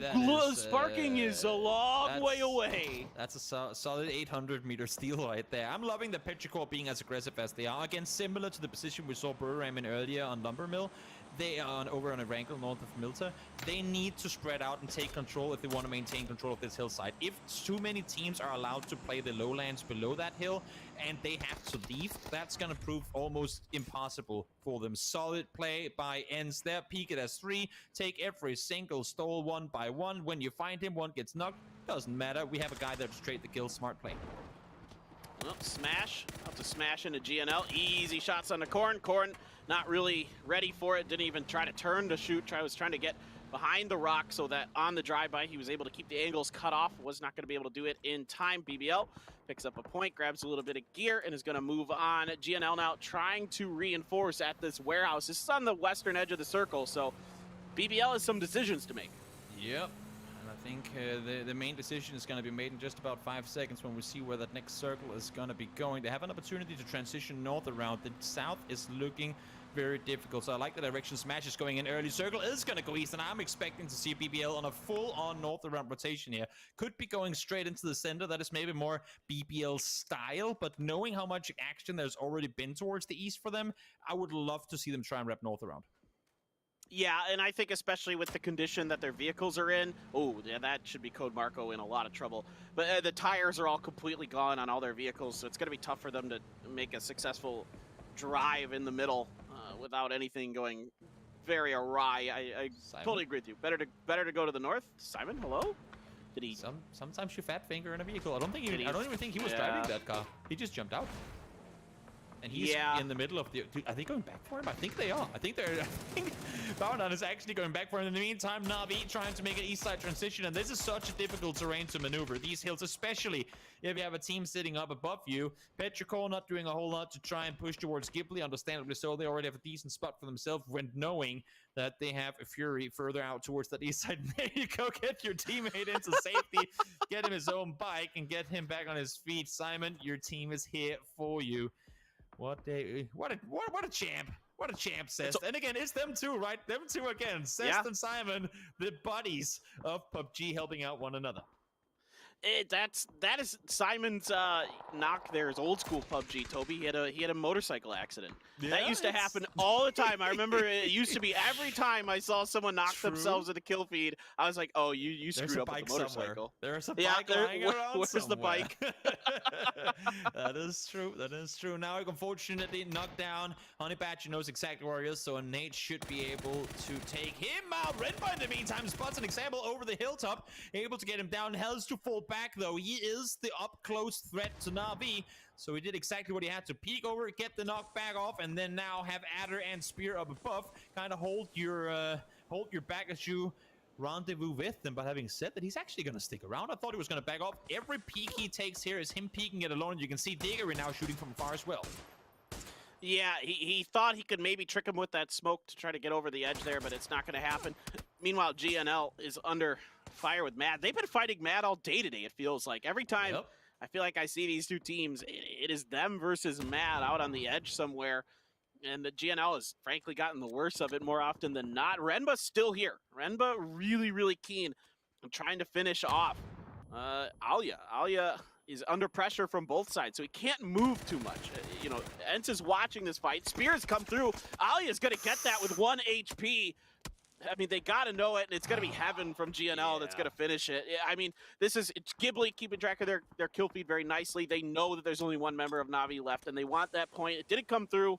They do suffer a knock because of it, but I actually like this from Ghibli. Yeah, too many angles for them to have to worry about there. Smart play to slow it down. Rembo throws a nade, forcing him not to make a move early on, and then sort of wait that one out. We saw Dignitas go down earlier as well. It's really not been their day at all, running from trouble situation into trouble situation really at this point. Teams, in the meantime, playing it slow. They know they have opponents further forward. Soul player on the hillside does have EB and Clip down the hillside, but wants to push forward and maintain the high ground control. Spots one now, opts not to take the shot. Is he going to second time around? Don't stand still, Canaxi. I'm just waiting. This is why you wiggle. This is why you wiggle from side to side to avoid that happening, because you never know when there's going to be a guy behind. Teams, a few shadow boxes coming through there. Secures a knock, and that's a dead Burram player that's most likely not going to get rest here. Yeah, Perfectix tries to get close to Baonan, but it's actually going to be Adder from Ghibli that sees him and shuts that down rather quickly. VP in a bit of a tricky situation out on the southwest edge of the circle. Not much to work with. A lot of high ground that can see you from up there. Flood going to reach out a bit. Take down Page in response to him getting the knock onto Ykikamukau, but Ykikamukau so distended from the rest of Fury here. I don't know if there's much they can do. Oh, look at this Clip and EB peeking on over the top. Spiro, no clue what's happening. Clip with the instant double. Solid transfer. Gets the flush with the bolt as well. Very well executed by Liquid. They heard the commotion down below. They knew there was going to be something for them. Don't think they expected to see two people with their backs turned, but well executed by the double peeking over the top. Hero's gonna grab their teammate, drag him on over to safety. Meanwhile, Mad is getting cut down by GNL. 2Tap able to turn it around. Heaven's weak, but Heaven's gonna be able to win the duel in the end. And just barely, GNL's able to scrape through, being able to out-duel Mad this time around. But both of those teams have lived up to the name of Mad. Mutually assured destruction, no doubt about it, has been the name of the game here. And Heroic out of the frying pan into the fire. BBL's in their face now. Code Marco trying to see if he can stall this push to get the reses out. Here come the stuns. Look at this. It rains down on top of Heroic. Love the immediate response here from BBL. Code Marco up and over. Gets T-Bone. Just no wick. Right up close and personal right now. Easy for Code Marco.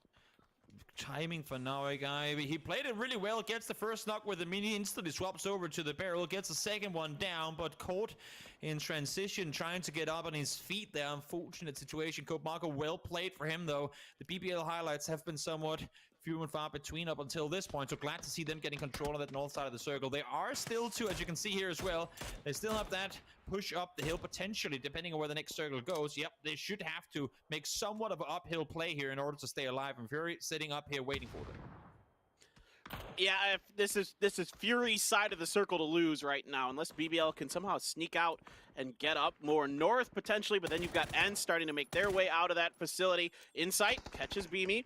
Go for it, the stun, up and over, and it's Ronan on the crossfire. Gonna find Paige. Just Beamy left, very low health. Insight gonna clean that one up. Put a point in the bag for Fury.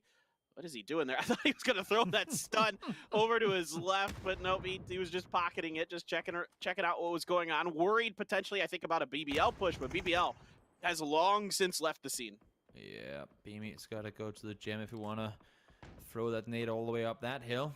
Just gonna give Insight the info that he is still around. Got a one more attack connected. Ronan peeking on over. It's dangerous to tread these areas, though. You could risk falling down. Now he gets the angle on him. 2 attacks coming in. Beamy down to under half HP. Wants to get the knock in return, but it's such a difficult area to be. A nice little wiggle over the top there by Ronan. Secures the kill, and that should be them getting the info that their side of the circle is now safe. VP taken down to Liquid once again. EB not with James this time around, or with Clip this time around, but James instead managed to peek over the side, getting the kill. Zest, you're dead. Yeah, I'm really impressed with Team Liquid to kind of recover from some of those long splits, the early losses they had, losing Mexi to some phenomenal shooting by Noadra from Buriram, and they are able to clean up VP on the southwestern side. Now, look, I don't think they're going to do too much in this game, but they've at least given themselves some hope. They've at least given themselves some points, gotten into the placements as well, but here comes Renba. Up and over quickly, taking down James with that SLR.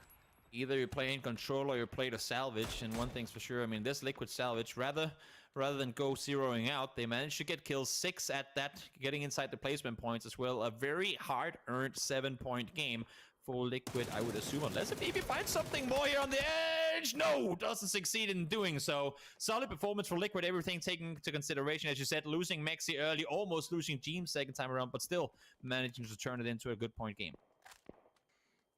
Exactly. I mean, that's one of those rounds where you can at least, say, okay, we did the best with a bad situation. We made the most out of it. A crate is going to be gifted to Ghibli on top of taking control of this spot early on, finding the center of the circle around phase 2 and just, reaping the rewards. Of course, you get that level 3 gear. You get an AUG there for Lambu.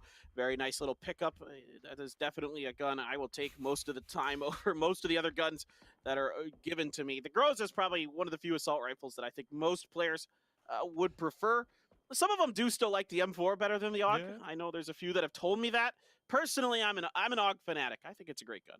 It sure is. When you thought the compound wasn't enough, you get the crate, and now you get the circle on top of that as well. Something tells me Ghibli is in it for the long haul on this one. They sure seem to have invested every single thing they had into it. They've got full control of the compound, but it is a difficult compound to maintain control of, because you kind of have to commit to one side. If you don't, teams are sneaky peekingly gonna leak their way into the buildings, and that's where you can really get in trouble, because if just one fight starts escalating there, believe me, 2 or 3 more teams will join the fun very fast. And to add to your point here, to just kind of put the emphasis on what you're saying, Ghibli's already abandoned the southwest corner of that compound, knowing that what you're saying is completely true, that it is a bit much for a squad, even with all 4 up, to completely control. So right now, their attention completely to the north, and it looks like Adder is going to swing back there for a second, but I think just because no one's pushing there, they're going to take advantage of it. I think they were expecting maybe something to happen at some point, but now they can continue to just plant their feet and just dig in, get a good stance, wait for the other teams to come. And so far today, Toby, Ghibli has played just phenomenal space control, phenomenal defense all day long. They sure have. The only downside was their potential win against Buriram in the end game of that Erankle game. Looking to see them try and...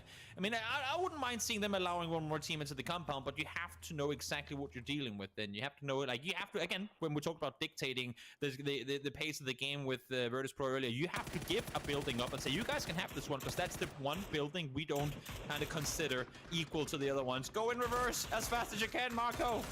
I don't think you're alone for this world anymore. No, inside will find the kill. Third kill for Fury as they make their way further towards the circle. Yeah, once the tires popped and you spin out in the open like that, that is murder she wrote for sure. Over to Pero. Still all 4 up here for Pero. Been quiet this game, only 2 kills, but now all of a sudden my mental calculus for who's going to win this game has completely changed, because Pero 4 up late game on Miramar has spelled wins more often than not for that team. Toby, I think that no matter what happens here, if they could get into phase 7 with all 4, I would put all my money. I would go all in on them for sure. Taking the talking about taking chances and playing the odds here. Let's see. First off, inside making the aggressive push on down. They do not want to have to deal with BB up alone, and they know they're wounded. Both of them gone down. Solid teamwork from Ronan and inside, pushing aggressively down, wanting to deal with the team down below. They secured. Now they can run back up. I'm looking at Petrichor. Yes, and exactly this. I thought maybe they'll use this to try and aggress further forward, and they do not hesitate for a split second to try and gain control to the north. And look at this. They're just able to slip in underneath this hillside. That should give them pretty nice protection. And then they've got the staggered defenses behind it. Couple snipers are going to be watching for them. Ming's the close one. Mamu is on rear guard, watching to see what, the surviving members of ENCE and Balnam United might do. Circle is going to be very much in the favor of Ghibli. So definitely their game to lose, their game to win.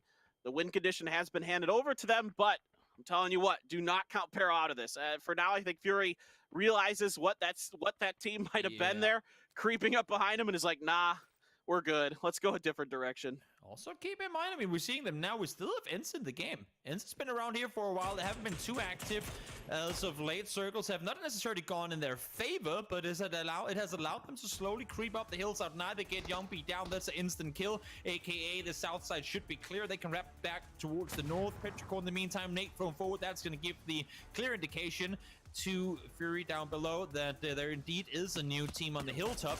They're gonna play it slow down, but here comes ENCE. I was waiting for them to start shooting over towards the north side direction, and now Fury might be realizing that potentially they wrapped down a bit too soon.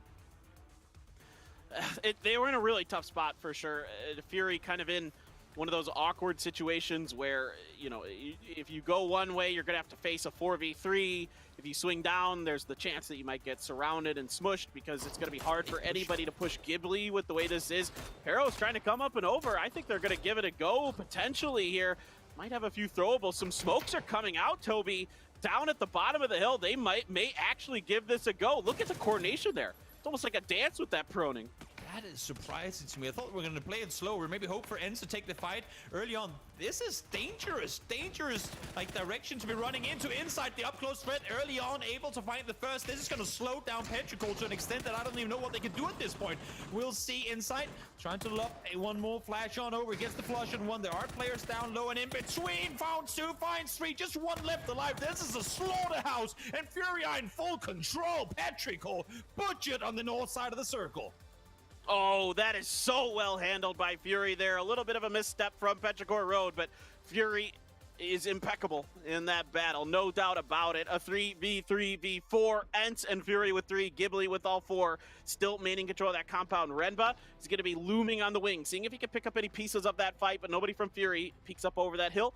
There's nothing for him to be gained off of that. Diggory, in the meantime, keeping eyes on the Fury, seeing what exactly their maneuver is going to be. They still have enough of the circle inside of them, and they are going to keep a little bit there. The middle of it is going to leave that compound, but Ghibli is so close to the center with that compound there on the northern side that it's going to be real tough unless ENCE can get some kind of, backfill onto Ghibli and just kind of kick them in the butt.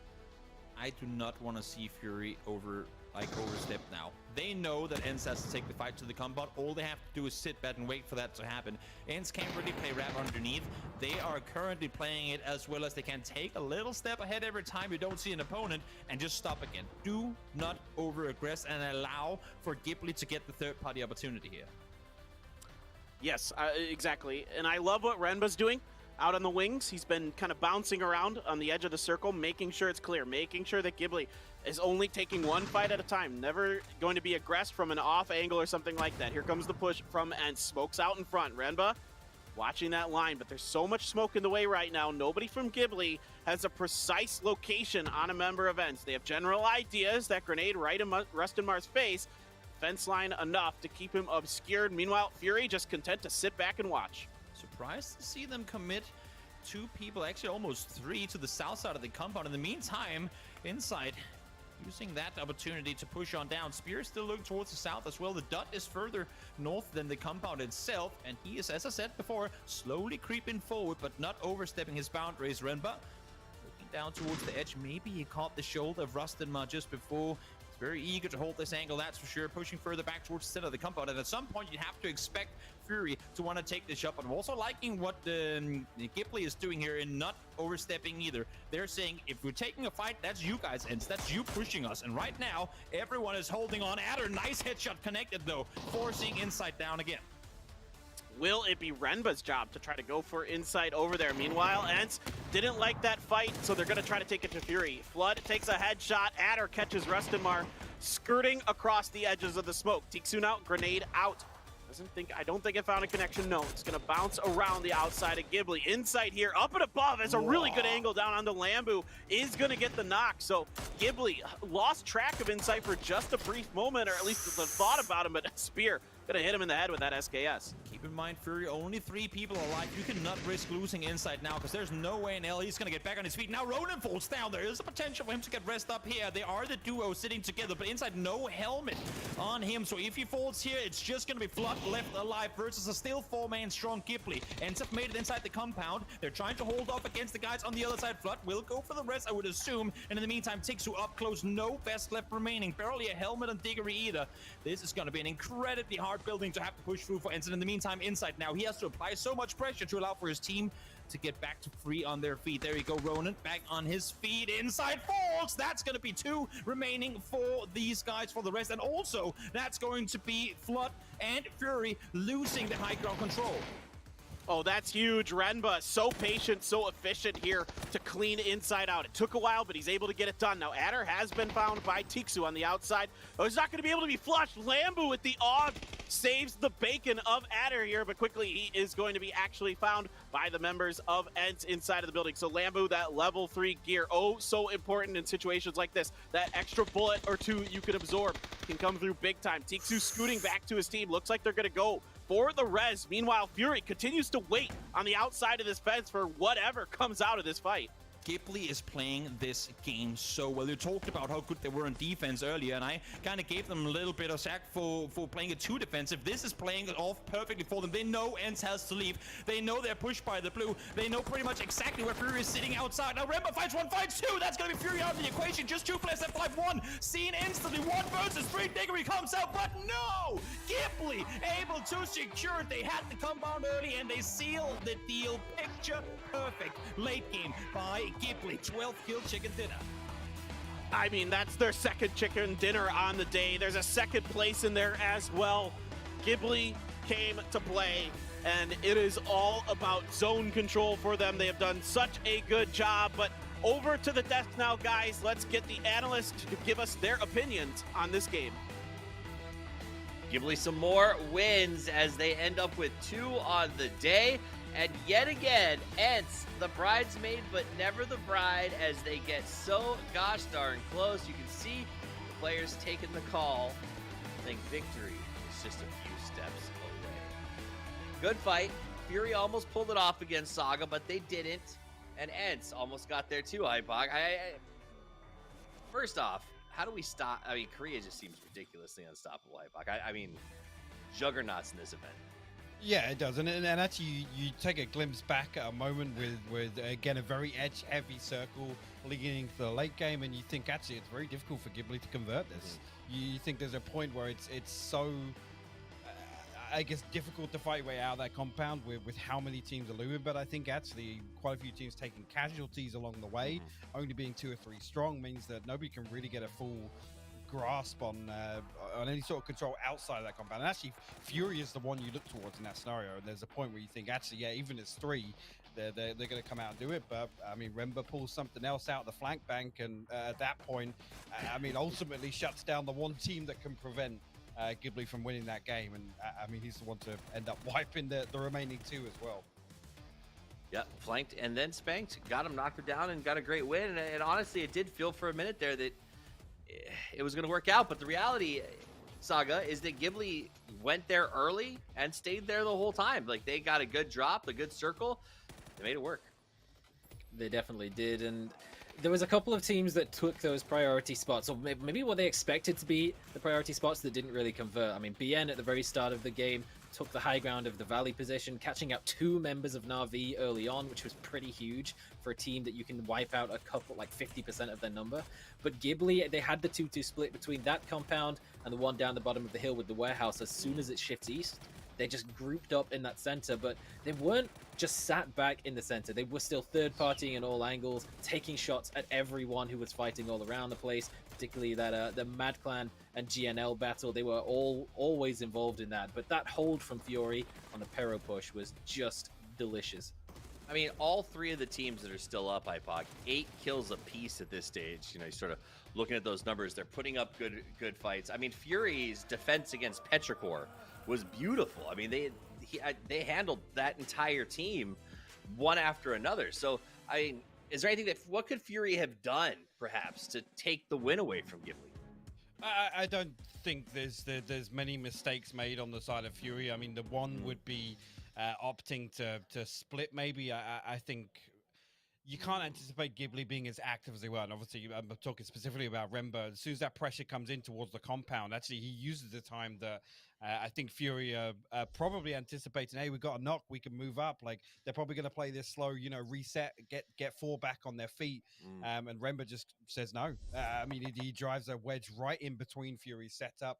And ultimately, I think their demise is kind of overthinking things there on the side of Fury. It's almost like you get the knock, push the compound, find some safety on the wall, clear, ents out potentially, or whoever it be that's outside, and then kind of reset back to a position of comfort. But again, you got to credit the setup from Ghibli, sending one outside and Remba just roaming around meant that Fury weren't able to accomplish that.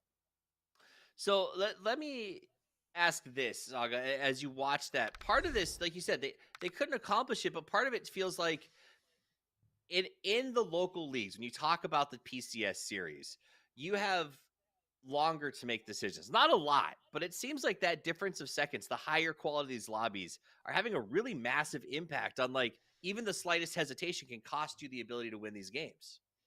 I think the best example of that from that game is when Fury makes that push onto BBL. From the exact same high ground that Pero pushes them from, like, minutes afterwards, they wipe out BBL, and immediately Pero is already on the move to that. There's no hesitation. There's no, should we push this? They're already on it. Unfortunately, it didn't go very well for Pero. There was a bit of third partying coming in from across with Ents as well, but it was really, really well held, with Insight playing that point position up close, catching out the players who tried to wrap down below.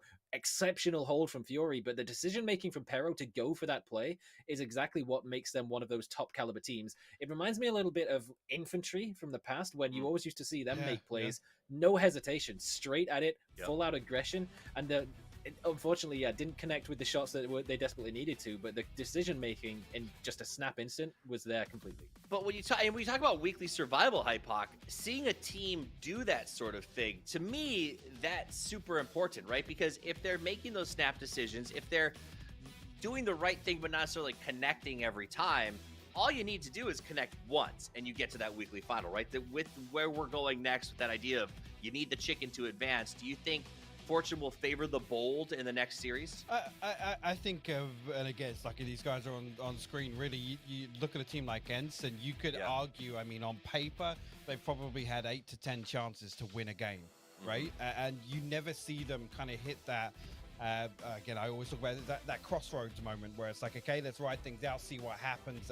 Let's allow things to develop and then make a decision. Whereas on the flip side of that, Circle Post, Petrichor Road, they're decisive. They move pretty much instantly. They have a set plan that's kind of, if A happens, we do this. If B happens, we do this. And straight away, the decision is made.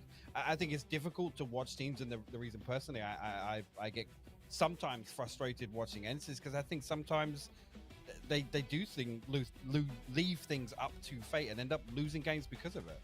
Yeah, I mean, and I think that's one of the keys of PUBG is gather information, comms, and just control your destiny. Don't leave things up to fate. Limit the RNG. Well, something that's go ahead. Sorry, I was just going to say the other thing is, and this is not taking away anything from ENCE, because the consistency is something to really appreciate. But when does that moment come? We still have that other factor. We're still missing that final tick in the box, right? And I think it's the reason it's so frustrating is because you see other teams, fight tooth and nail to make it to late game and actually rarely find success. We look at this now and it's actually crazy to see how many times ENCE are up, they have numbers, and they just fall short of that final hurdle. They've just barely fallen short multiple times, but it is time for the final game of the night about to get underway. Will ENCE finally find the final piece, the ingredient to complete the victory, the recipe for a chicken dinner, or will they continue to go forward? This week, it doesn't really matter. They'll make the top 16, but the reality is we're preparing for the World Championship. It's going to take chickens to get to the finals. And can ENCE put it together? Can some of our other teams rise up to the challenge? We're going to find out right now as we begin the final match of the night. Let's send it over to our casters to close it out. It is Paper Thin and Toby. Thank you so much once again, guys. And yes, indeed, the final game of the day. Can Ghibli string together a third win out of 6 games on the day? I don't know, man. I'll tell you what, I'm really excited for it. But guys, this is PGC 2021, of course, brought to you by Alienware and Toomey, Paper Thin and Toby for the final game of the day. And we have been gifted some phenomenal games here today, Toby. But that ending was something special, I tell you what. Yeah, it really was amazing. I trying to dissect it real quick after what we saw, the only thing I could see, and it was brought up on the desk to some extent as well, the only thing I could see happening different is ENCE pushing the compound earlier, and I was a little afraid. I mean, you said it too, you heard me go when we saw Inside start claiming high ground, but honestly, all 3 teams there, it was so insane how no one was budging. Everybody knew what they wanted the opposing teams to do. None of them did what they wanted the opposing teams to do. And you could just tell constant strategy changes happening all the time and everyone reacting accordingly. If you flip a coin 3 times with, well, I guess a 3-sided coin, that's 3 different teams winning that game. They all played it so incredibly well. Exactly. It just shows you the level of PUBG that we're going to be seeing at this event already, and how good these teams are, how disciplined they are, how smart they are, how just well practiced they are. Everything you could, all the superlatives you could throw at them. Definitely in that game were coming to my mind there. What a fun one, as we do have another center Miramar circle. So we don't get the benefit, Toby, of some of those gross Miramar circles like they saw earlier today. We get some more of the stock standard games, but Diggory is under pressure. This is a Queen and David Bowie song for sure. He is completely done. Ding, ding, ding, ding, ding, ding. Ding, ding, ding, ding, ding, ding, dead.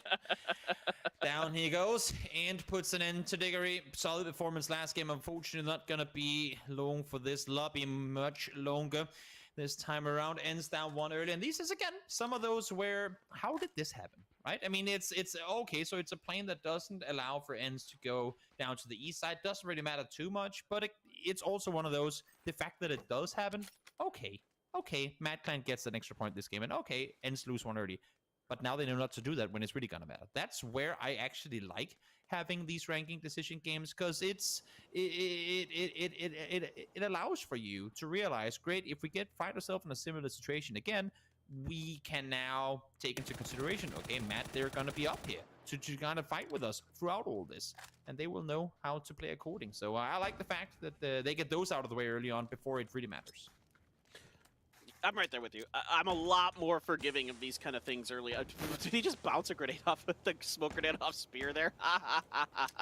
Doesn't matter too much. It kind of almost cuts off Spear's vision, actually. I remember watching Spear having that smoke right in his face as he was waiting for Ensign to come out. Didn't really matter too much at this point. I mean, there's only, one way in or out of this at that point.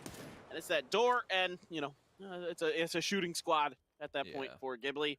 So, yeah, okay, so I want to real quick talk about this guy right here, Renba. This is one of the best players in Korea, has been for some time, made a splash last year when he joined Team Quadro, and they had a run at a couple PCSs, looked really, really strong, and it was on the back of this guy. He is just absolutely phenomenally talented, and you saw there on his roaming, doing a lot of the heavy lifting for Ghibli, clearing the sides, making sure that no one's wrapping from their behind flanks, getting information, doing a lot of really important good things for Ghibli, and then taking out Insight there at the end was so crucial.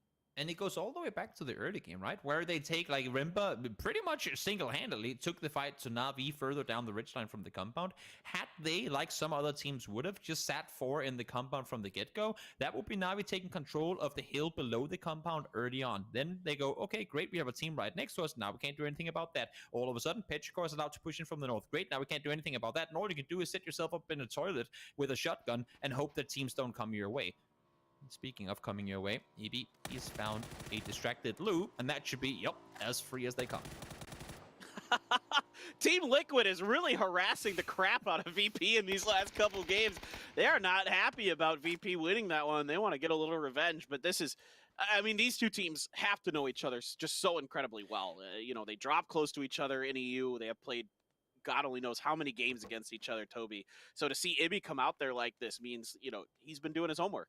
And that's what's fun, right? Because if you go back and watch pretty much all PCS games, Liquid and VP rarely ever fight early. If anything, it's VP taking puck shots at Liquid as they leave Picado. Usually it never happens, but both these teams are now adapting to the global scene and the global meta, and how you can't just play your respective region style of PUBG because there are more different teams in the lobby than there usually are. So they're coming across one another in situations where they usually go, wait, I've played like 200 games against you this year. You would never be here. No, neither would you. And then they can start arguing with one another who has the right to be in that position. And similarly here, EB usually wouldn't make that rotation over the hilltop, but here he does, and it pays off for him. Yeah, and VP and Team Liquid can put their Spider-Man outfits on and point at each other all they want. You were supposed to be here. No, you were supposed to be here. But I think, Clib is almost going to get knocked here by KPI from afar. Capitan doing his damnedest to try to get one in, but not quite able to find it. I think this is kind of interesting in a lot of ways, too, because now this for VP means they have to be a little bit more aware of Team Liquid reaching out on certain situations, on certain plane paths, and that means that could slow up VP rotations. Also, it might encourage VP to try to do something similar to Team Liquid, where they try to, punish some of the edge drop locations that Team Liquid might want to take. Yeah, we'll see now. Perfect X again. Virtus Pro, sorry, not a team that usually likes to fight early, and I'm thinking Perfect X, yep, he's gonna bounce out this one. Doesn't want to push into that compound, and understandably so. Doesn't know exactly where his opponent is residing. Knew he had a couple attacks on him, but is there one, is there two, is there potentially even 3 opponents inside that building? He simply doesn't know, so no reason to risk it for a potential kill with such a big risk of you going down in return. Yep, I think that's definitely one of those discretion is the better part of valor situations. This looks familiar. I think we saw a certain VP player up here last time when it was Deva down by that tree, but BBL, yeah, okay, they remember, or somebody knew. How much money would you put on Code Marco thinking James' Patulans right now? A lot. Because that's what I would have assumed that was. They've got to be convinced that this is VP right now. Because I mean, we do see other teams utilize the same strats, obviously. But this early in a game, having a player up there, BBL thinks, guys, okay, so we saw Liquid take out a VP player earlier. There are only 3 players alive. If we push, we have a good chance. Whenever they realize it's Liquid, it's like, wait a minute, you're supposed to be Virtus Pro. Then we get the Scooby-Doo, situation where they take the mask off. It was Team Liquid all along. Exactly. I love it. More Cartoon Network references, please. I know. Yeah. Okay. I've got plenty of them. Don't worry. We'll get some Dexter's Laboratory references eventually. But I love it. Look, I think this is so fascinating to me, Toby, because there's a lot of EU teams in this lobby and they drop really close to each other, and they're butting heads early here, trying to kind of eke out every advantage that they can. And it's kind of fun to me, mainly because I thought coming into both yesterday and today that this would actually be a benefit for the EMEA teams, given that, okay, so, I mean, we know it's global lobby and there's a lot of elements you can't necessarily completely prepare for, but at least, hey, 5 of your opponents are going to be from your region, so at least you know what they're planning on doing. But because every team is trying to adapt to what's going on with the teams that they don't necessarily know that well, or at least haven't played against as much, even the teams you think you know what are doing things differently. So you're coming into a game expecting certain things to happen in a way, and even they don't go your way. So you're kind of at a worse, like you're even more at a disadvantage had it just been everyone being a sort of random factor. EB opting to stick with the M4 in this one rather than taking out the DMR. Simon is alive for now. That nade, oh, just short. Is it possible for the grenades to fit in between the metal roof shack there? You see on the backside of that one that Simon's in, is it actually theoretically possible? I don't know. I can say I've never seen it. I will go into a game after we're done here, unless if someone in chat is already doing that, and I will test it out, but I do not believe it's possible. I'm looking at it now. I do not see a nade being able to fit through there. But boy, if it could. Can you imagine? It's just like when... God, was it Renba or EM that bounced one off the hood of a car? Yeah, I remember that. That was absolutely insane. That was absolutely insane. But I mean, at least from that direction, I don't think it's going to be possible, mainly because of the... Wait, can you vault while you're carrying in a person? I take that as a no, because you probably would have. Think so? Yeah, I was going to say, I don't think so. I'm actually unsure. Ooh, I'll get into safety. Able to get him. Yes, rest and right by the window. He does have at least a flash up there, so that's all right. I'm pretty sure you can't vault when you're carrying people. I feel like that's I'm supposed to. I feel like it shouldn't be possible. Let's put it that way. How about that? Oh, that's a fun shift. Little spicy one to finish off the day. Look towards the west side right now, everyone. Plenty of space, but really not a whole lot of useful real estate, which means we're going to be pushing so absurdly many teams out to the eastern half of this next circle, simply because they know, oh, wait, if we can get over there, we're probably going to be late because those 1, 2, maybe 3 positions you can actually play are going to be taken already. So a lot of teams are going to be opting to go east. And I predict it to become a bloodbath. Ronan, Fools, Noadra, Freebie. Dude, Noadra is just out of his mind right now. He, like, these early game situations, he just is just wrecking people's days, just putting them right in the lobby. Now Canaxi's going up against Petrichor Road here, completely separated from most of the rest of his team other than Godmeow. He's going to get 1. Can he get 2? No. Mills able to trade him out, but here comes Godmeow. Axleft is going to clean out Canaxi. Now Axleft looking to finish off the last member of Buram that's here. Edie is quick on the rotation, though. He has gotten in the vehicle. Noadra as well, circling around, trying to see if he can pull off some more of that drive-by magic. Mamu in response, but it's not going to be good enough. It's Edie who's going to do this. Look at this. This is like... this is like watching an old Western movie where people are circling with horses. Is it from the Lucky Luke movie where they're like the Indians are running around, or the Native Americans are running around the cowboys that are running around the Native Americans that are running around the cowboys? I think that's one of those old movies. Noadra making the push on down now. In the meantime, BBL thought they were safe in making the push down here. Not gonna work out for them. A little preemptive from the push, and from afar, Clip with the headshot all the way uphill towards the west, finds it and allows for a little bit of a breath of relief for Buram in the compound. The Team Liquid's being so proactive in this game. Batulins is going to find Quizzy out in the open. That's a pretty easy finish for that player. But Team Liquid's taken the VP role at this one, right? Yes, thank you. Thank you so much for noticing, because that's what I wanted to say. Look, for anyone watching the map right now, look at where Batulins is compared to his teammates. He's sitting far west with the bike, trying to scout for his team for the circle to come, because next circle is going to be crucial. In the meantime, well, now James is leaving the hillside, but he was doing the exact same, but not to look for a place to rotate, to look to make sure that no one came in from behind. These high ground positions are... I want to say Batulins kind of came up with that whole meta. At least if it was done before, it was done by very few, and I wouldn't be able to remember who did it to the same extent. But they can grant you so much info, and what James and Batulins are doing right now is something I expect to see after this tournament is over and everyone goes back to the regions. At least 1 or 2 teams do every game on Miramar from every region. Yeah, I mean, I remember a time where, in at least Asia, where, like, when Star-Lord was back on VSG and Active Stars Red, where he would do kind of similar things, but in a very different manner. He would get up on those high ground informations and get info, but it was for slightly different purposes. It wasn't to watch the backside. It was usually to lead the way, right? It was to kind of push forward. But these days, yeah, you'll see the 3-1, 2-1 splits. If you only have 3 players like VP does, where they get up on these high grounds and watch them. And yeah, but 2-1s, I mean, regardless of whether it was him who came up with it or not, he's in the right places at the right times more often than not, and that's why VP has so much success. I'm pretty sure Batulin's from where he was just before can probably even he can probably scout the Ghibli compound from where he is, both of them, honestly. If he has an 8x on that, look at this. Look at the vision he has. Over in that, thank you so much, Observers. I know you're in Korea and you can't hear me, but thank you. He can see both, like, he can see this rotation happening right now and give the info across. If they're fast, I'm looking at the map right now. If they're fast, they might get it. Issue is, I think Bound heard this happening as well, and they're gonna steal the compound away. So teams closer will, of course, get the upper hand in the rotation game, but the fact that you can give that much info across is crucial for teams to make those difficult rotations. The real question is what is he going to see of Navi's movement? I see him looking in that direction. Or is GNL as well kind of peppering the backside of Navi just a bit? But yeah, does that answer your question? Yes, it does. That is 100% just Batulin's feeding info to Spyro and just giving him an easy kill. This is, yeah, it's fun to watch this kind of PUBG.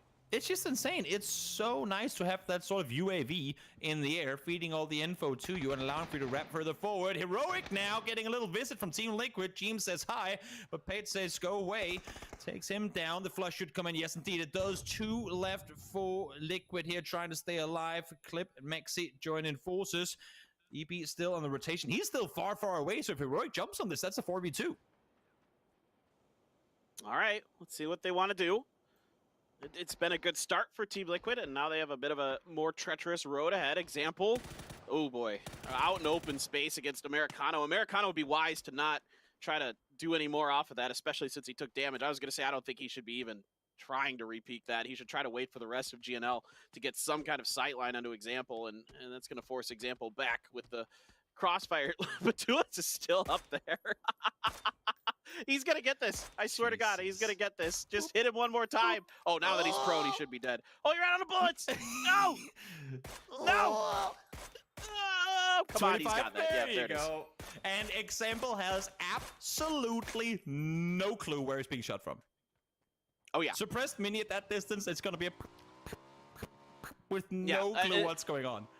The only information you have is the bullets that are hitting the ground. If you're lucky, you can kind of tell where they're coming from. That's when it. he sees the kill feed, he's gonna go, oh, you're up in the mountain, aren't you? You stupid. Swear word. Something in Russian that I don't know what is. We won't say it. We won't. We'll let your guys use your imagination for that one. EB, realizing that he ain't gonna be able to unite with his teammates, opted to go elsewhere, taking the compound that BBL died in before to Bound, and now realizing that it's on his own. He's gonna sit tight for a while. Hopefully for him, somehow his teammates can get to him, as this circle actually does go up in this direction. So he'd be going, guys, what are you doing in San Martin? Why didn't you just come up here to begin with? Yeah, duh. Wasn't it obvious? They're gonna have to get through Heroic, potentially, maybe even GNL, to regroup with Ibby. Fury, in the meantime, has a really, really nice spot and a pretty easy rotation to group up with YK Kamukau, and the sooner they can do this, the better. It's likely that eventually somebody's gonna put pressure on that compound, potentially. We haven't seen it too much today, though. We haven't seen a lot of crashes. We haven't seen too many teams really just make a go for it like you would see often in the chicken dinner format, because at some point, you know, there's really no other reason not to. It's better to just go for it instead of dying a slow death on the edge. Perfectix, pretty good opportunity here against GNL. The opening salvo does a little bit of damage, and if he can find that grenade, should be a knock. He is all alone right now, though. But look over on the other side. Spiro is there for the assistance. Nice off angle to position himself in. does still have an Navi player down towards the south side of Mercado. Now realize, oh my lord, we're caught in between multiple players here. Batulin's still far up towards the north. Again, making sure no one's wrapping in from behind. The worst thing that can happen to you when you're in these sort of positions is to get backstabbed. And Batulin's is right now playing the backstop to make sure that's not going to be a case whatsoever. In the meantime, Perfectix using all his utility to try and see if he can find something more down here. I mean, all of this ability of VP to do what they're doing is because of Batulin's positioning, because of some of the kills he got, the space that they're able to clear, safely push forward, and knowing that nobody's going to be behind them. And that allows Perfectix to take this essentially a 1v3. I think Jin only has 3, if I'm not mistaken. And so, you know, GNL doesn't have much recourse because they're not sure what the situation is. Over on VP side, they don't have the info, they don't have the intel that VP does. So VP is able to kind of do what you were talking about earlier, Toby, where you can fake having more players in a position than you actually do. No, well, not a whole lot of players from Dignitas making this play, and I'm afraid that Mad Clan saw the vehicles coming in. Nice!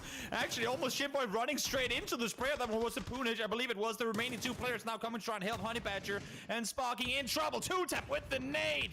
Takes one down, and this is kind of just showing the day for Dignitas. Every single thing they've tried, whether the idea was there or not, the execution just hasn't been there. When you try and make these plays, either you push as 2, and then you have the other 2 guys hold, or you push as 4 and hit it at the same time. Here they push as 2, the other 2 guys are still in the vehicles. They don't reach the compound at the same time, and it's an easy 4v2 followed by another 4v2 for them. Beamy, a little revenge. Now we shot him earlier, now we can shoot him in return. In the meantime, Ghibli trying to hold off against Burram. Yeah, Ghibli took center circle, but the hard shift away from them has made it a rather challenging proposition now. And yeah, I was about to say, Mad, they waited a lot longer at that gas station than I think most teams would. I suspect that's a big part of why Dignitas crashed it. I don't think they were expecting someone to be there, as the circle was literally closing in on that point right as they arrived, basically. But Mad, kind of recognizing that they were in a tough spot, decided to wait it out, see if they can, squeeze out some extra kill points, and they're able to do it. Wait, did Naui die to blue? Oh, it must have been a DC, because I saw him crawling on the minimap too. So maybe actually an intentional team kill that time around. Don't want to give the points away to opponents. Renba will fall, so Ghibli's success streak ends short here today. 12th place for them, but what a solid day it's been for Ghibli overall. Oh yeah, absolutely incredible day for Ghibli. A pretty good bounce back day compared to the previous one. So it's been a good day for Korean teams in general, with Genji and Danawa earlier really strutting their stuff, and now Ghibli coming through. And I can tell you from talking to some of the teams and players behind the scenes, there's a lot of, obviously it's the Global Championship. Of course, you're going to put your best foot forward. But on top of that, China's dominated the PCSs. Korea hasn't been able to show at the big events. Yeah, Genji had a pretty good run at PGIS, but a lot of these teams are motivated to really, show that Korea is still the region to be feared and respected the most in competitive PUBG, the region that, they want to be the top in all of the world. Let's see. Does the retaliation commence? Indeed it does. Before James fell to the trap from Heroic. Now, at least for now, Beamy falls to the trap from EB. Let's see if more is going to come off of it. Ring around the Rosie. We play. EB comes around the side. The audible cues ain't there. And 1 for 2. So far, EB finds himself the double. And the worst thing is, T-Bone ain't really there to do a whole lot of helping. He kept on driving, now realizing that there was a rat behind them. Double kill secured for Ibiza. And T-Bone is going to have to make a run forward. All right, well, I don't know what Captain can do here. I think that grenade's for himself. Indeed. I'm no longer for this world. Capitan. Yeah, I am. Oh, goes. Capitan. My Capitan. Not much left for him to do, to be frank. Korn now sees Ibiza across the street, but Ibiza's able to get to that rock. Batulins now hits the backside of GNL, and some more good shooting from him. He's going to get a knock onto Americano. Perfectix trying to get around the corner. See if he can do some more damage. Spiro as well there. Grenade out. Right into Tosi. Yeah, I mean, this is so well coordinated here by VP right now. GNL might just fall apart. They waited. They waited because they knew GNL is going to look south to get free kills from people getting out of San Martin. We saw Batulin spot one, not shoot initially, say, you know what, we'll wait till they start shooting the opposite direction, and then boom, we'll initiate. Somehow, Spiro brought his Hurt Logger outfit there. Didn't take more than 53 damage with that nade. Looked like it exploded straight in his face, but managing to wrap around. Let's see where this next circle is going to take us. Fury still sitting center. They're going to be on the edge in this rotation. But Tulins and VP, you might be best off backing off of here. Yeah, it hasn't gone so well. Now Spyro's been knocked from Tosi's grenade. Tosi looking to cook one more. That one's too far.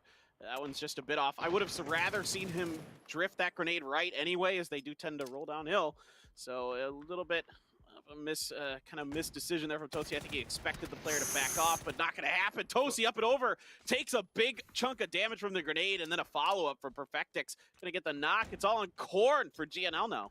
Patulins needs to get down here to try and help out his teammates. Tries to wrap down. He might be too slow. That flash should be right on the money. And yep, can't see anything. He folds. Corn, nice double to get down Perfectix there. In the end, they will survive. And similarly to what we saw earlier, it's been far and few with the highlights coming out of GNL today. But finally, something going their way. Yeah, it was a good little fight. I thought VP picked a good fight at a good time and just slightly able to recover better as GNL. It's a good ability to do that. Now they can reset, try to find some way somehow to get into this next circle. It's going to be rather challenging. AAP pinned out on the edge by Ents here. Ents reinforcements coming as well to try to secure this spot on the circle. AAP, it's been a rough go of things today, no doubt about it. They're on the bottom of the leaderboard, but opportunity to turn their fortunes around right here. Cobbs smokes out, trying to cover this front line here. AAP and Ents both inside of the circle. Ents are going to be in trouble here. If they don't realize that GNL has come up behind them, I'm not sure if they're within vision or if the ridge is going to grant them some sort of cover. But Rustenmar might get shot in the back here, not realizing that the position they just left have been taken over by another team.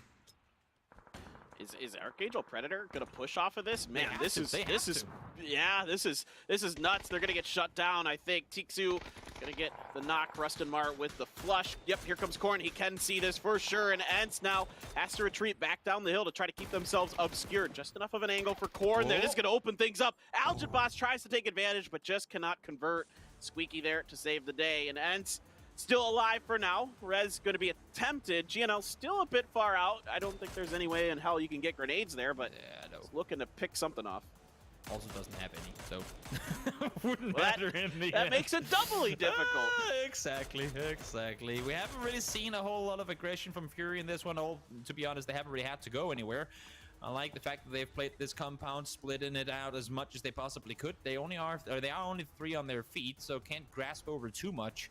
Here now, of course, as the fighting dies down, I think everyone at this point, 14 seconds to go, and we'll try and see who gets blessed, because no one's got center control. I kind of want this one to just hard shift southeast. Force everyone out on the pancake. Don't allow for anyone to have other cover than what they provide themselves. Yeah, it would be pretty gross. I mean, but it would be the fairest circle. Aww. Nope. Just right to Fury. No, there is a crate there for Zest. I mean, you got that going for you, which is nice. And it's a Groza.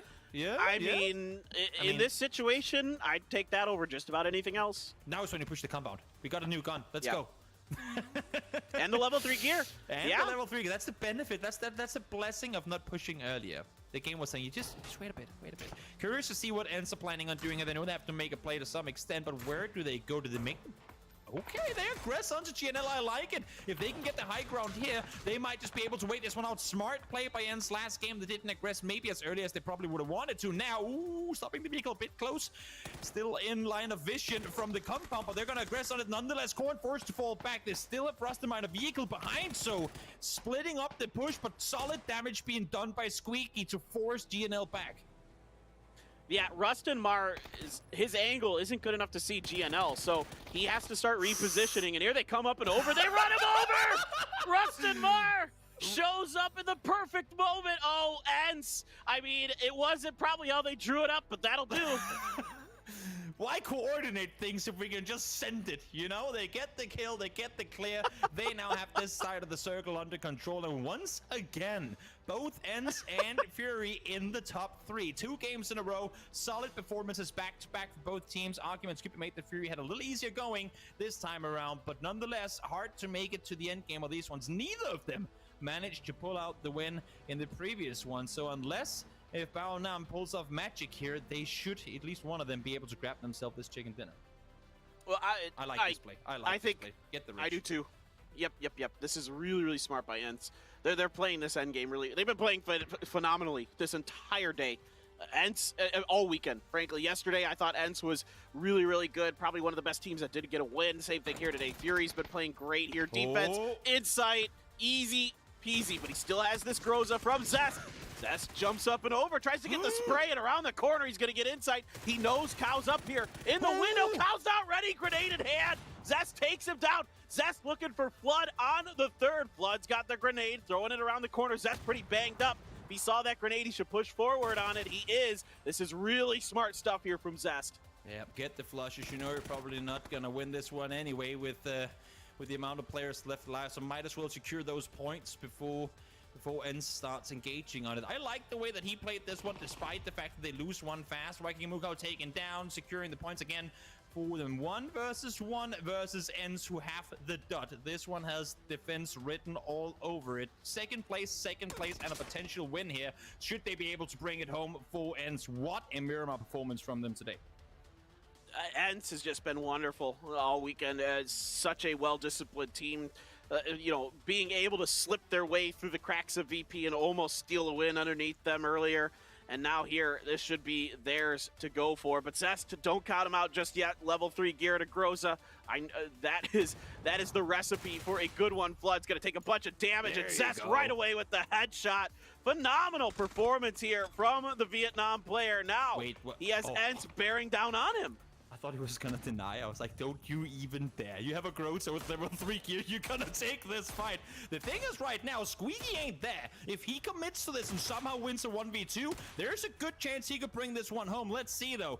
The more time he spends waiting right now, the more difficult it's going to be now, down to 35 HP. Squeaky is sprinting. He wants to get to his teammates. They know that there's a Groza to be dealt with. Get the distance. Back off of the combo. Not going to matter. Rustenmar seals it. Back-to-back second places, followed by a win. ENCE finally bring it home. Oh, ENCE just so good today to avoid any knocks even from that Groza. Very impressive. Zest really putting on a show there, taking down Fury. What a maneuver from him, and just great timing on some of those peaks, and catches Waikikimukau out on the windowsill. Awesome stuff here from them. But guys, that is going to do it for us here today. We have a little bit more for the desk to break down, and then we are out. So desk, take it away. Nice and slow as it's easy for ENCE. They come out with a win. I'm going to be honest, you two. I was kind of hyping up this will they, won't they thing before this game. And I didn't fully believe that they were going to pull it off on the last one, but they do. It's about time, though, Hypoc. I mean, this has been coming, and they finally close it down. Hey, all the hard work I've been doing, willing this into existence now, and it's this of all the games, right? Actually, you look back at this one, you think probably this is one of the hardest ones for them to convert, to get across the line. You could maybe credit a little bit to some Groza play at the compound, maybe I guess relieving some of that pressure or some of the possibility of it not going their way, but finally ENCE convert, and it feels good to watch that one after seeing quite a few that weren't so good to watch. Absolutely. No, ENCE justifies the means. They come out with a good fight throughout the day. As we're waiting for, Saga, I mean, that's kind of the nature of PUBG, right? Like, you just keep putting in the work, doing it your way, and eventually it lines up. Yeah, for sure. It's like watching 8C spray down 3 people out of a car and then Batoons just steals all the kills. Like, it's so hard to do all of that hard work and get so close and then just fall at the final hurdle. And it's got to be a confidence booster for ENCE, because again, that's got to have been like playing on their mind a little bit, where they're getting so close constantly but never quite able to close it out. The fact that they've actually got it done now has got to be a bit of a boost coming into the weekly survival. And even for BN, for Fury, yeah, it sucks that they weren't able to close this one out. Zest went absolutely off with that Groza. Like, he 1v3'd once, there was a good chance he was going to do it again, but wasn't to be. But still, both of those teams have picked up wins so far throughout the week, at the very least, so they have that to lean back on. And definitely, if we look at the overall standings, things much more varied on this side, this particular set of groups that we've had today. There's going to be a whole lot of teams that we've just witnessed 6 games of in the top 16 by the end of the day. Absolutely. I mean, you're not fully wiped unless you're Zest fully wiped, and he used that Groza against Fury in ways that I don't think Fury knew was possible. And it was huge. I mean, that really did open the door for ENCE. I mean, There was a little worry there for a second, Hypok, when we saw Squeaky running around in a field with a pan. And like Seriously? When you see in the kill feed that Zest is just having his way with with Fury at the compound, like, and then you cut to Squeaky, he's spamming the Mini 14, he's got a pan in his hand. I was like, please. I almost wanted Zest to go in 1v2 at the compound. Like, that would have been the most poetic ending after Ence's journey so far, but yeah, it wasn't to be. Would have been a bit of a serves you right, but Zest, he get 6 kills on that one. He played a heck of a game, but obviously it was not meant to be. Ram with 4, Ibiza with 4. Liquid also has been pretty consistent, as is Fury. I mean, Fury, okay, rephrase. Fury has been consistently up and down. They're like a weird yo-yo saga, but when they're good, and when they're bad, geez, they're bad. Yeah, welcome to OCE, baby. That's how things go around here. It's like every team you watch is a DA. It's like you're either 16th with 0 kills or first with 16 kills. There's not really much that comes in between. But when this team is on form, Flood, the world's best 13-year-old, look at the damage that he's able to pump out when he's able to get in these positions. It was a weird one for them to have found that position even in the first place, right? There's 2 teams that were holding splits in that center. There was Ghibli that vacated the premises, BN backfilled into them, and Ghibli had some massive regrets. And then Archangel Predator left the compound, left that area that Fury came from north of water treatment and just rotated in. Cal was driving around it. He was going through pre-firing every single quarter. You could see it on the minimap, and he's like, wait, there's nobody here at all? Like, this place has been free for 3 circles and no one has taken it. So the whole rest of the squad just came in, and that's sort of, I mean, both of those 2 teams who backfilled ended up in the top 3, and the teams that vacated those positions early just got sort of the rug pulled from under them on the zone shift that went back towards the west. Can we also talk about Ence's push up that hill, Hypok? I don't think they had any business being in the final 2. With the way that they did that pull-up, like, the shooting was fun. I mean, Ence earned this every step of the way, and now they finish at 104 points. Is that consistent enough for you? It may a little bit. I mean, it's 51 on day 1. They missed the mark a little bit by 3 points. That's disappointing. No, I'm joking. To see this, I mean, I used the phrase "slow and steady wins the race." Again, they top a lobby. You can't really fault them for them. And actually, the biggest concern for me coming across, when we have that slight variation in terms of qualification, is we've now seen them close out a game. That's the final tick on the checklist now. I hope potentially that might spark a step change, and we see Ence maybe convert, maybe a 75% top 4 ratio into wins. Then we're looking at a very, very scary Ence. Yeah, I think that's the key. Is Ence has shown us that they can put those points on the board as long as they can make it to those weekly finals. And I think we've seen that from a couple of teams. We've seen that from Liquid. We've seen that from Fury. A lot of these teams that are sort of playing that mid to late game action, but necessarily aren't closing out as much as they can guarantee they're going to pass to that weekly final. We got one more day of play where we keep this group stage thing going. Our team's going to start looking towards those weekly survival matches. Is the reset going to start to happen for some of these guys who are in the top 8 right now? What do you think about that, Saga?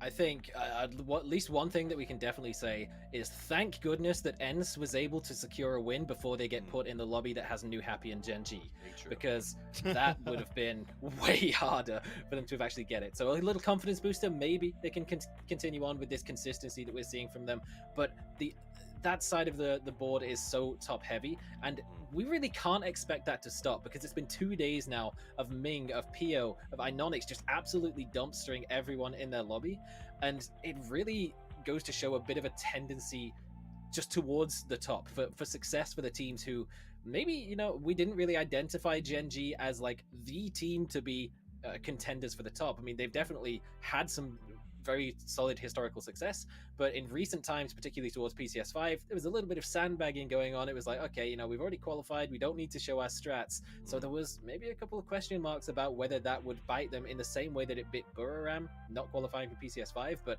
that is not the case at all. They are coming out looking ridiculously strong, and it'll be really interesting to see whether or not people can still be consistent against that level of opposition. You brought up that level of opposition. Gen G, we saw them on the kill leads. PO and Inonix are... Honestly, I haven't seen a 1-2 punch like that since Tyson dropped Butterbean in the first round. These guys know how to throw down. They win their fights every single time. I mean, Hypok, you think of another duo that we've seen in the recent past, or even the history of PUBG, that was as effective and brutal as these two? I honestly can't. They are honestly just in a league of their own, quite frankly. And it's a joy to see them maintain that. I think that's been the story since we've seen them kind of unite as a duo, and it's kind of crazy to consider. It absolutely is. You know, we're getting close to the end of this thing. I want to make sure I have time for you guys to get your final thoughts out as we get ready to go into the last day of ranked placement. We'll start with you, Saga. Final thoughts, takeaways, things you're looking forward to tomorrow, maybe? As the APAC guy on the desk today, I am so happy with the way that they have performed, and I really hope that they can carry on that same level of performance.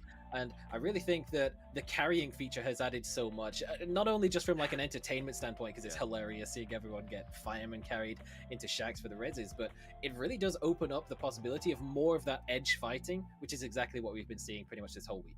Awesome. I don't know if you said reses or resis, but I hope resis is what you went with because it makes me chuckle.